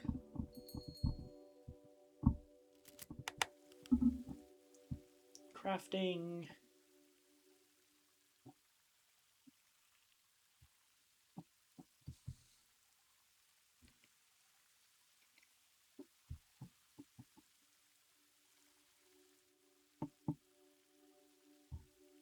Oh, I actually remember.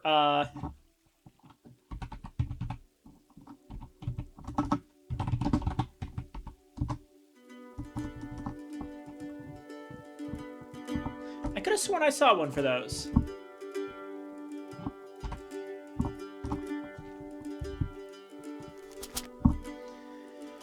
Through your signs and passions, you express the fundamental principles underlying all things. Yeah.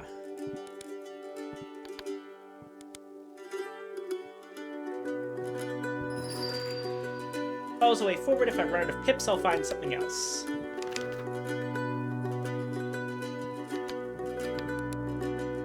The wise now. The Suppression Bureau, an organization founded in service to the duties. The Bureau recruited me when I lived in London, and again after I left the Legion. Both times it ended badly for both sides. My superiors liked my work, but they never liked the time I spent at the Ecdysis Club. I can never quite forget what happened at Gladwin Lake. The Bureau changed, and the Bureau changed me.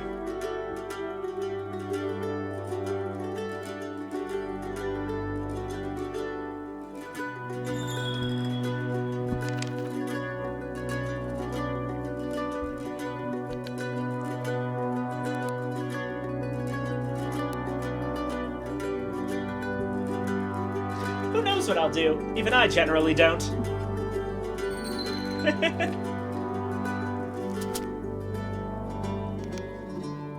For centuries, he strove to bring down the established order of the world of the Hours.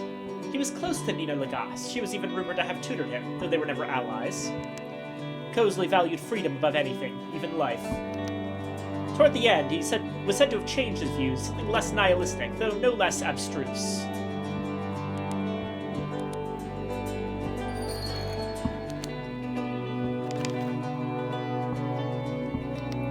Can Gleam master eternity? Can Corona bring us eternity? Moth is drawn to the light, but look to the cross, children of difference, for history.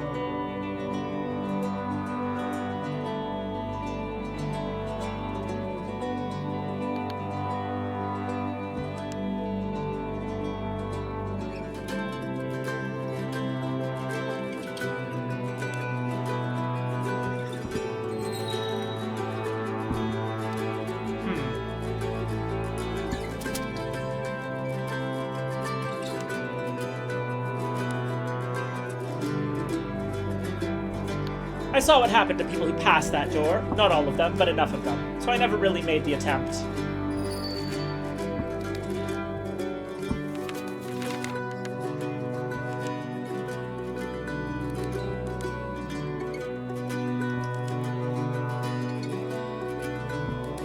I completed my 5-year term in the Legion in the Marches and became libere, free of all obligations. Thank God the Legion was bloody awful.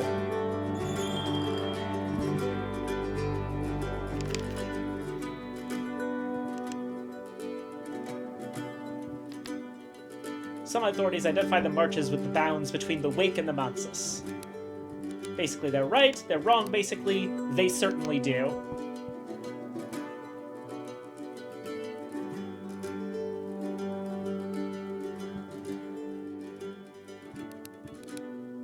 I think they're basically right. If it exists, and if you can see it while you're not asleep, then you're in the Wake.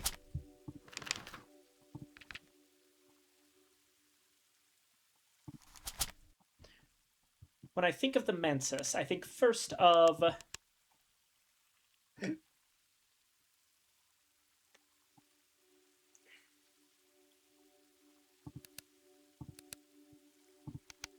above, the wonderful radiance we call the glory.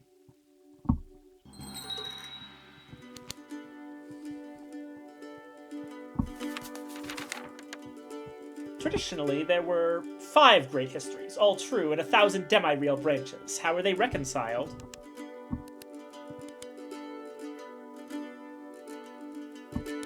The Hours always determined what histories persisted, but the librarians of the Watchman's Tree were known to make determinations in their great inks. Perhaps they don't, not anymore. The Hours used to war over which history was real and braid them together into a future. Perhaps it's not up to them anymore. History used to be the opposite of eternity. Perhaps it's not anymore.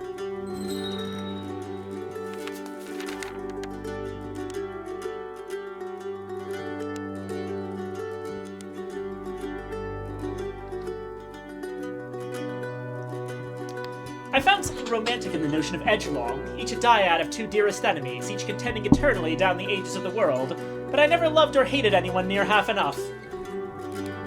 I briefly aspired to join the ranks of the Forgelong, but I learnt how brutally they crushed their competition. I briefly aspired to join the ranks of the Lanternlong until I learnt that they devoured minds as part of their ascension.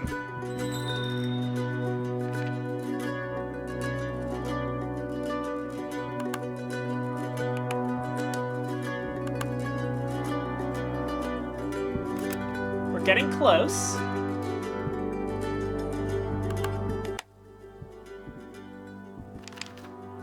Venues are hallowed, yeah.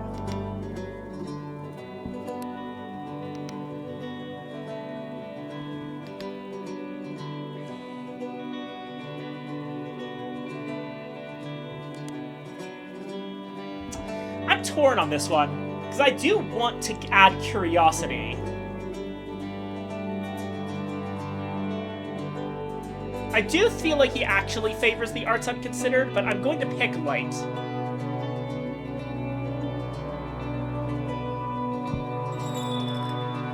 I favor the bright arts, so that's holy places above all, but sometimes also quiet places, thresholds, and hearths.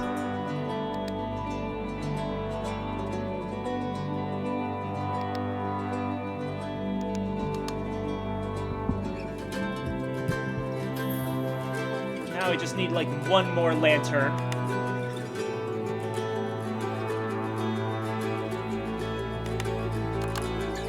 Okay.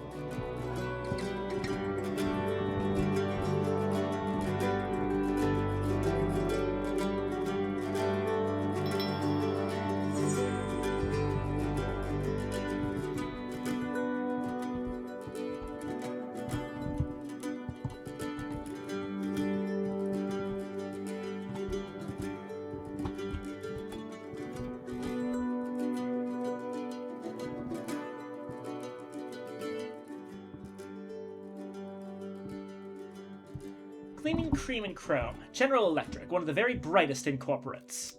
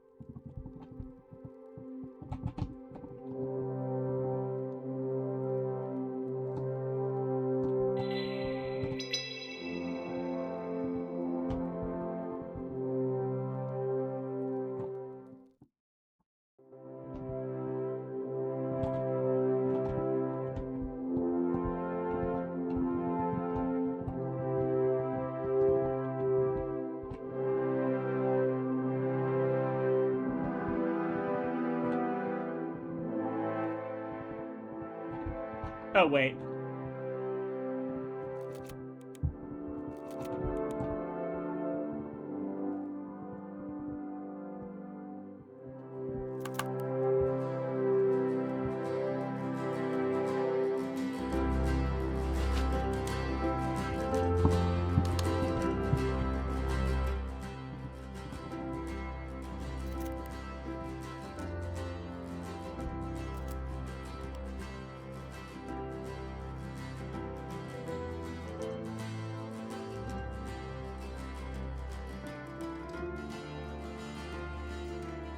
My study of silence has taught me ways to wake from sleep. The necessary mental adjustments. Azure day to indigo to half day to the silver prickled cat black of a Côte d'Azur night. At the proper hour, my eyes snap open. It takes me a moment to remember why.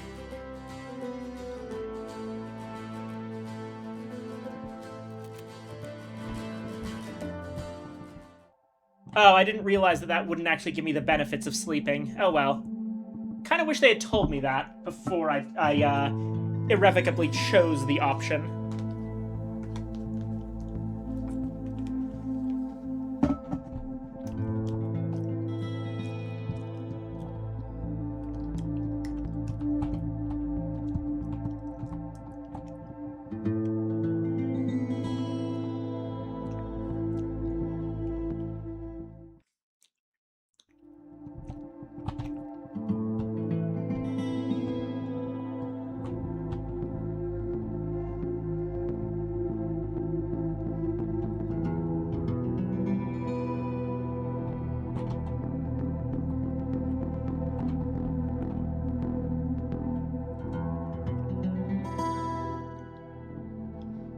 And by the wall at the back of Aubierre's office. The mirror has been placed here to catch and share the light that falls through the window. No longer young, but not yet old. I was 9 years gone from the world. Did I ever really wear a body for any of that time? If so, it didn't age.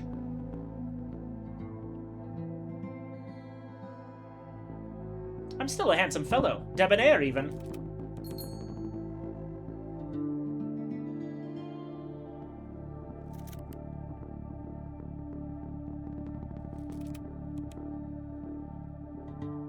slightly discolored rectangle on the wall behind the mirror. Was there a door here, now painted or plastered over? The moonlight here is clear enough to make out the edges of the discolored patch, of the texture of the paint.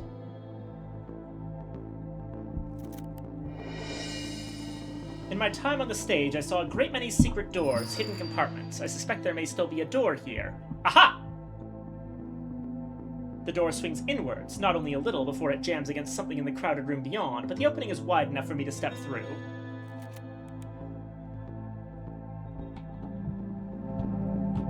Little secret room.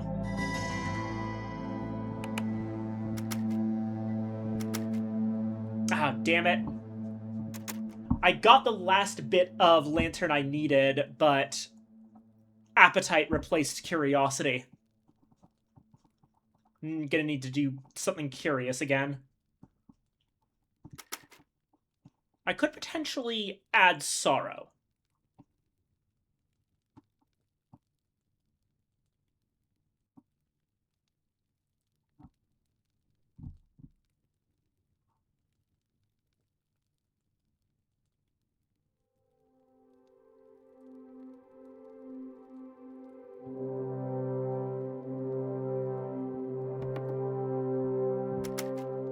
I think that's appropriate. Whimsy, curiosity, and sorrow. Zetos 3301, how is the game? It's a lot of fun. It's actually slipped to my mind a couple times that it's just the demo version. Honestly, I think this is probably all I'm doing for today. I originally planned to do Voice of the Void, but this is taking so long and is so in-depth that it's probably gonna be the big thing. I've already been at this for 4 hours.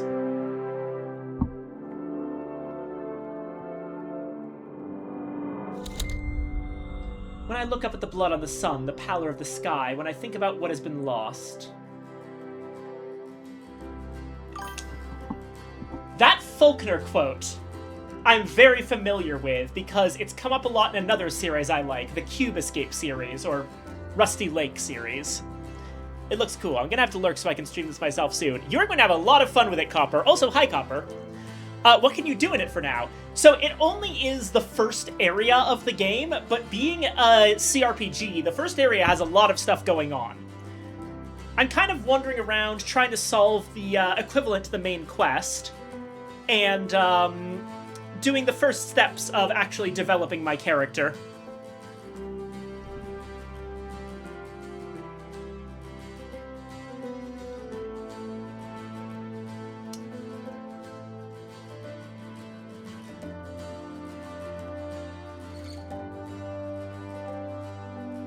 Faulkner, the past is never dead. It's not even past. Sorrowful choices. Enigmatic, nostalgic, sentimental, aesthetic.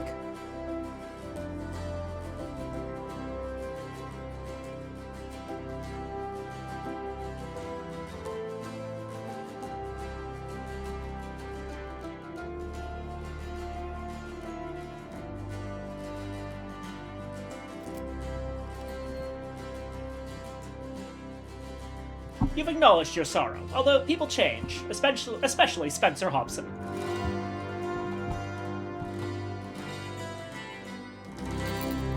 Everything too battered or difficult or unfashionable to be seen in the sanitarium. It goes in here, tied it away, so Aubier never has to think about it.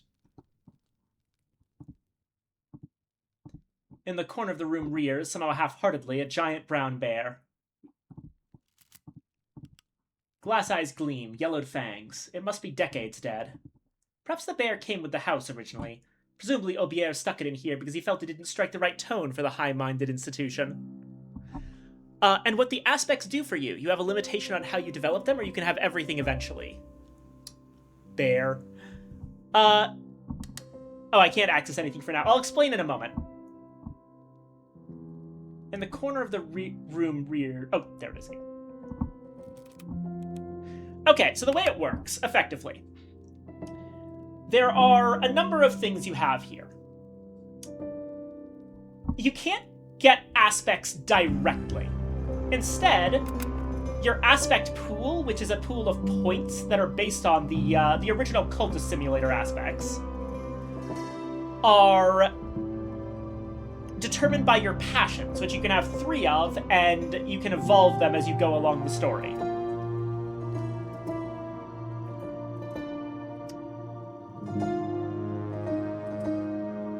Experiences and aspects are separate, even though they follow the same thing. Alchemic Wolf 547, thank you for coming. Interesting that Rose is there too. Yeah, I think that really, that's at least partially out of universe, because I feel that Rose is just a better name than Secret Histories. It's always been here. It's the same thing. It's just changed names.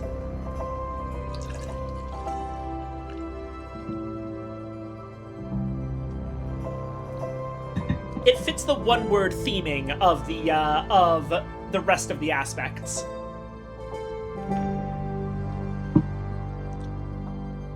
But yeah, you have 16 skills. Yeah, that's 16. And which skills you have access to are, at least at first, are based on your career, which you can pick any of the 4 major careers that Hobson has had over the course of his life. I've picked writer, which is the second career.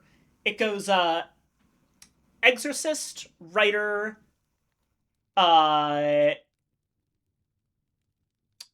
conjurer, and oh god, I forgot what the last one was. You can evolve/devolve the passions, drop and pick the ones that you want. I think you only evolve the passions. They only go up. But you can evolve them between several options depending on which passion it is. Passions can be leveled up without changing them, or they can be changed and level up that way. I'm trying to grab curiosity for the third one, and also you can only evolve them to things that you've recently taken choices for. The idea is that the worms hollowed you out, so you're kind of deciding who you are. Your career shows what skills you have a basis in. Each skill relies on certain aspects from the pool, and the pool has a number of points in it. You spend pool points to force successes when you would otherwise fail the random roll. And acting according to your passions or signs refills points in the pool. So the idea is that your signs and passions are the things that you do to refill your little cheat points, whereas your skills are the things you're actually good at.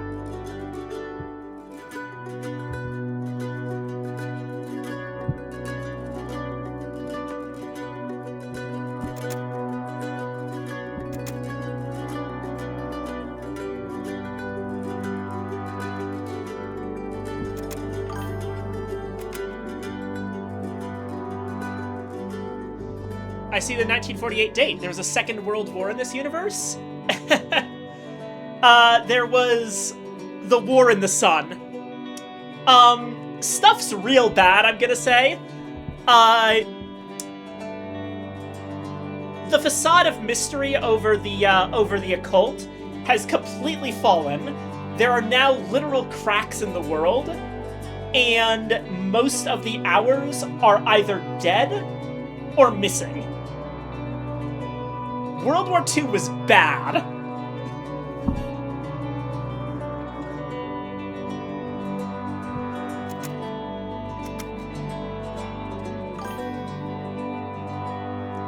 hours, yeah.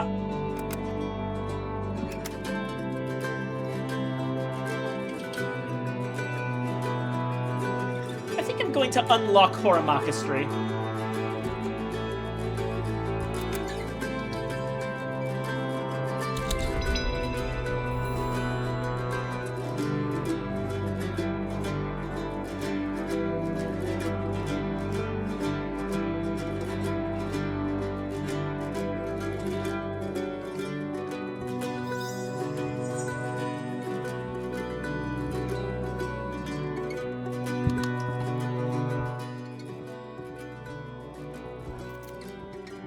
like bristly, musty carpet, with a squelch to it as if the carpet had been laid on a rotting floor. Some sort of deliquescence beneath the bear's heraldic exterior. Best not to investigate too closely. Guy, I'm very excited, but I need to go play it myself before I watch someone. Can you still potentially become a long still, or is this not in the scope of the game? Oh, yeah, don't spoil yourself if you don't need to, Alchemic Wolf. I really appreciate you coming by. Thank you very much. I don't think you can become a long. Not only do I think that it's not really in Spencer's nature, I gave an opinion on Long, and he explicitly says that he never actually made the attempt. But also, I think it's not actually possible now. Apparently, people who were Long have become remortal in the wake of most of the hours becoming uncounted. So, most immortals are mortal again.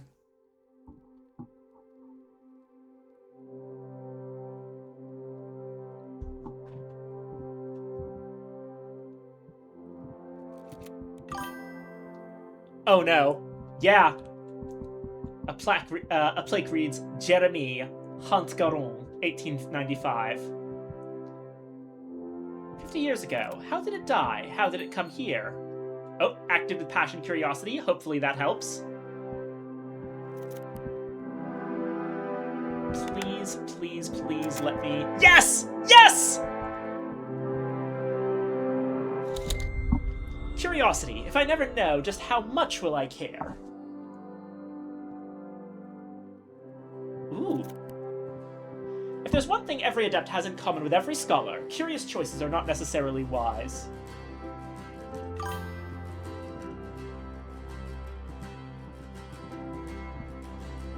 Wait, what?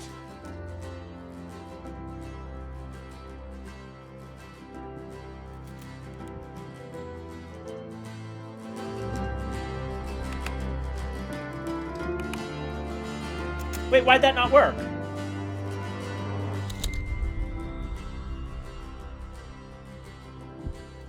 Ah.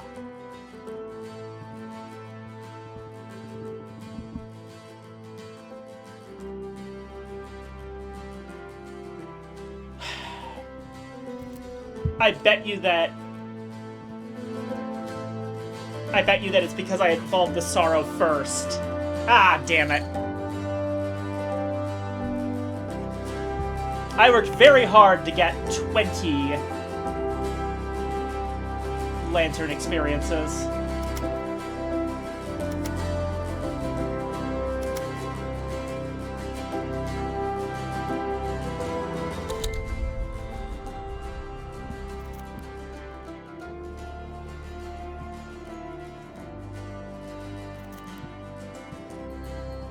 Wait, no! Come on! Ah, god damn it.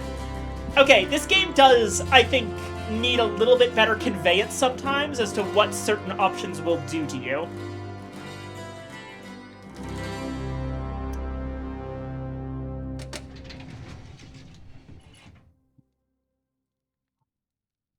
This is a Battleship Grey safe of incorporate manufacture, sold as a continent, gleaming dully in the dimness. A safe like this opens only the correct combination, or with the correct application of explosives.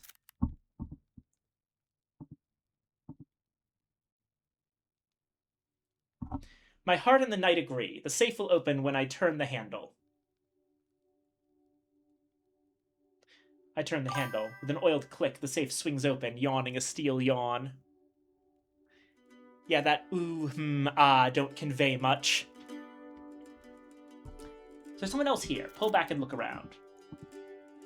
Wind sows, nighttime noises, no one coming. No cash in the safe, just documents. Letters, financial records, 6 notebooks. One is labeled Hobson.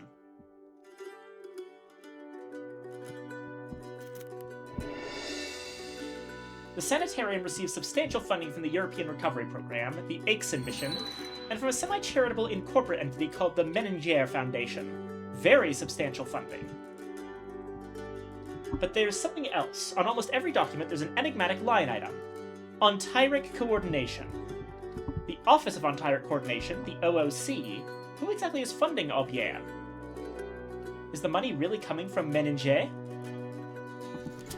When I was coming up from Alexandria, they dynamited the pass at Ras el Nakra, and I had to slip across the border in a Cypriot smuggler's jeep.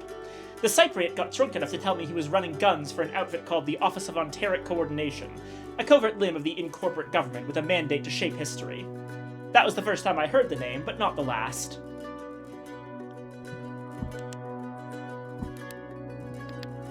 Five histories once, who braids them now that the hours go uncounted, versus the invisible hand of the market, the golden hand of incorporation. So, Zedos, a major political divide in this post-occult Europe is effectively our version of capitalism versus communism, which is Icarianism versus incorporatism.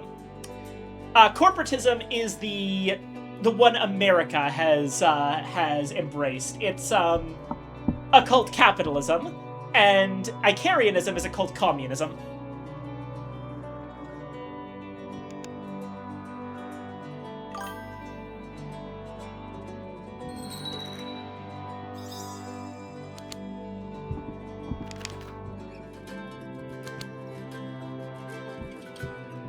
No cash in the safe, just in case. Notebook with my name. It's written in some sort of cipher. There's only a page and a half of notes so far. There is also an unflattering doodle of me. It's probably me. It has a mustache anyway. So, right there. That was me acting with whimsy by chuckling. And that, recovers Moth and Rose to my aspect pool.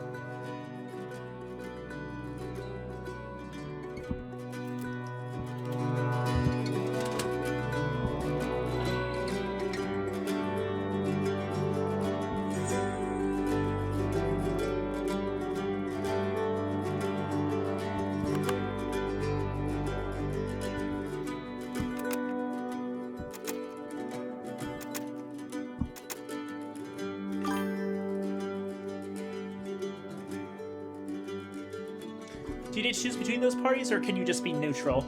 I don't think we would get the opportunity to choose between these parties. They're significantly too big for us. I'm not sure this is really a game about changing the world in any major way. It seems so far like a game of discovering who you are. There's a reason that the title of this stream and the character creator of this game read, "Who are you, Hollow Man?"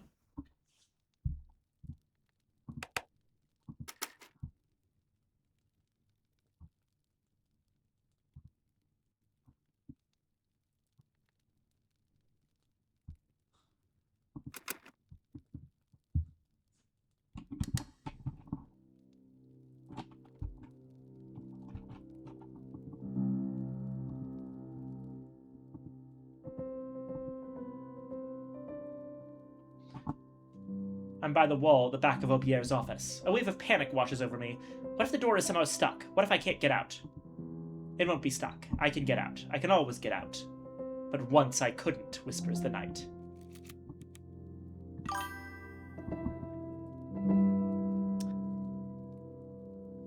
So the other NPCs also don't care about where you align yourself in, or you can just lie. So far, we really haven't gotten... So, okay. There is a whole capitalism-communism thing, but we're in post-war Europe. People... The way people have been written so far in this game, it's really... Capitalism versus communism is a far-off political thing that they don't put much immediate stock into. This isn't Disco Elysium. The characters aren't direct representations of ideological concepts. They're written as more character-y than that. I'm reluctant to use that phrasing because I like what Disco Elysium does with its characters, and I don't want to imply that it does it poorly, because it doesn't. But it's not the focus of this game.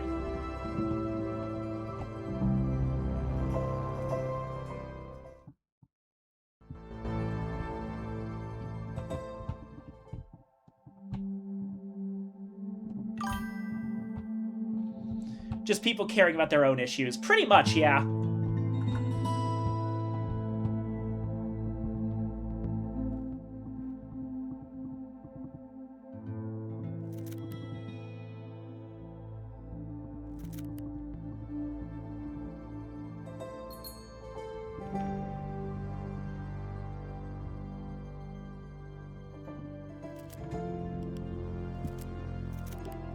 Oh shit. Did not mean to do that.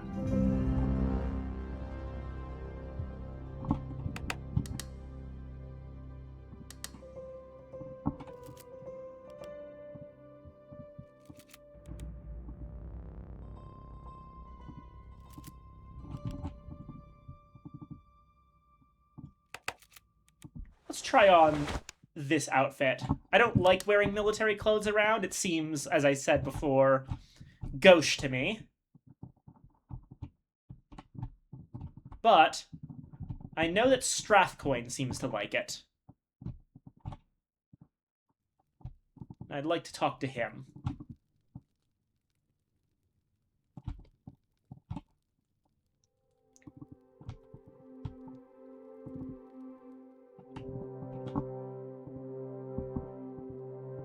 Mr. Hobson. Is the change why you're in the sanitarium? It is a pleasant enough dallying place. I'll remain here until my translation to the incorporate territories is arranged. I have important business in the West. You're going to America? For a time. When I return, I'll take my place in one of my kind's new cities. They should be well in progress by that time. A bright future. Indeed.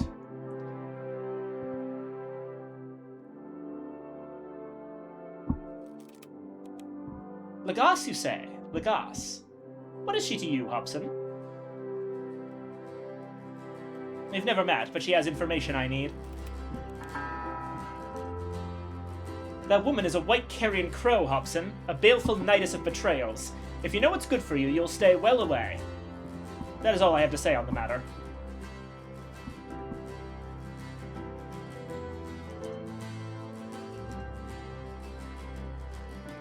Good day, Mr. Strathcoin.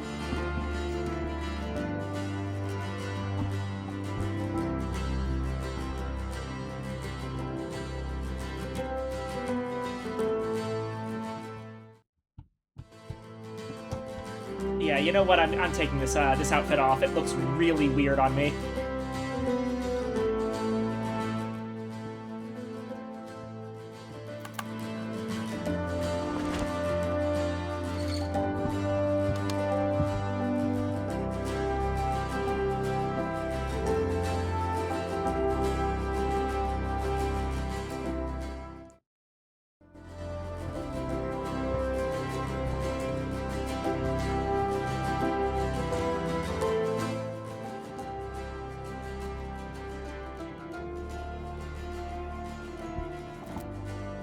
So, what shall we talk about today?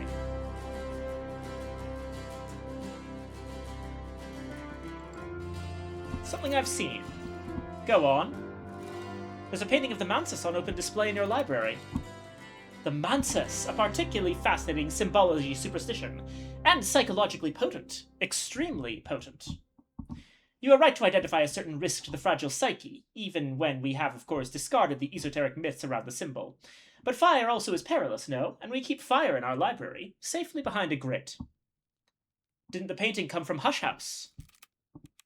It is possible. Hush House is a private library, is it not, in England? The patrons of this institution have connections with other institutions of learning, especially those that deal in ontyrological matters. Something I've seen. Go on. Oh, I see. Never mind.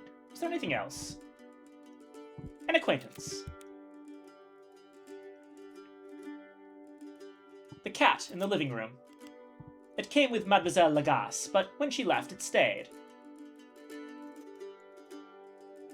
Doesn't she like cats? If you ever learn a way to be certain what Mademoiselle Lagasse likes, do please share it with me. Bessie. A charming young woman with, I dare say, unsuspected depths. She's staff, or a patient, or... as you say. Okay. Vincent. Orderlies come and go. Matisse. Same deal. Okay. The lantern long upstairs. Yes, wiser not to discuss her, even during daylight, and especially not to mention her name. Silence is silver. Rodia Vlachot. We are privileged to have an artist of Madame Vlachot's stature as our guest. She has Icarian sympathies. This place, I think, is touched by the incorporates. Is there any friction? This is a place of healing and refuge, Monsieur Hobson. A house of science. Commendable.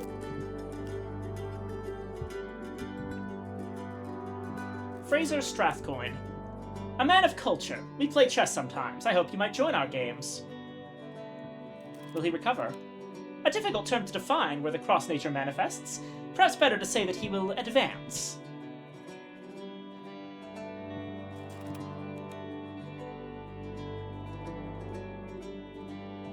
Nothing more for now, Doctor. A bientôt.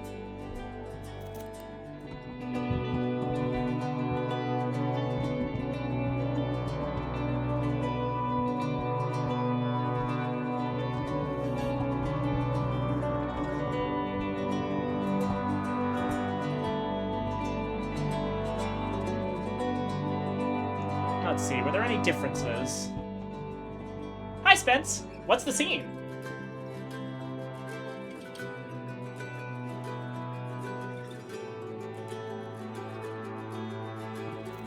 What it is?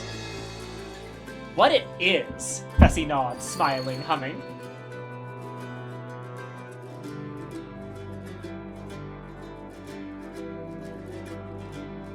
Bessie, I'm looking for someone who stayed here. Nina Lagasse. Nina! Nina was Sunset. Bessie shakes her head in admiration. Sunset. Bessie dimples. Yeah, she was here. She left pretty suddenly. I think she got what she needed from the dock. Thanks, Bessie. Hey, what's your thing with her? Why are you looking?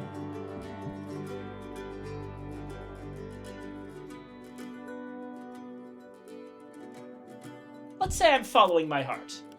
Ha, okay. Funny thing, that's how I felt about coming here. I should go. Later.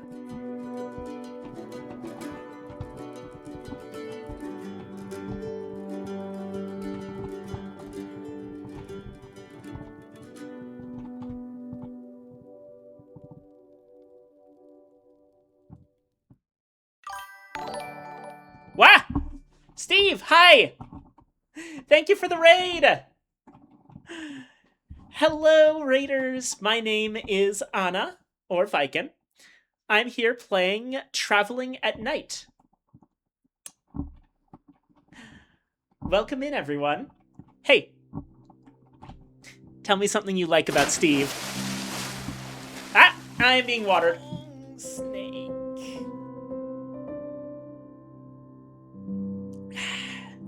And stretched. Thank you, Lillian, for the water and the stretch. Long snake.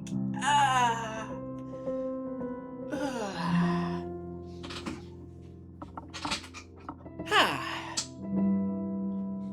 Let's see what we have here.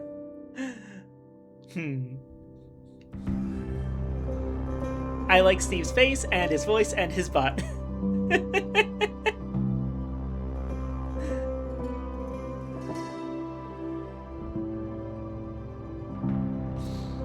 Absolutely.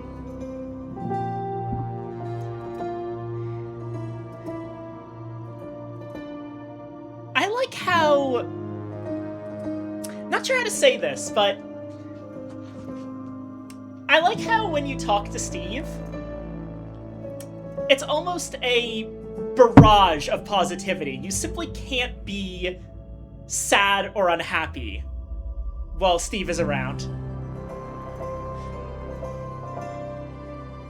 Darkspark was butts in a bad way. Oh no. Oh dear.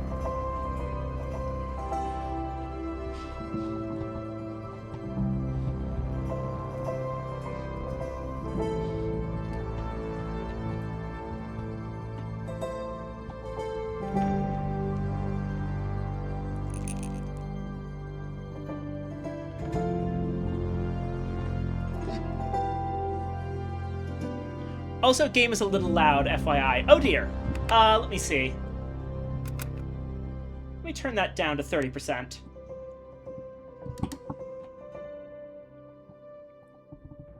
Is that any better?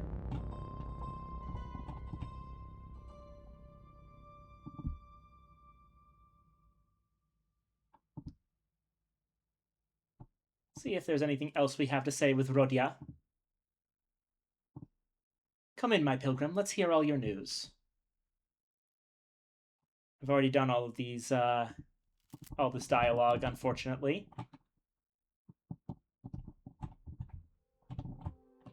I don't want to, actually, I can go a little bit further. We talked to her about this, but, Rodia here is suffering from a sickness of the crowned growth. The plague of leaves. That's why, well, you can see what's going on here.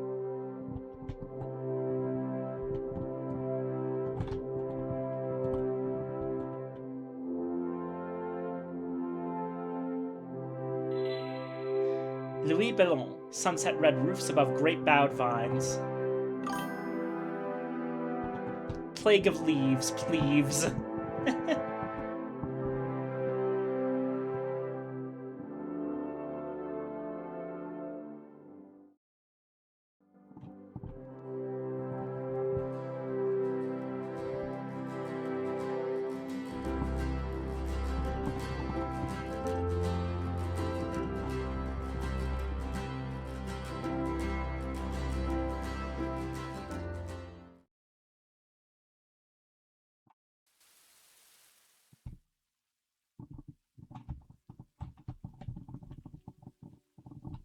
Let's go back and talk to some of the people we spoke to before.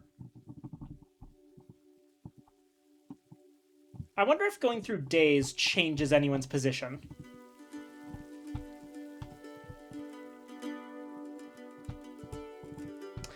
If you're wondering, by the way, about this, all of this, okay, so it's summer on this side and autumn on this side. That is because, when the gods went to war, when the hours went to war in the sun, it kind of broke time. Clocks no longer work. We now have areas in which seasons are, rather than the seasons changing. And also the world is quite literally breaking.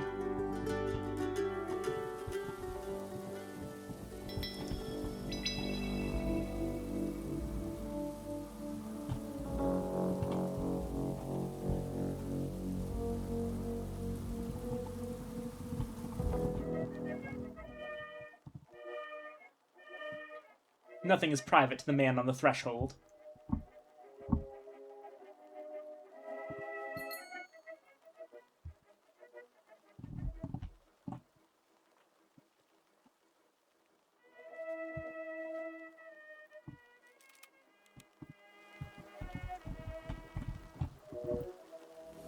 One thing that we've noticed about Spencer Hobson throughout all of this is that this guy seems to be really, really good at knock.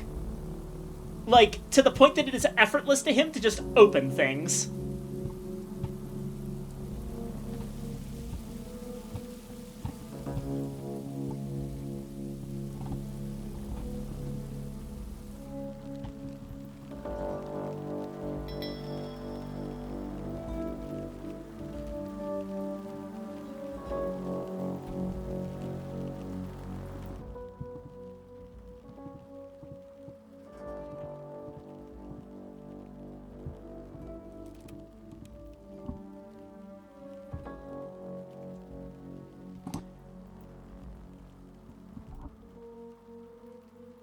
How is the Saint? I was wondering about why there were almost no doors.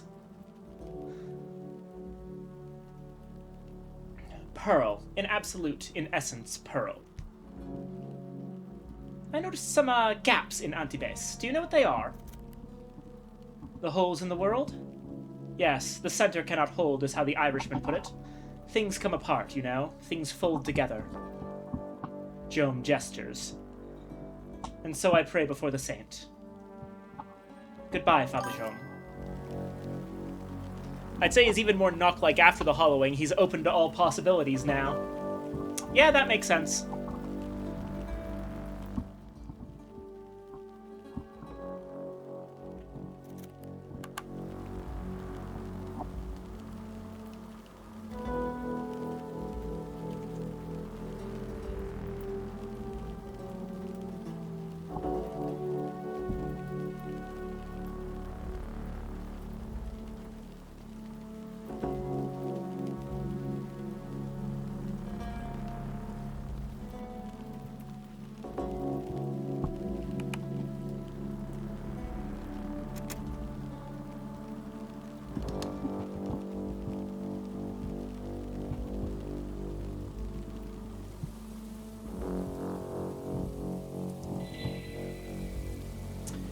Unfortunately, it doesn't seem like advancing the day has changed anything for anyone. All of the dialogue still remains.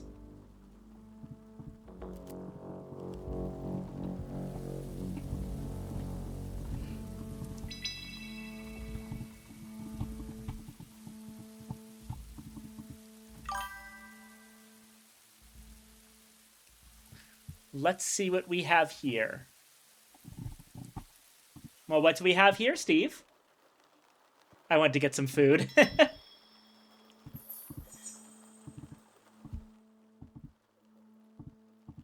Hello again. You have... nothing, never mind. Nope, nothing more here either.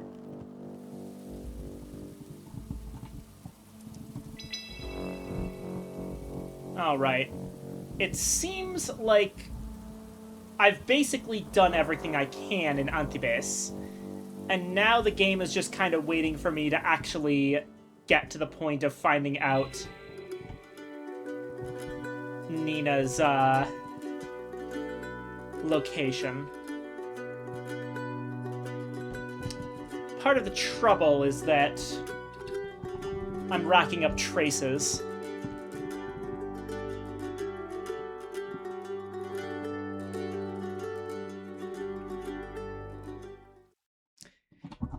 Can things come out of this world, Holes? What are the creatures in the Mansus Woods? Are they around? Well, we do have a lantern long that's just upstairs.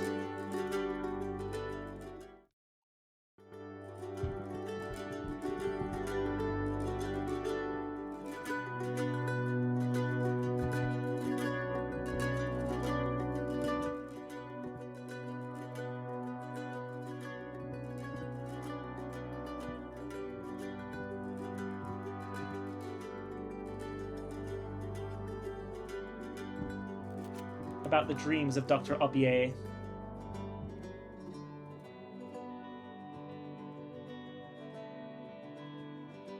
What safeguards would you offer to take me into the Doctor's dream? Oh, banish your fears. I won't feast on your thoughts. I'll offer you the oath you prefer. Any number of binding oaths suggest themselves. There are ways to be safe.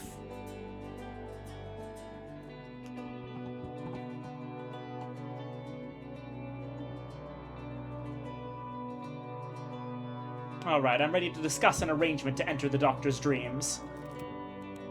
Then you'll offer me what for the dreams that I'll bring? I don't have any Spintria. Poor thing, peeling off their own skin just to come back and be mortal again. Actually, wait, no, sorry, I misspoke. This isn't a Lantern Long, this is straight up a Mansa spirit. Or no, wait, it says Lantern Long. Okay, so she is a Long, but also a Mansa spirit. I remember it saying that. And she's kind of trapped in a block of ice. Nowhere hours seem to be seeping in. The Mantis has apparently fallen, and of course worms. Yeah. We haven't seen anything come out of the cracks, but they're not great. You have my promise that I'll help you the next time that you'll need it. Ah, the sweetest of Spencers. How welcome you are, for that promise is all that I need. I swear that I'll guide you, nor draw from your strength, nor enter where I am not bid. On the watchman I swear it, the door and the eye, on his robe and his names and his light. When you sleep, say my name as you wait for the dark. Once, twice, and a third time, no more. I look forward to meeting again on the other side of sleep, Shining One. A pity the Mantis is barred to us both. I would like to speak more with your heart. It is rare to share history with one of your kind, but we'll have to make do with what's left.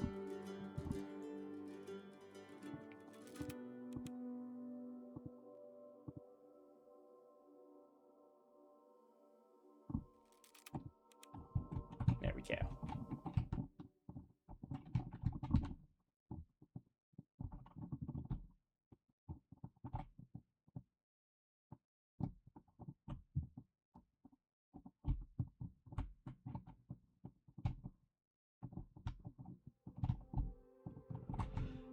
So let's see here. Oh, right. I need to change.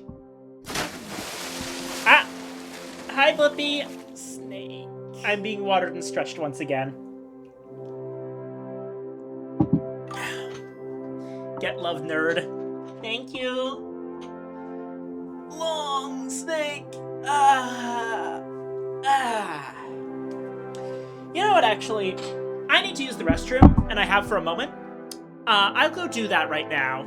I might be gone for just a little bit, but I will be back soon enough. There's actually an ad about to start in a couple minutes, so this will be good timing. Snake pissed. Alright. I'll be back shortly.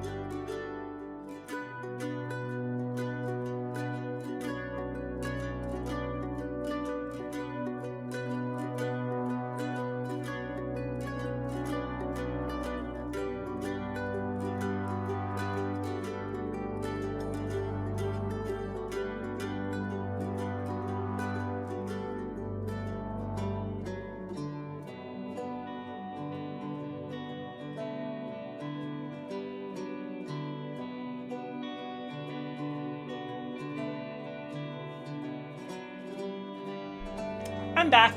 Hello, everyone. Okay. Feel much better.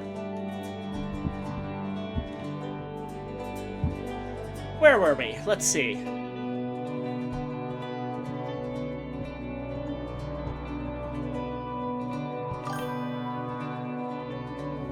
She got away.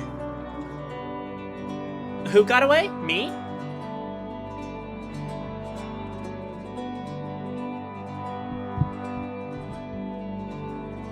Oh, hey, there's, drawings of a Mantis-like construction behind my bed. I'm sure that means nothing.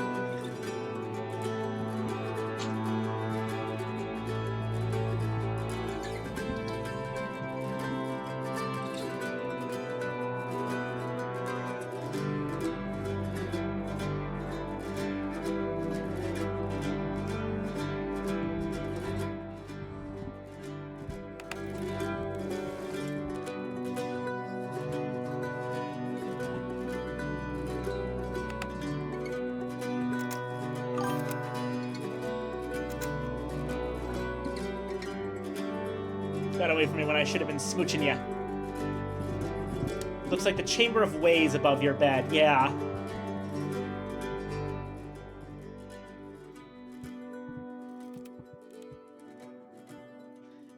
Sin nombre. 3 times. Nothing obvious happens. Eventually, I drift off to sleep. And I'm here, as I promised. I can't take your hand. Sin nombre has passed beyond flesh. But now turn to my light and consider my voice, and we'll see what will open to you. Something opens to me.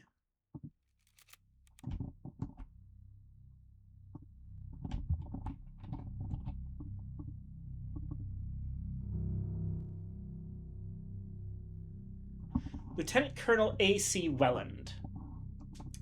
A glowering man in glowering middle age, nicely filling out an ornate military uniform. There's something odd about his hair. Is that a wig? The painter has faithfully rendered it slipping slightly.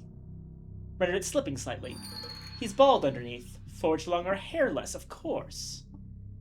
Welland was a forged long with military inclinations, a member of the Society of the Noble Endeavor, who were often alchemists and generals. British royalists. What was he doing in Atlanta in 1865, and why does he feature in Aubierre's dream?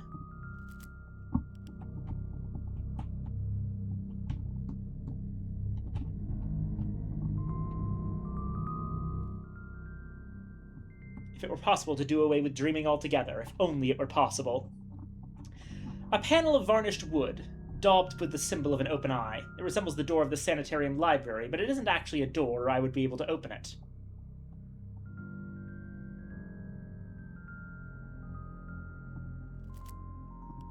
Back to the hallway.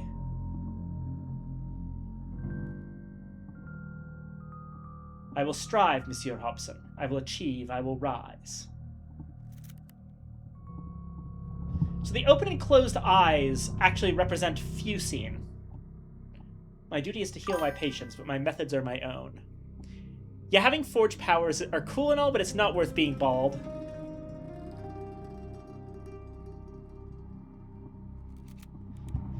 Okay, so those look like the symbols for passion, reason, and health as well.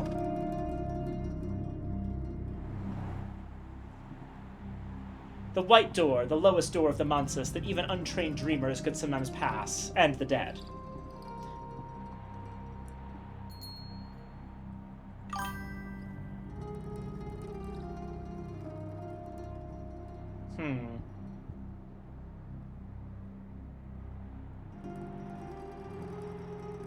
So he really was putting the bald in Hokabald. Okay.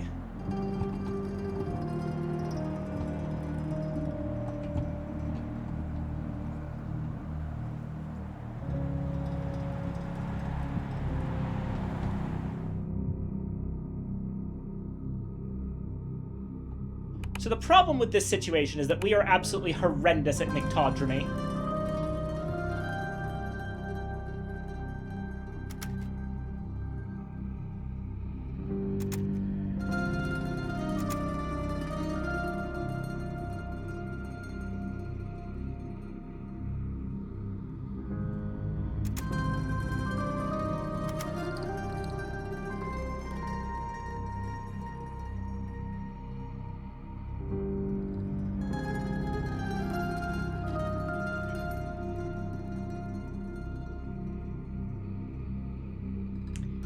I'm not easily going to be able to add curiosity, I might as well do this.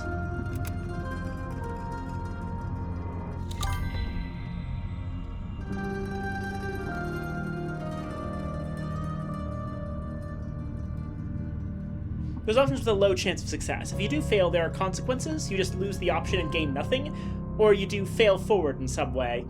So generally, you get more experiences for failure than for success, but you also gain troubles. And I do believe that you don't fail forward necessarily.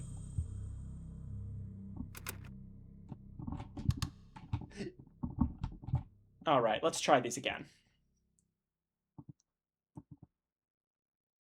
Yeah, okay. Gaining one singular point in Nyctodromy massively increased my chances here.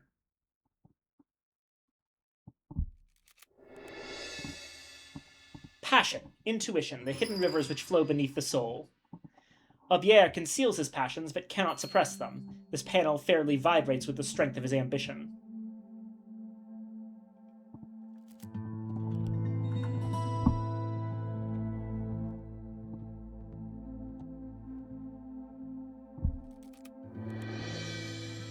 Reason, the uppermost components of the soul, the capacity for daylight understanding.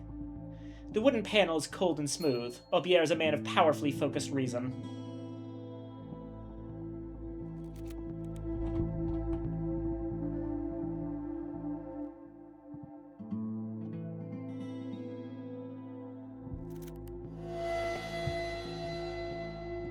That one's a failure. I'll actually concede this failure. I don't recall. It can be difficult to understand writing in dreams. I gained a dread, but 3 moth experiences. Alright, I think I'm ready.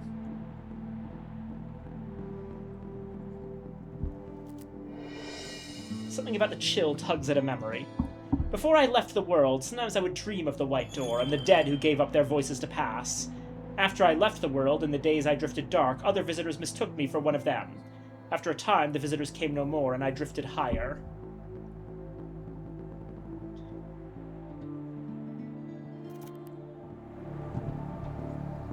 Oh. Okay, hold on.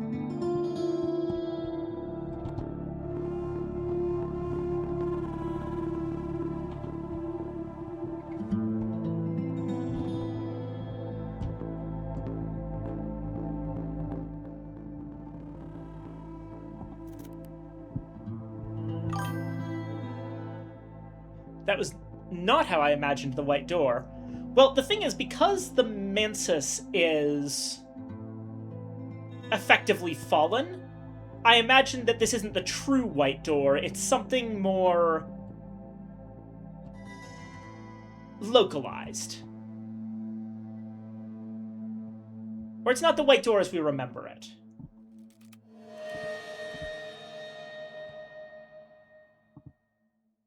Familiar, but not familiar enough.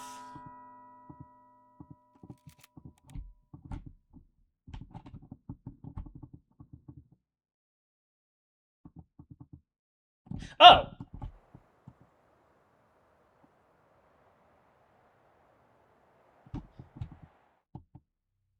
That staircase isn't connected to... Well, now I feel silly.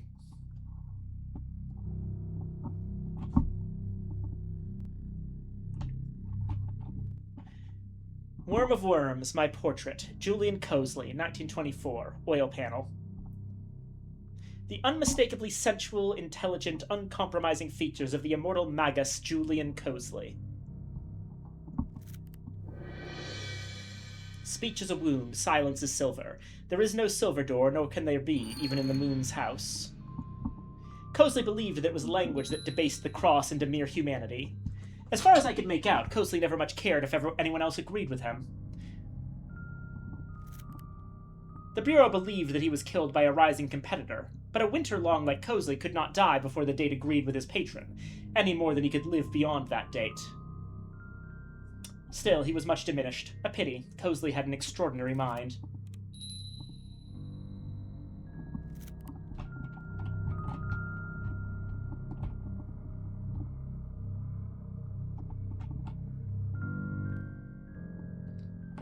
Monsieur Hobson. I've been thinking about Nina. About Mademoiselle Lagasse, I mean. Thinking what? She's a very compelling person. I discovered that she only came here to learn about the Ravelines. I know that she has no use for me, personally. None at all. And yet I dream of her.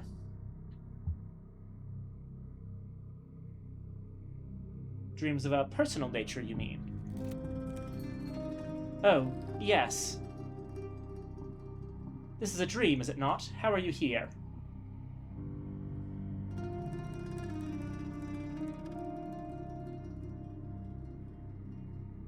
Am I here? This is most likely a conversation with yourself, or with your idea of me. In other words, a dream. I'm not sure if I believe that.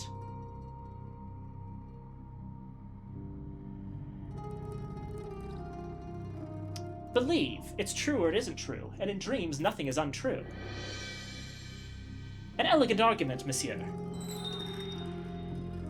Very well. Nina travels with a circus. She left it to come here. She left to catch up with it. The name of the circus was Rosamundi, and its next destination was the city of Mimata. That is as much as I know.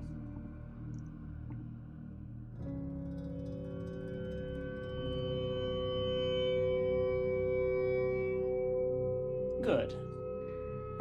Thank you, Doctor. A courteous dream, isn't it? The bleached room around me begins to flood with color, as if paint had been dropped in clear water. I am returning to the waking world. Something closes behind me. Waking from Mansa's dreams is often painfully abrupt, like falling from the sky or being cast up on a cold shore under a cold sun.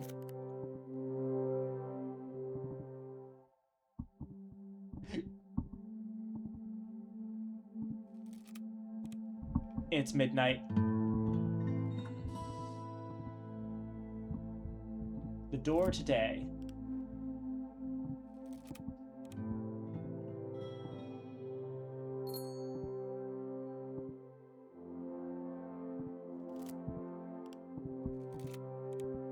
Top layers smooth and flat.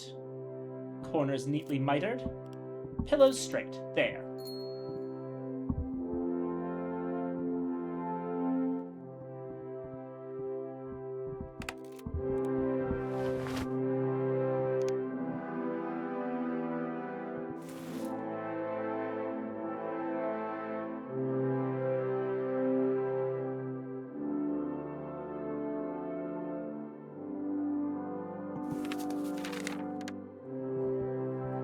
Spencer Hobson, once called the best-dressed man in the Suppression Bureau, prefers clothes tailored for him personally, not garments haphazardly collected from cupboards. Have new outfits made at tailors and sent on to you, or relocate items from your past. Outfits have aspects which suit them for the right climate, or which provoke positive and negative reactions from NPCs. Don't wear a light outfit in the snow, don't wear a raffish outfit to speak to a ministry commissar, and don't wear your dressing gown to breakfast. Most outfits also provide a small bonus to skills. Unlike bonuses from active items, outfit bonuses are additive. They always apply on top of other bonuses. Spencer can, or perhaps will, only change his outfit in wardrobe areas, places where he can disrobe discreetly, and might keep a change of clothes. Any room where he sleeps will count.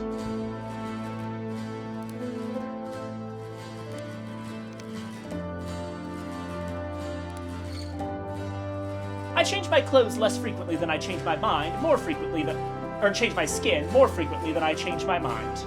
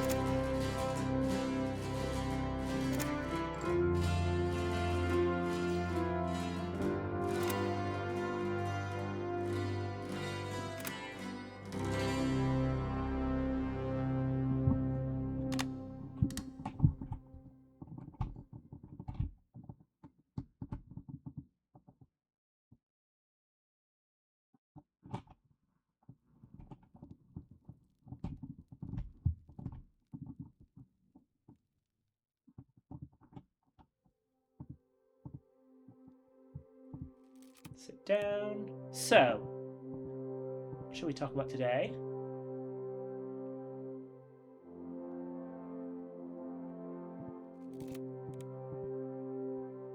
Or no? Nothing more for now, Doctor.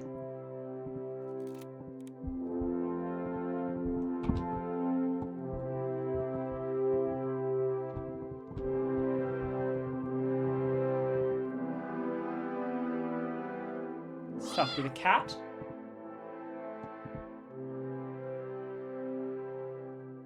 Renew diplomatic ties.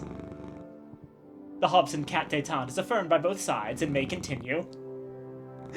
What a way to say you pet the cat.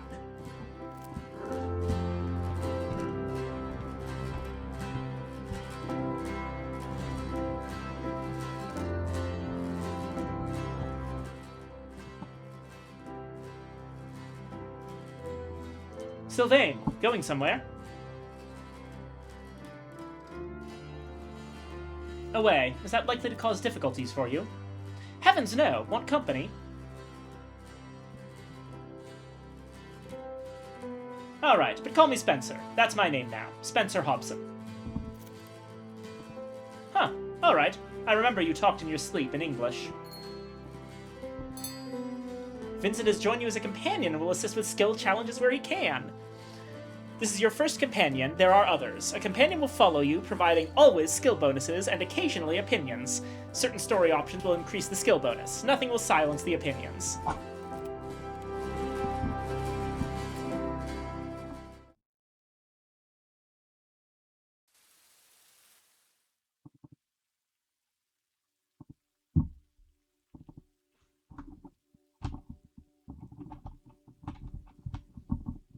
Huh.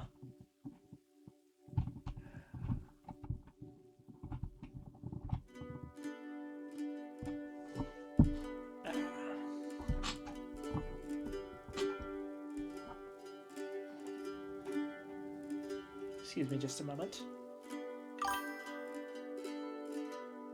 So this is how summoning would work. Probably, yeah.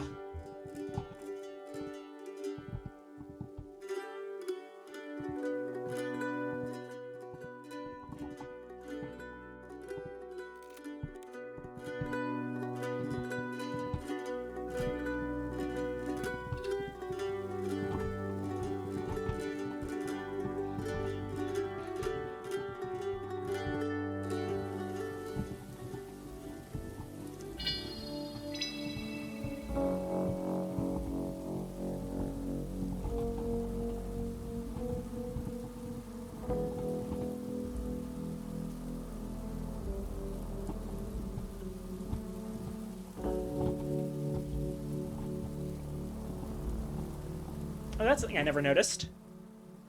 Horizon, the poster reads, and below, in words from several languages, sun, sea, night, line, morning.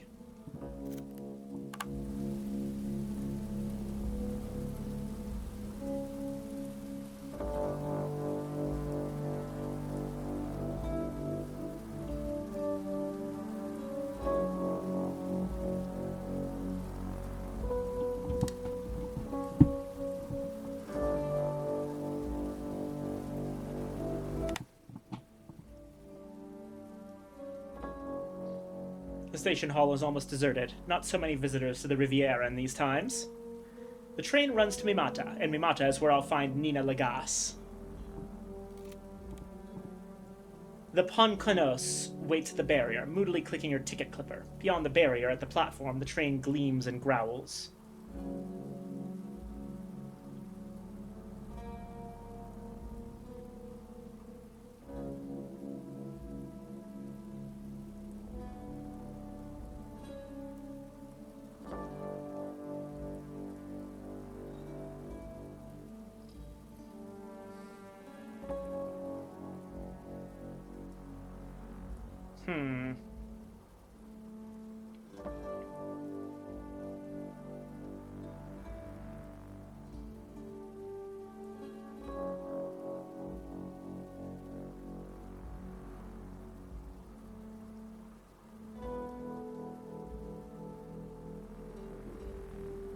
Let's give it a shot.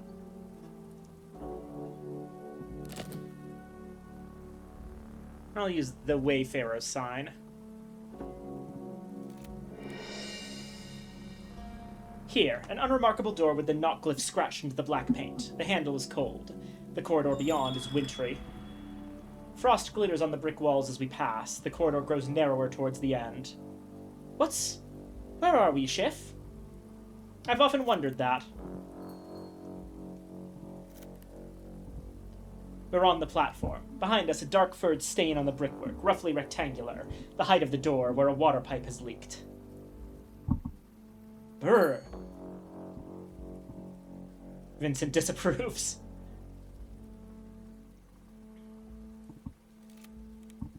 Good to be on the move again. I think I might have outstayed my welcome here. The train's whistle shrieks with joy, and then its engines drive it forward into the night between cities. Cambron, the cat from the sanitarium. That thing really does get everywhere. I think it's possessed. I remember, at the sanitarium they said you'd arrive with Nina, didn't they? Interesting. Let's take a look at you. The cat backs away, bristle twitching with ineffectual Martinet fury, and darts off down the train.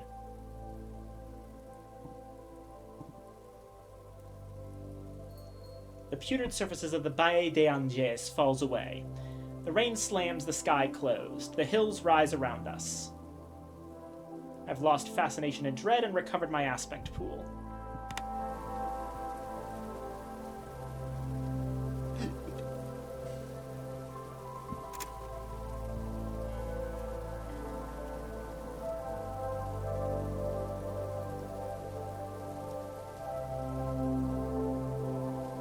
Can travel to Mimata without crossing a border, so we're still fine.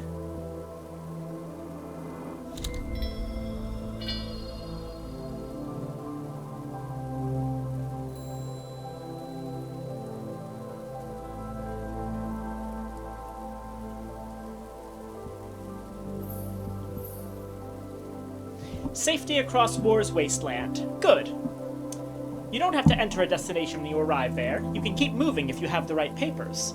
But you'll usually want to enter. The first time you certainly should.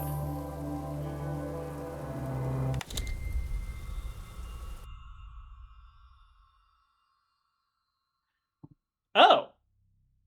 I didn't think there would be another area. I thought we would stop at Antibes. This demo is very extensive. The train's roar fades into the distance. Its echoes follow like beggar children. A clinging, loamy silence falls.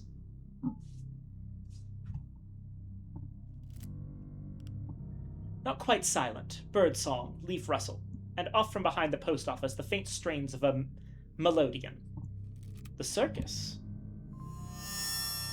Almost there, but not yet. You are Spencer Hobson, Sylvain Hussier, Father Brass, Hollow of Spirit and Brazen of Heart. This has been the Traveling at Night demo. Okay, it is the end of the demo. Got it, okay. Yeah, I thought that this was going on for a long time. It would be anticlimactic if you could not travel at night. We are Weather Factory, Lottie Bevan and Alexis Kennedy, and we look forward very much to bringing you the whole game. What was that bit with the cat? Acted with passion, curiosity. Yes, exactly, yes. Demonstration concluded. Europe awaits. Mimata, where the red nuns look down on the beasts of the town. Cain, where the new king's catafalque smolders. Mahogany, under its amber. Berlin redlin. Prague cross-hived, with its stairway ever down, and at last your final destination. You are the one who passes every door. Conjure your new self, confess your schemes, and just when they think they have the measure of you, disappear. Think someone else might enjoy this? Send them the link so they can wishlist it, or try the demo. That was an excellent first showing of Traveling at Night. No, we're not doing an ad break right now. Hold on, snooze that. I truly am impressed. There are issues. I'll probably give feedback at some point. But I think the game works well, and I can see myself having quite a bit of fun replaying this, which I think is the important part. Kennedy's games have always felt endlessly replayable to me, and I wouldn't want that to end with this newest entry. I'm also a big fan of this type of game, the CRPG. So yeah.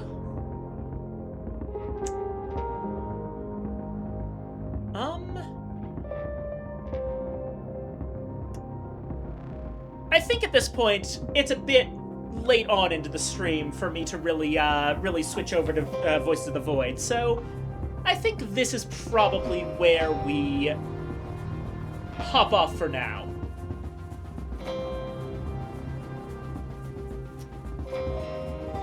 Plus, I am feeling a little bit tired.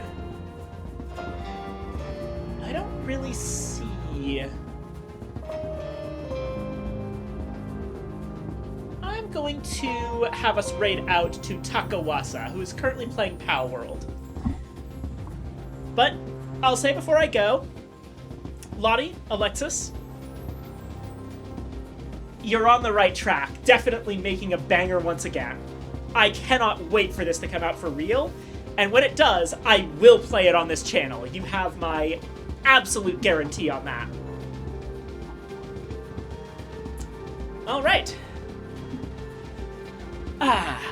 Let's set this up.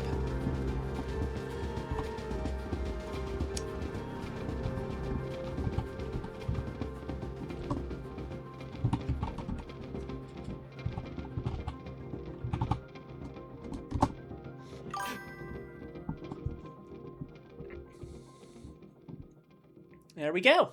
Have, as Sarybot says, have a great rest of your day. Thank you all so much for coming. I appreciate every single one of you. Until next time, I've been Anna. I have ruins to explore and maps to follow.